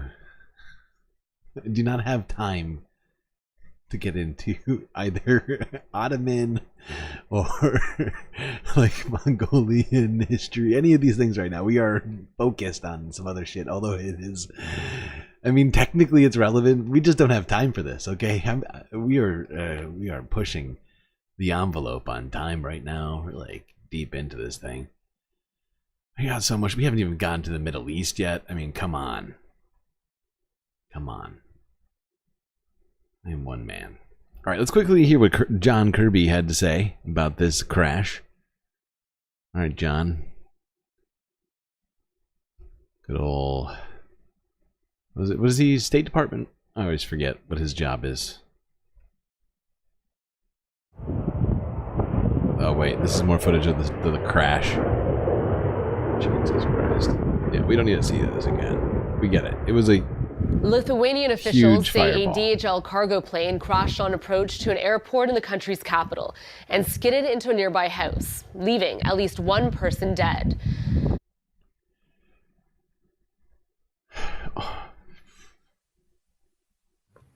Hey everyone, thanks for joining. We do not have anything here at the top, so we'll go straight into questions. Trevor with Reuters, if you want to start us off. Hey, thanks for doing this. First, do you have any comment about this DHL plane that crashed on the way to Lithuania, and if there was any suspicion about Russian involvement? And then second, just any update on Lebanon ceasefire talks? There's some reporting that suggests that that's towards the end of the process there. So on your first question, Trevor, what I can tell you is that the FAA and NTSB are cooperating in the investigation that the Lithuanians are just now conducting. This is pretty fresh stuff here, just happened, so we're certainly not going to get ahead of that investigation and where the facts are going to lead them. But we are contributing some expertise on these kinds of things to help them through that. And I'm sure that the Lithuanian authorities, as appropriate, will keep people informed about what they're learning. On your second question, look, I've seen the press reporting and the comments by anonymous officials. I think you can understand that where we're going to be today is that this remains a top priority for the president. Okay, great. Thanks, John. Really appreciate you. Now, here's perhaps a completely unrelated incident. Perhaps not. This was in Turkey, I believe the same day, where a Russian flight caught fire after landing in Turkey, a different country than Lithuania, if it wasn't clear. I know there's a lot of countries in this region to keep track of. This is in Antalya. There was panic in the cabin of the plane. People started jumping up, trying to get their suitcases, put them in the aisle, and then there was a sharp flash. It became clear from all of the windows that a fire had broken out. Smoke suddenly poured into the cabin. A stampede began. No one let anyone through. Everyone was trying to drag their suitcases for some reason. We were among the very last to leave. It was already clear that the firefighters had arrived. They were already putting out the fire on the plane. Went down the slide, the rescue slide. My daughter first, I followed her, screams all around. Было очень страшно. Мы все побежали в поле. We all ran into the field because we didn't know if the plane would explode or what would happen. Дочка плачет, все плачут. That sounds like a fun, I assume, vacation for these two? I don't know, maybe they're doing something else. Yeah, daughter was crying. Jesus Christ.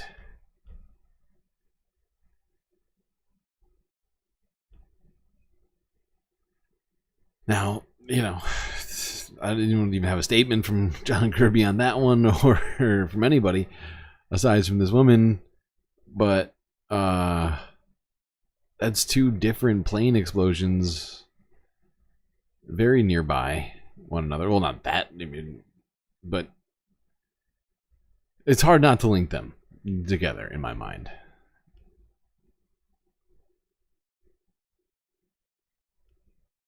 All right, now let's talk about another country very nearby. Here's Poland. Let's talk about Poland. BBC News from 2 days ago. Defence ministers from the UK and key EU countries are meeting in Berlin days after Vladimir Putin said Russia had the right to target the military facilities of countries supplying weapons to Ukraine. Poland has always insisted Ukraine has every right to use Western-sent missiles against Russia in self-defence. But the country hosts several US military facilities, including one that Russian officials have identified as a possible target if the war escalates. Our Eastern Europe correspondent Sarah Rainsford reports from Warsaw. When Vladimir Putin threatens to escalate his war, it's people in places like Redzikowa that might worry. Because just beyond the wire in this tiny Polish town is an American military base, one that Russia has openly called a potential target. Can you not hear me? Am I not talking into the microphone well enough? I don't think I'm muted. It was opened officially month, part of a US missile defense shield to protect the skies over Europe. Then, when Russia fired a hypersonic weapon at Ukraine, Vladimir Putin warned those who arm Kyiv with missiles they could be next. So some here are nervous. It's all Regina's family talk about. She says they feel the threat from Russia is growing. Yeah, and if I recall correctly, Poland was one of 2 countries. I think the other one was Finland, if I'm not mistaken. Although maybe I am mistaken. Was it Lithuania? No, I don't think it was. But at least a couple of countries that are in NATO but do not have nuclear weapons had mentioned that they wanted nuclear weapons as deterrence against Russia, and that's exactly what we don't need to happen, right? And it's why Vladimir Putin needs to be, stopped from continuing this just nonsensical fucking campaign that he's on, right?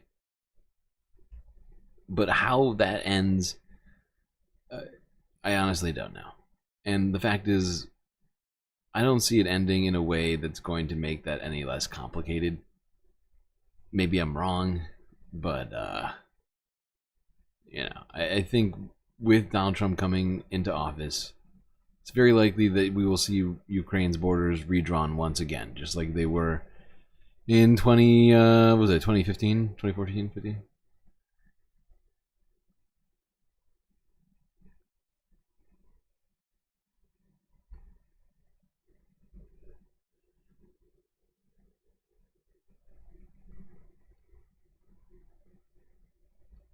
Okay, now let's go to Ukraine to talk about strikes that have been going on over the last 2 days there, which have caused a great number of casualties. But before we do that, let's look at this ceremony that happened outside of I think this was outside of a church in Ukraine, where you see children here placing candles to form the number 659. 659 being the number of children who have died so far in this war. Really senseless. The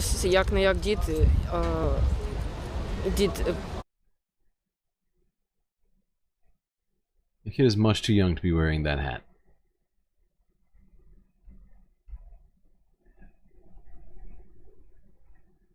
Okay, God. Alright, let's go to those strikes now. At least 23 injured in this one.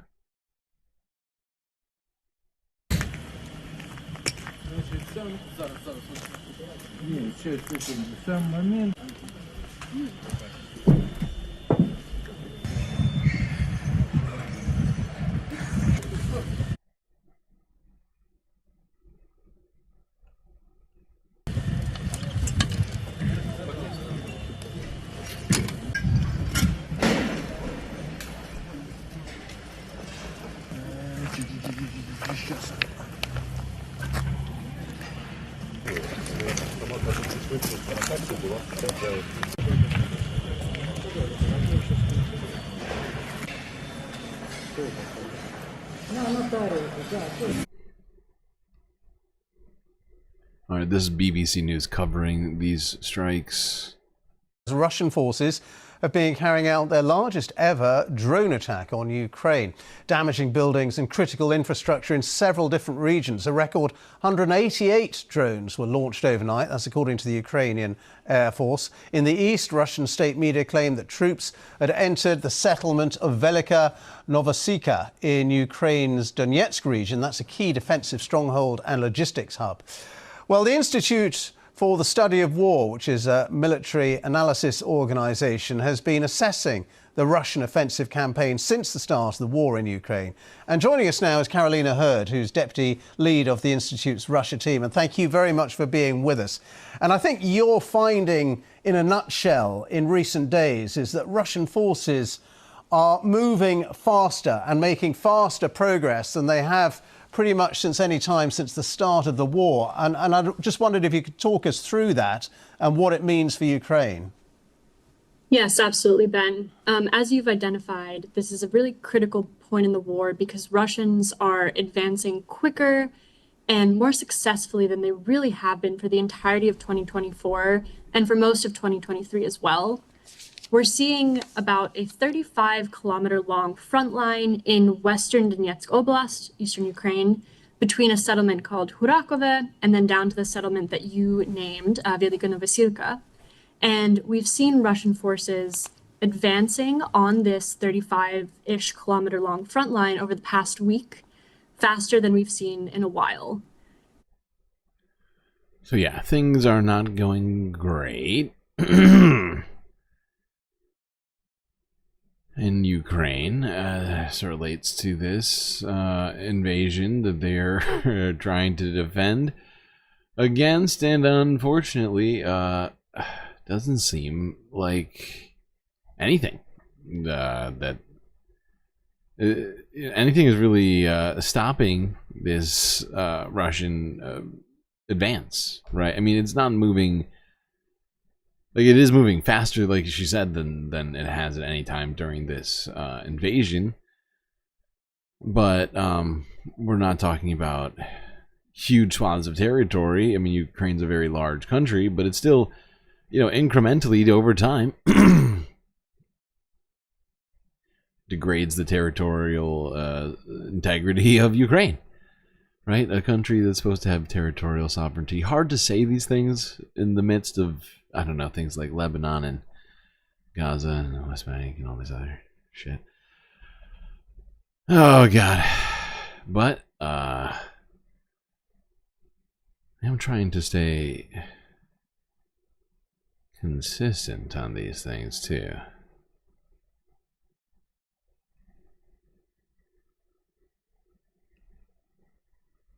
Alright, let's go to this. Because you know what? The ICC's been fucking busy. They haven't just been going after Netanyahu or Gallant or after, was it Sinwar? Who did they issue? Didn't they issue a warrant for a dead Hamas leader or a suspected dead? I can't remember who it was. But that's not all they've been up to. They also decided to pay attention to what's been going on in Myanmar, finally. This one only took 4 years, I guess. Is it 4 or 3? Whatever, it's been a while since the military took over the entire government and started ethnically cleansing the whole country. And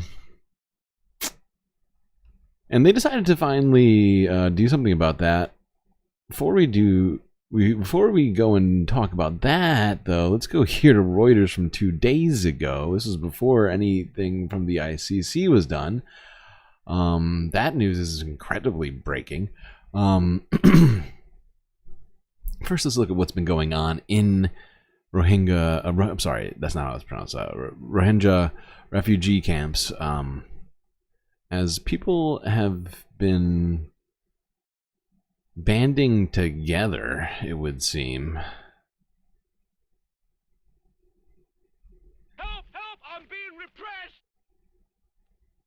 Well, following the decision by the US and the UK to allow Ukraine to fire long-range missiles into Russian territory, President Putin announced he was lowering the threshold for the potential use of Russia's nuclear weapons. Sorry. We're skipping this for now. We'll talk about that one tomorrow. I just don't have time to talk that one. Cox's Bazar in Bangladesh is home to more than 1 million Rohingya refugees who fled persecution in Myanmar's western Rakhine state. Hey, But now it narwhal. appears that thousands of Rohingya Thank you for the super sticker. That's a beautiful lemon. If I've ever seen one. refugees have been And I recruited know my by beautiful militant lemons. groups, and some are heading back across the border into Myanmar. Among them was a man who calls himself Rafiq. His face is obscured to protect his identity. A lot of us gathered on the other side of the river. We went to fight. We fought for God, not to show off to anyone. We were leading a peaceful life here, living on refugee rations. Still, we went over because we believe we have rights in our own country. We have a right to live in Rakhine. The Rohingya are a mainly Muslim group that is the world's largest stateless population. They began fleeing Myanmar in 2016 to escape what the United Nations calls a genocide at the hands of Buddhist-majority Myanmar's military. Following a military coup in 2021, a long-running rebellion involving a complex array of armed groups has gained ground. Now it appears Rohingya fighters have entered the fray. What is unusual is that many have joined groups that are not fighting against Myanmar's military. Instead, they are loosely allied with their former military persecutors. That's because the Rohingya groups are fighting against the Arakan Army ethnic militia, which is backed by the majority Buddhist ethnic Rakhine community. Reuters reported this year that the Arakan Army was responsible for burning down one of the largest remaining Rohingya settlements in Myanmar. Reuters also reported that one of the largest Rohingya militant groups, the Rohingya Solidarity Organization, had reached a, quote, battlefield understanding to fight alongside the Myanmar military. It's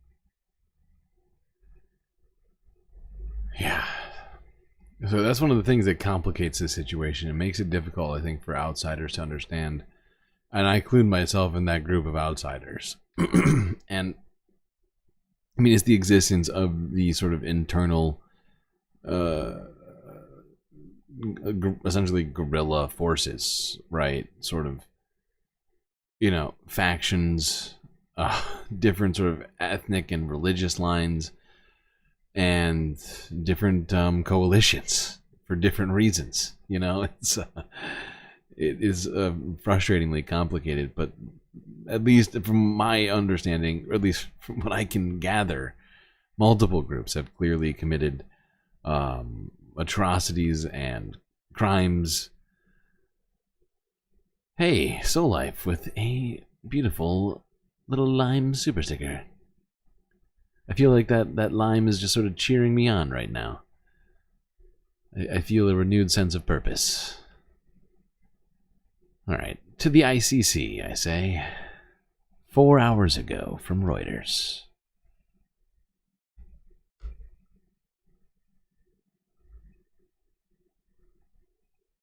This is the first application. The International Criminal Court's prosecutor, Karim Khan, said Wednesday he would seek an arrest warrant for Myanmar's military leader for crimes against humanity and the alleged persecution of the country's Rohingya minority. My office has concluded that there are reasonable grounds to believe that Senior General and Acting President Min Aung, Commander-in-Chief of the Myanmar Defence Services, bears criminal responsibility for the crimes against humanity of deportation and persecution of the Rohingya committed in Myanmar and in part of Bangladesh between the 25th of August 2017 and the 31st of December 2017. A spokesperson for Myanmar's ruling junta did not answer calls from Reuters immediately after the announcement. Now, one thing I think maybe you may have picked up on is that this only includes the one general who is most credited with the chaos happening in Myanmar right now, right? So in a way, I mean, there's more work to be done, I guess is what my point is here. But I mean, it's a start. It's a step in the right direction here. This has requested comments from the military government by email. 1 million Rohingya fled to escape a Myanmar military offensive launched in August 2017. It's a military campaign UN investigators described as a textbook example of ethnic cleansing. Soldiers, police and Buddhist villagers are alleged by UN investigators to have razed hundreds of villages in the remote western Rakhine state, torturing residents, carrying out mass killings and gang rapes. Myanmar has denied the allegations and says security forces were carrying out legitimate operations against military. Legitimate operations. You know, I would not include that statement when you're trying to justify. I mean, I wouldn't attempt that anyway. But I guess my point is, not a good time, pal. You're gonna want to find some new words. Precision of language. Precision of language, please.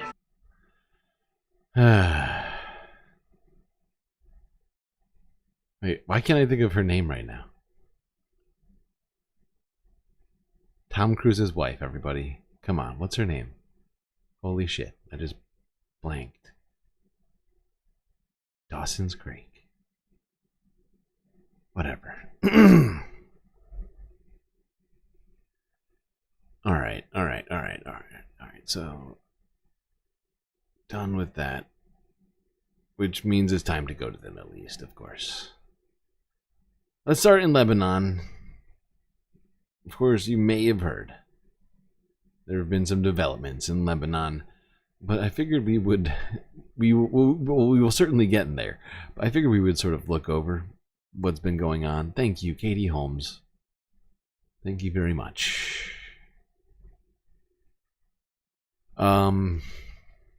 Yeah, that's Katie Holmes in Divergent. Right? Oh, wait, no. In The Giver?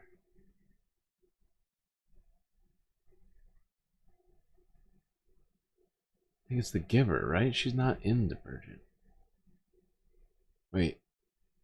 Oh no, my brain just broke again. You know, I'm gonna stop trying to think of movie references while also doing the news. Doesn't seem super compatible. Let's focus to Lebanon. This was from 3 days ago. I think this came out like the Monday morning right after the stream. This was in Jordan, actually. I'm sorry. We were gonna go to Lebanon. Did I skip over it? I did. This is in Lebanon. Take two.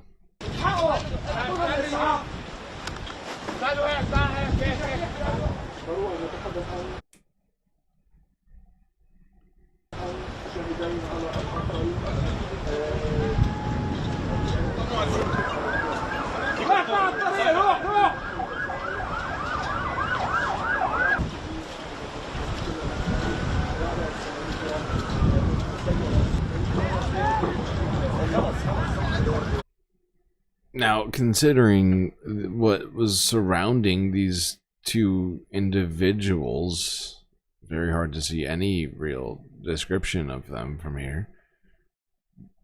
But from what I can tell, it would appear to be a drone strike of some sort on a beach, what appears to be a public beach next to private residence, maybe a hotel.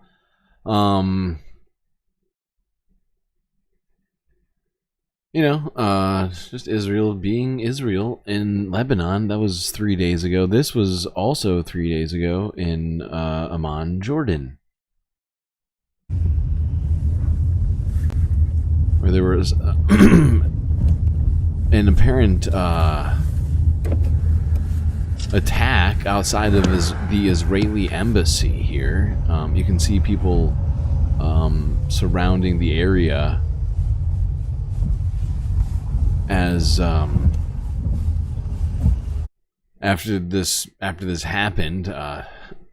Jordan's government sent a great deal of police and security to guard the Israeli embassy. How nice of them.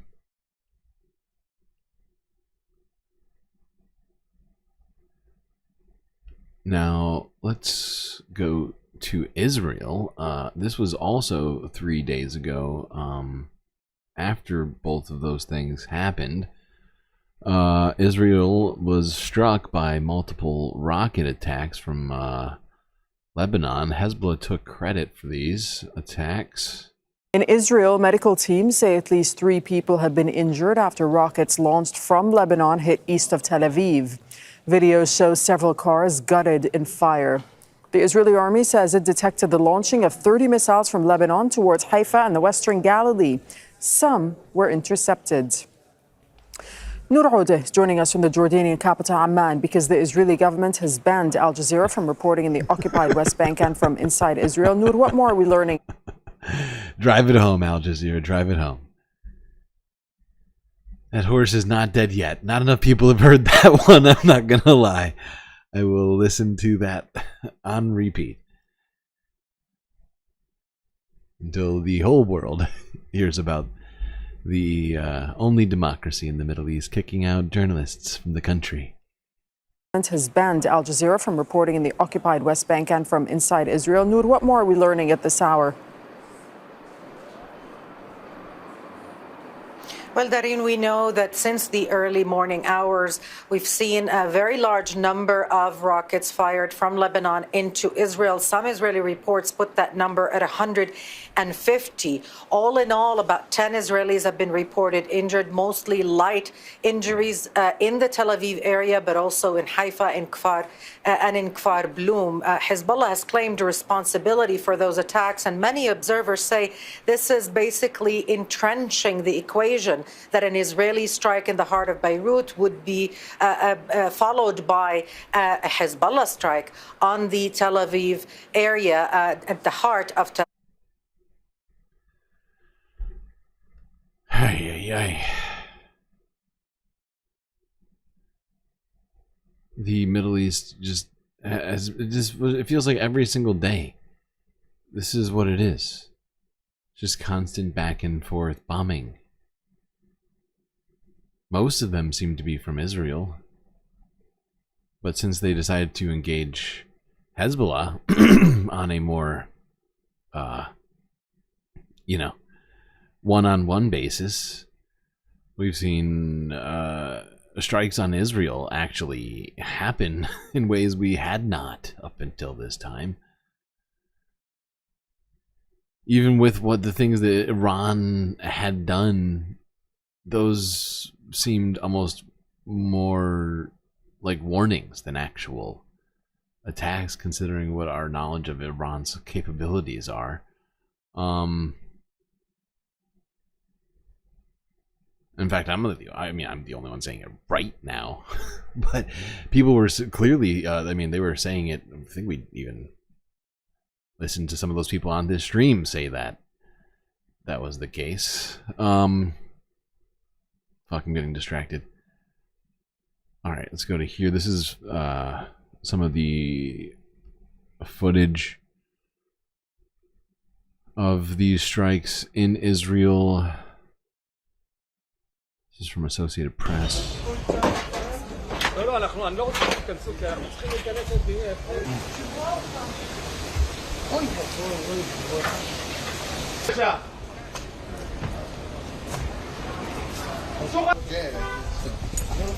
Yeah, and much of what we're seeing here is it's essentially like this. I'm exaggerating a little bit, but much of these most recent strikes are pretty much the extent of all of the damage that we've seen to Israeli buildings.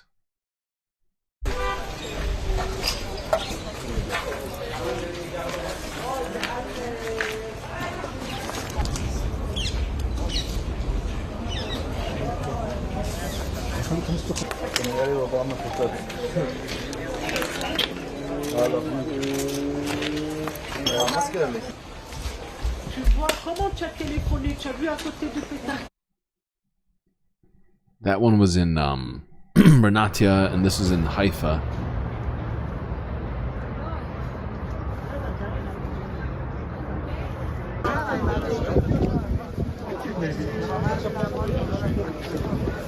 It's still not, you know, the sort of damage we've been seeing in Lebanon, where it's just buildings that look like they were professionally demolished.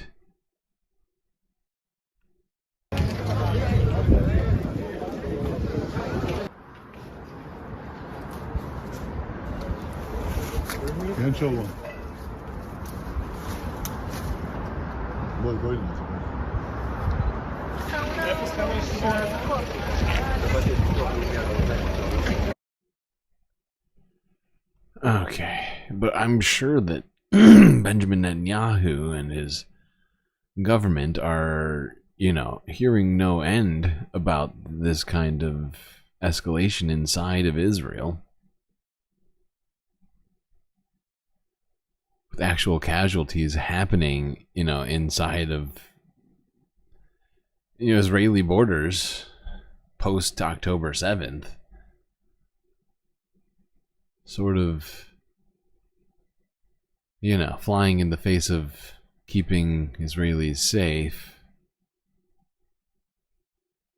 Now, I mean, directly after all of this, Israel decided to send a bunch of missiles into Lebanon, which killed 17 people, including at least one mother and her 4 children, who I think we can safely assume were civilians.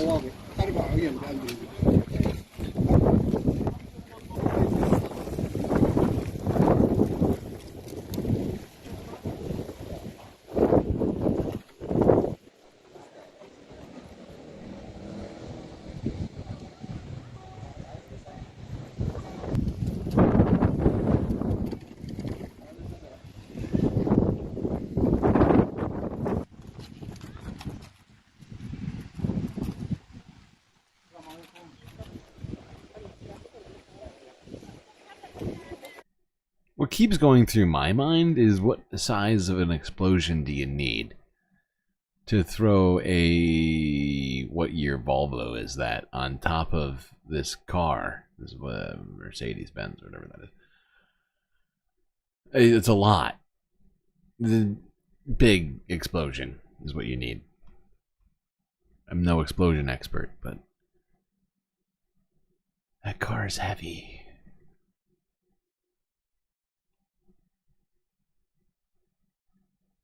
No dents? Well, that's Swedish engineering for you.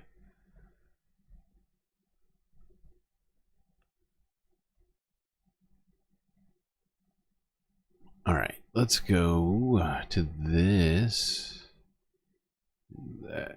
This is footage of more Israeli strikes in Lebanon.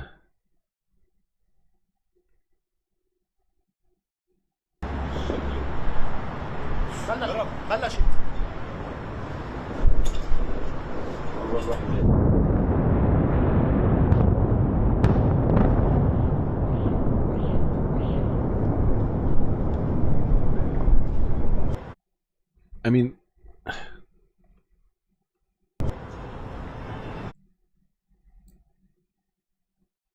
one thing about this picture that struck me when I was looking at this is that when I first looked at it, I was like, what is this? What is this, New York? Like, because this is, I keep saying it over and over again. Beirut is the goddamn capital of Lebanon. And this vantage point just shows you exactly what I'm talking about in terms of what we're, like, when I use examples like New York City, like, that's basically what Beirut is. Right? Look how densely populated it is. Look at the size of the fucking buildings, right? In comparison to what we were talking, like when we look at like Gaza before and after, it's like it's densely populated, but it's nowhere the, you know what I mean? Like Lebanon is a UNSC country. It's a sovereign nation state.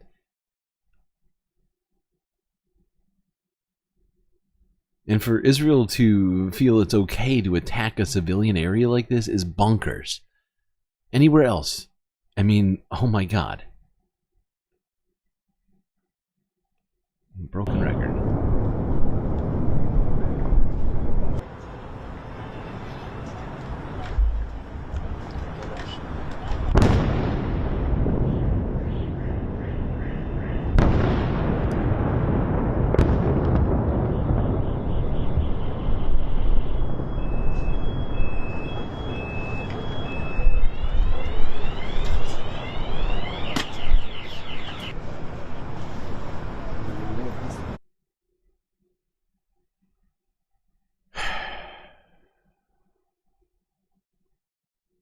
All right.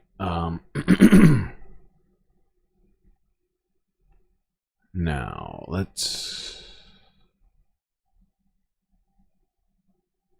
go here. This is Guardian News. Showing the aftermath. A higher than usual number of rocket attacks. Wait, no. Let's go to Global News first, actually.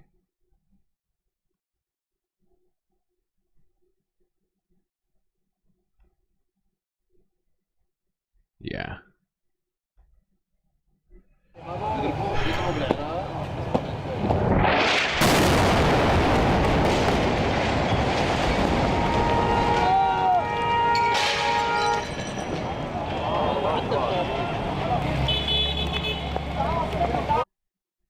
So more Israeli strikes in Lebanon, directly following those other strikes. This was, I believe, the morning directly after that strike we just got done watching before this one.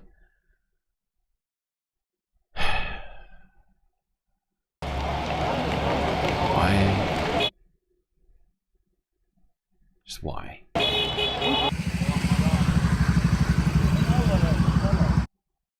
Lebanon's Deputy Speaker of Parliament, Elias Boussab, told Reuters on Monday that there were no serious obstacles left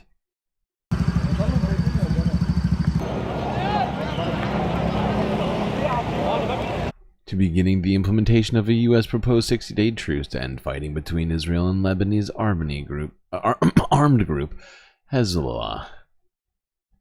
And as it turns out, that is very true. And we are going to get to that shortly after we look at more strikes. People here are sick of this. Sorry. The aftermath of these strikes, I mean. We don't need to look at these again. Oh, sorry. This is a new... I forgot. No, I forgot. Sorry, it's a completely different video. I'm getting my shit mixed up. This is a completely different strike. This one we actually have to watch. I'm sorry. The other one was just a repeat, but this is a different strike, and this is a strike that killed multiple journalists in Lebanon. You know, a place where there's BBC journalists, and a place we were supposed to start a petition. Might be too late.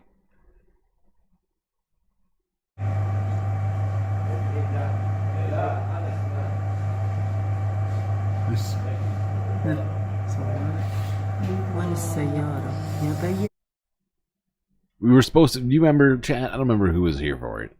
But do you remember when we were supposed to start a petition on Blue Sky to get Piers Morgan to give up his day job of pretending to moderate debates that he's actively participating in and go do supposed journalism in Lebanon like the rest of, you know, his colleagues were doing?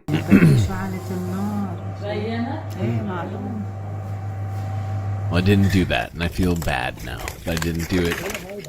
You know, that I wasn't actively focused on doing jobs I said I would do. Not because of this strike on journalists. This is an awkward time to bring this up, I guess, but no, because of what's about to come up here right now. That being the fact that this might be, potentially, fingers crossed, I would like it to be the end of it, as well as the beginning to the end of the rest of it.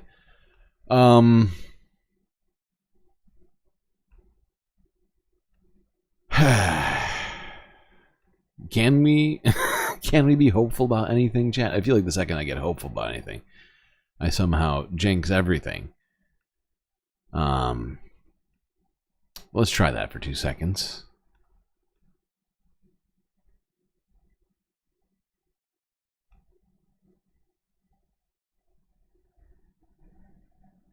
So we are moving forward on this front. As I said many times, our goal was very clear, which is to push Hezbollah north of the Litani River.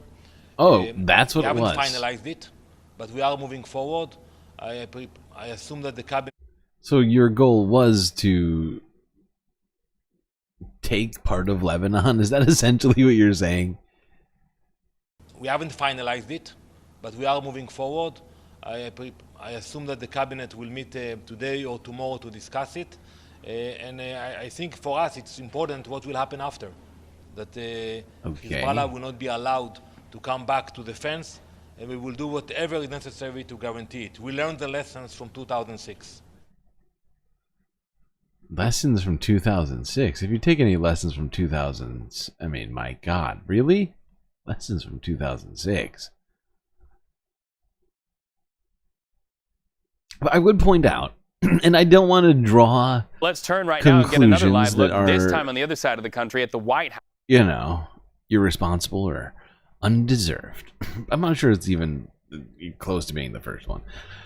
But I think it's possible, even though we are seeing those strikes in Lebanon increase, those very successful attacks on Israel that Hezbollah carried out, I think may be at least some portion of this. What percentage of it I would assign to the reason why Israel is actually at the table right now with Lebanon?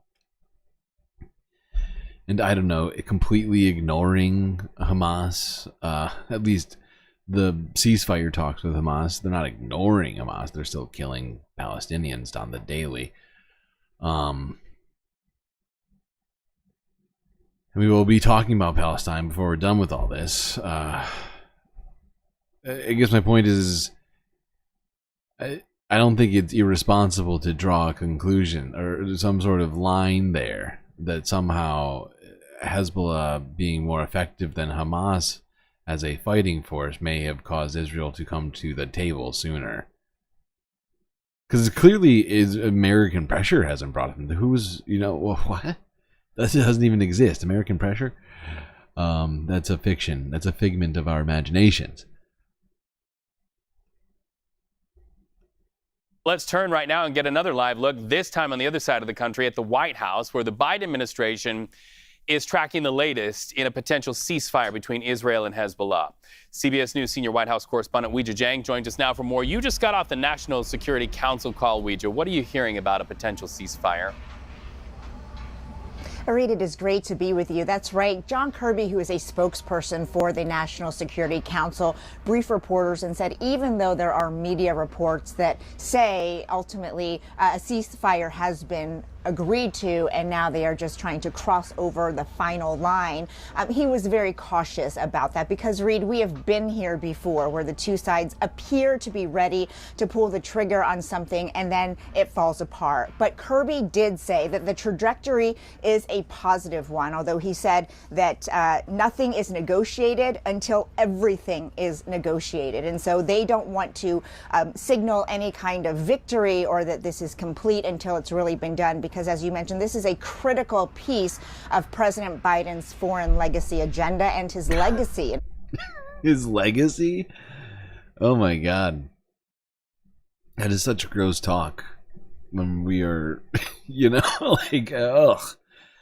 legacy? You want to talk legacy? Really? Right now? Around this? Be the last thing I'd want to bring up. I mean, she's not a Biden official, but she's a CBS News senior White House correspondent.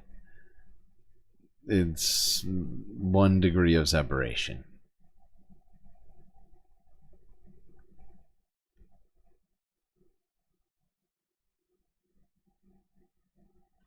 Woof. Okay. Let's talk about legacies before we talk more about that ceasefire deal.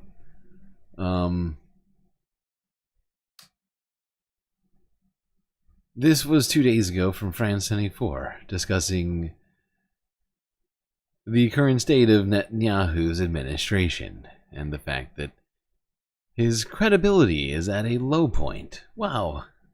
France 24? Really? If you haven't watched this channel enough, well, we watch a lot of France 24 around here, and they happen to be, man, one of the worst foreign outlets on all of this. They've been playing Israeli lawyers pretty hard. Let's begin. Noga Tandapolsky, our Jerusalem correspondent, joining us live. Noga, good evening to you. What is the latest you can tell us about the truce? Well, it's an interesting situation here in Israel tonight, because on the one hand, the Israeli population very badly wants an end to this war. All polls have shown this.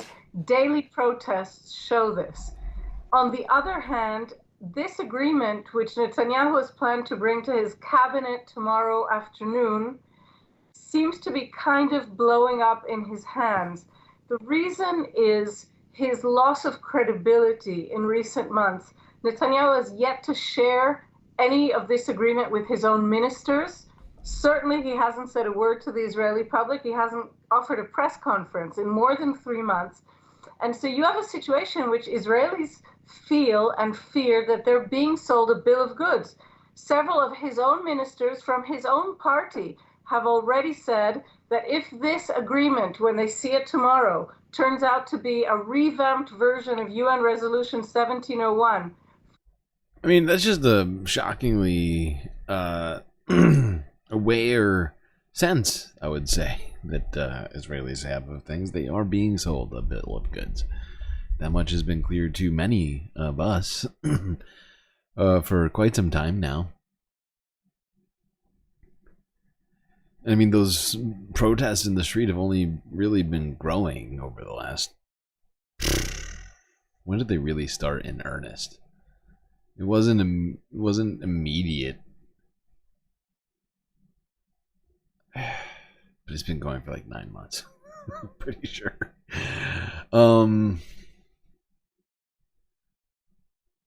Yeah, and I mean, we know about Netanyahu's credibility. Sure, his credibility among Israelis might be, sort of lukewarm or worse, but internationally, it's beyond ice cold. He just got the ICC to issue arrest warrants on him. He no longer can, visit. How many countries? I don't even know how many countries actually recognize the ICC, but it's a lot of them. It's gonna make vacationing super tough. And I don't know, being a leader of a country as well might be, there might be some might be some problems.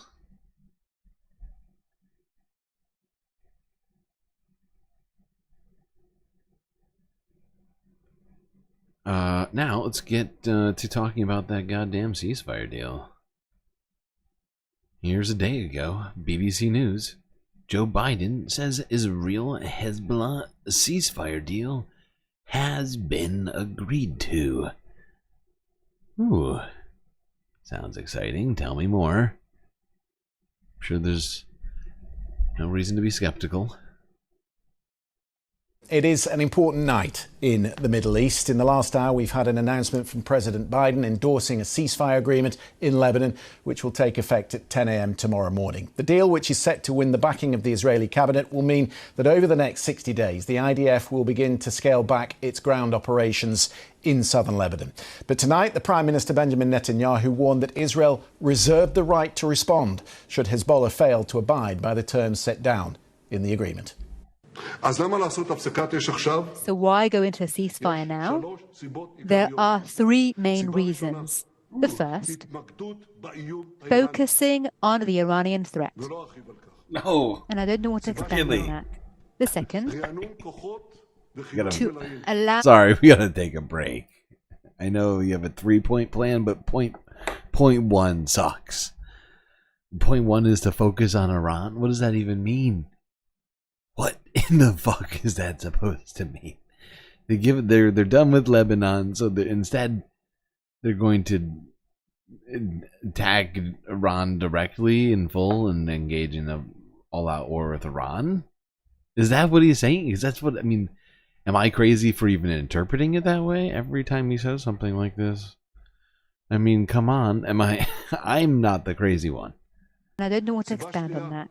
The second, to allow our forces to refresh and to also allow our resources to be replenished. Okay. It is no secret that there have been some delays in the supply of ammunition and arms. Oh, has there? In what way? To be removed. We're going to have a delay. Oh my god. This dude has gotten weapons faster than anybody in history. Advanced weapons, and that will save the lives of our soldiers, and it will give us great force to complete our missions. Another third reason for the ceasefire is to disconnect the two arenas. All right, that's not necessarily true. I think technically Ukraine might win, but really, it's close.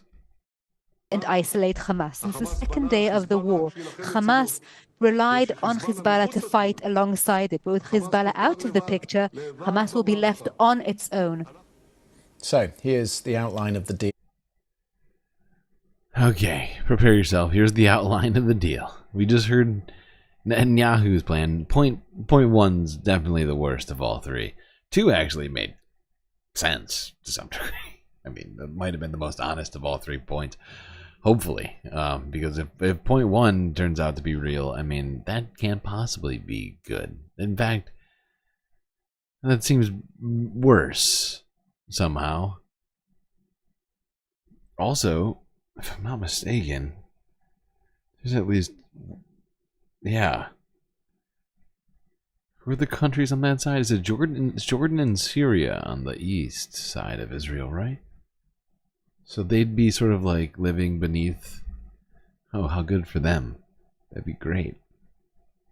According to the terms agreed, Hezbollah will withdraw its forces from southern Lebanon, moving some 25 kilometers back from the Israeli border, north of the Litani River. In turn, the Israeli troops will gradually withdraw from southern Lebanon over a period of 60 days, with the regular Lebanese army deploying in their place alongside an existing UN force that is already there, known as UNIFIL. So the Good. We're going to replace Hezbollah with two groups of different military forces that have also been attacked by Israel as well. Now, of course, Israel claimed that they were either in cahoots with Hezbollah or they happened to be near or around significant Hezbollah targets. But as we know, those kind of Israeli claims deserve to be backed up and actually require evidence. Should require, at least.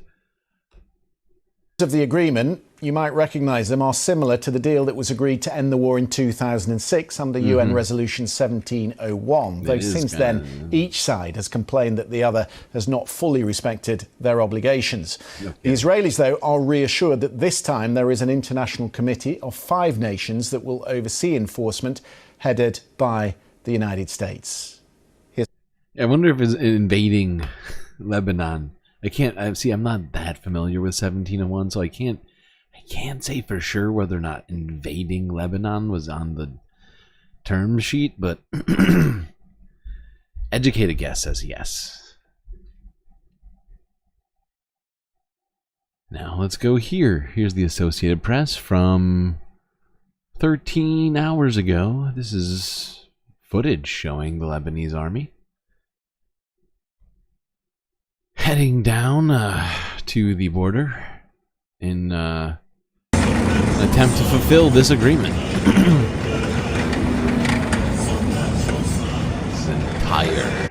This is the place where we just saw that horrifying video on that beach where those two people were killed by an Israeli drone.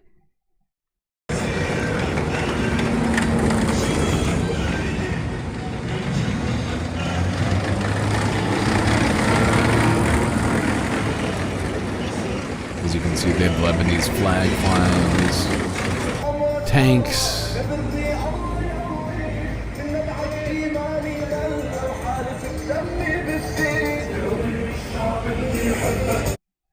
Israel also illegally occupies the Golan Heights. They certainly do. It'd almost be easier to say the places Israel doesn't illegally occupy. I know I'm being an asshole because I know it's not close to being true, but with the amount of like stuff we keep talking about them illegally occupying on a daily basis, it feels like it. It does genuinely feel like it, but it is a tiny geographical location. Not that that makes it any better, just that, you know, I am being dramatic.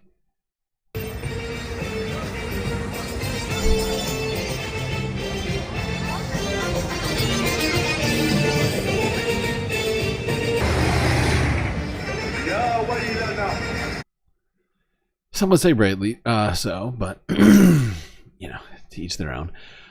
Let's go to our second to last video of the fucking night. My God, we're already there, chat. At the end of the stream.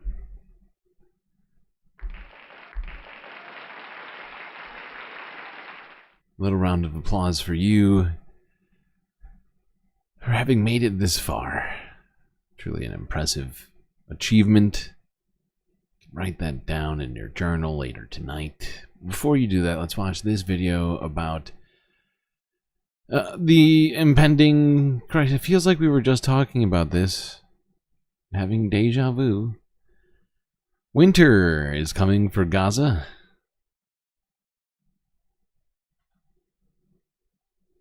Where hundreds of thousands of people are still living in tents.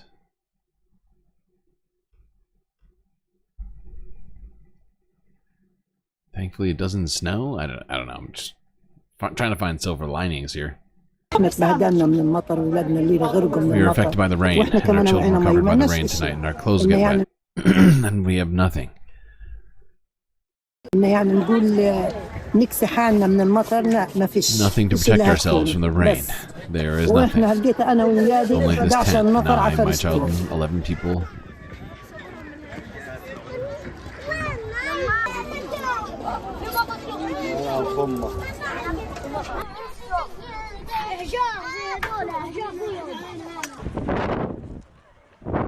Am I having a stroke, or did she say that 11 people are sleeping in one of these tents?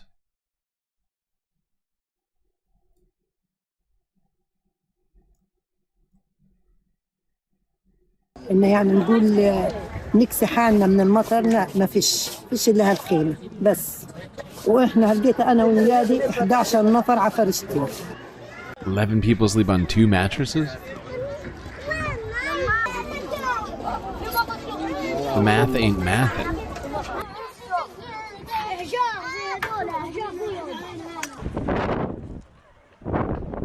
هاي خيامنا زي ما انتم شايفين، يعني لا في شوادر ولا Yeesh. Okay.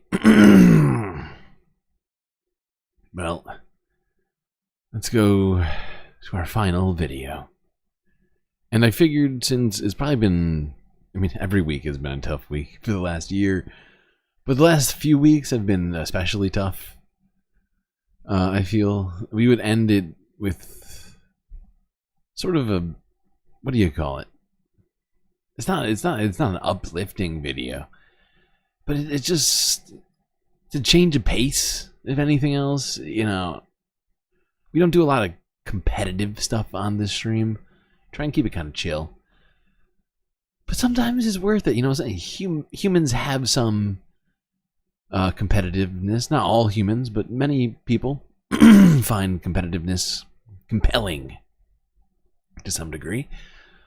And this is a big competition. There's some big names on this list, and just feel right to wrap this stream up today with this video from a day ago off of the HIC channel called, how do you pronounce this? Hassanabad? Oh, speaking of which, by the way, congratulations to everybody that is cool, that is involved on this list. Okay. Stop Anti-Semitism has decided 2024 Anti-Semite of the Year top 10 finalists. Hassan Piker, Cori Bush, John Cusack, Greta Thunberg, and then actual anti-Semites like Jake Shields, Jackson Hinkle, and Candace Owens, and Dan Bilzerian. I don't know who Jess Natalie even is. And then you have, okay, another person who is not anti-Semitic, Bassem Youssef. It's really funny when these dumbasses openly showcase that they have no interest in like actually tackling real anti-Semitism, and they just want to dilute anti-Semitism and conflate it with anti-Zionism. Seriously, how many times have we had to go over that on this stream?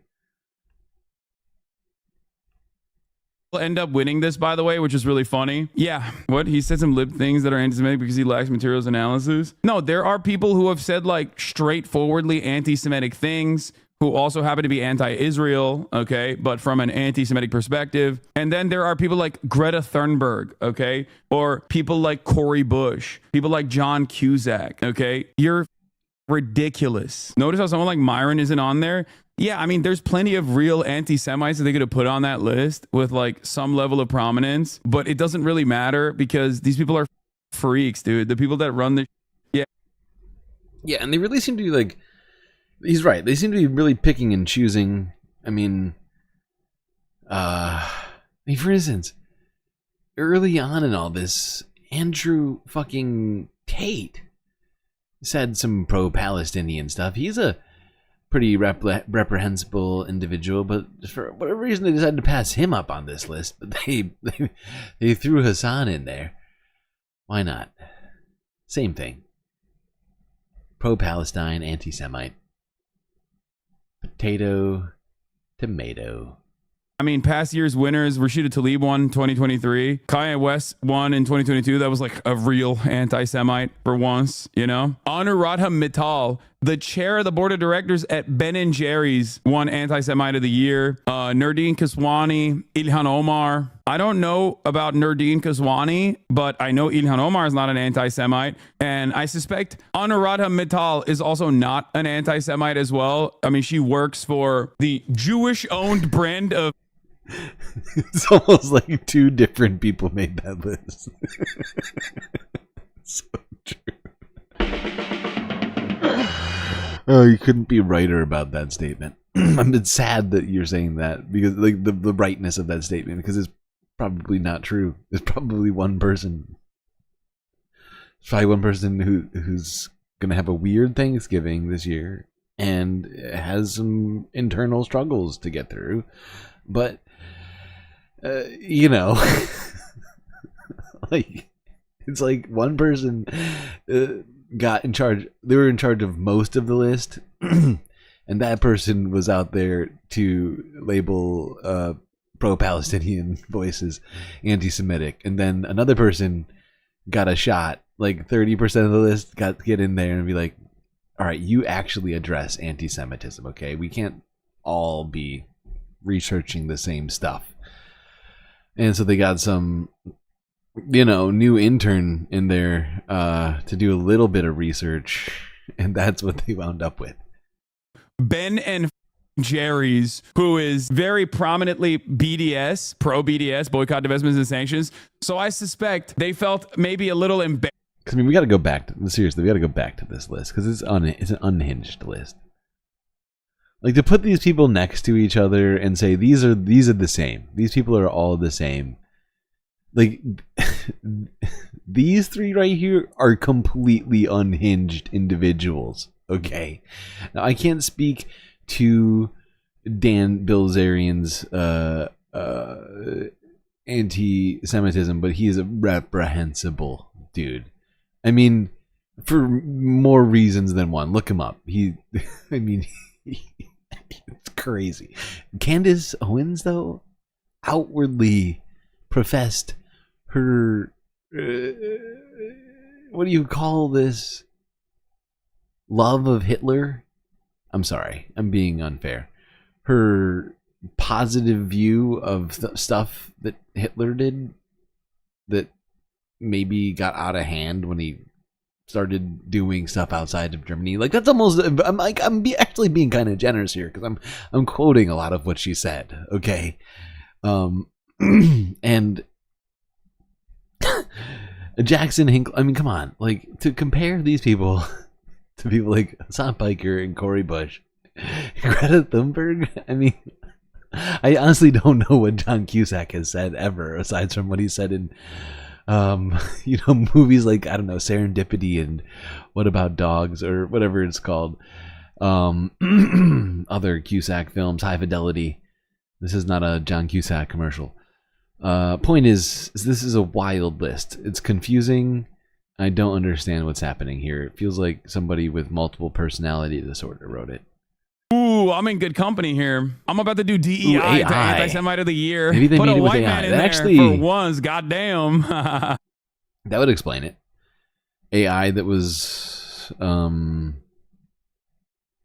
trained on the ADL's new definition of anti-Semitism.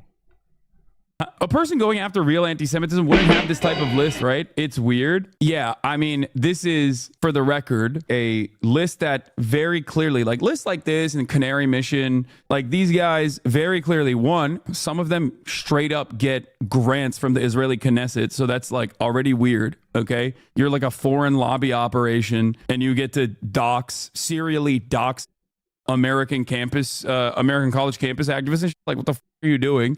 That's weird. How the f do we let that slide? That's number one. Number two, these operations are basically, Global Pop Star 2021 finalists were Ben and Jerry, and then Congressman Marjorie Taylor Greene. Two people on this list are not anti-Semitic.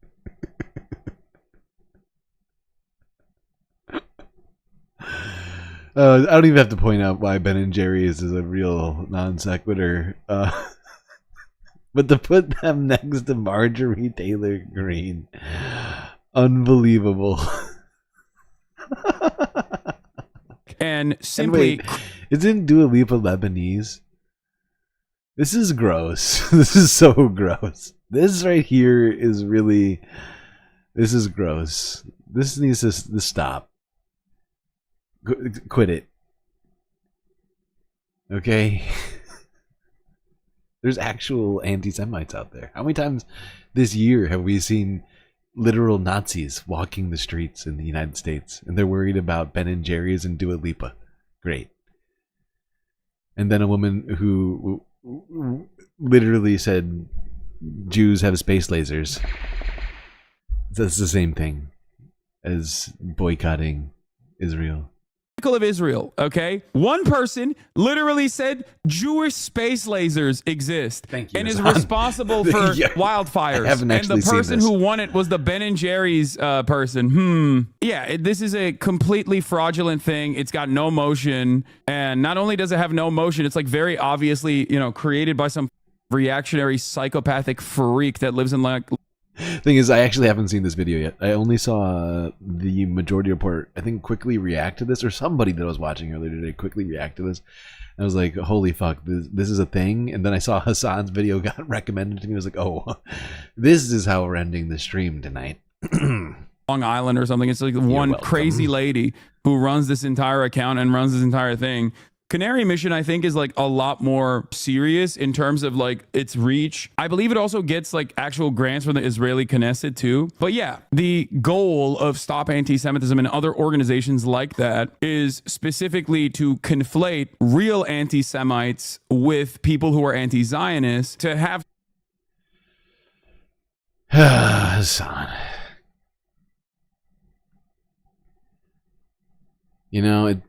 It's good that, in a way, it's good that he's as big as he is so that he can address this.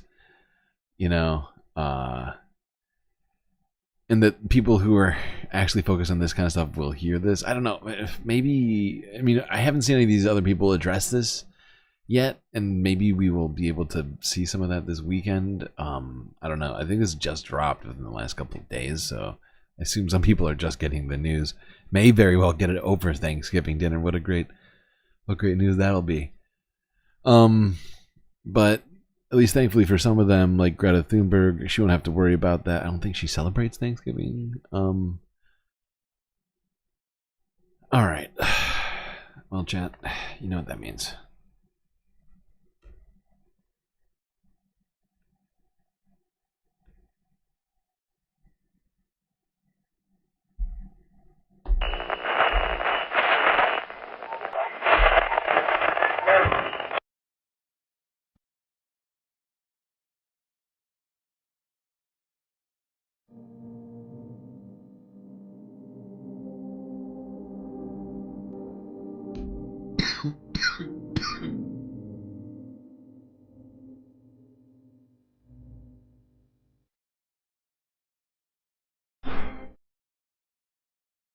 Well, we got through another one. It was difficult, and it was very long. But thankfully, we had each other. Till I see you next. You stay classy, Galactic Stream Nation.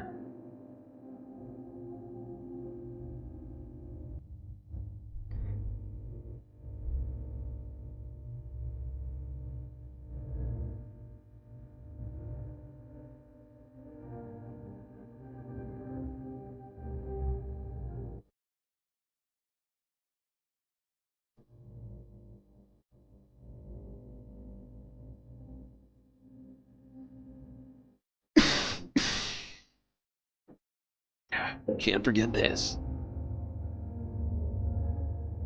These are your galactic patrons.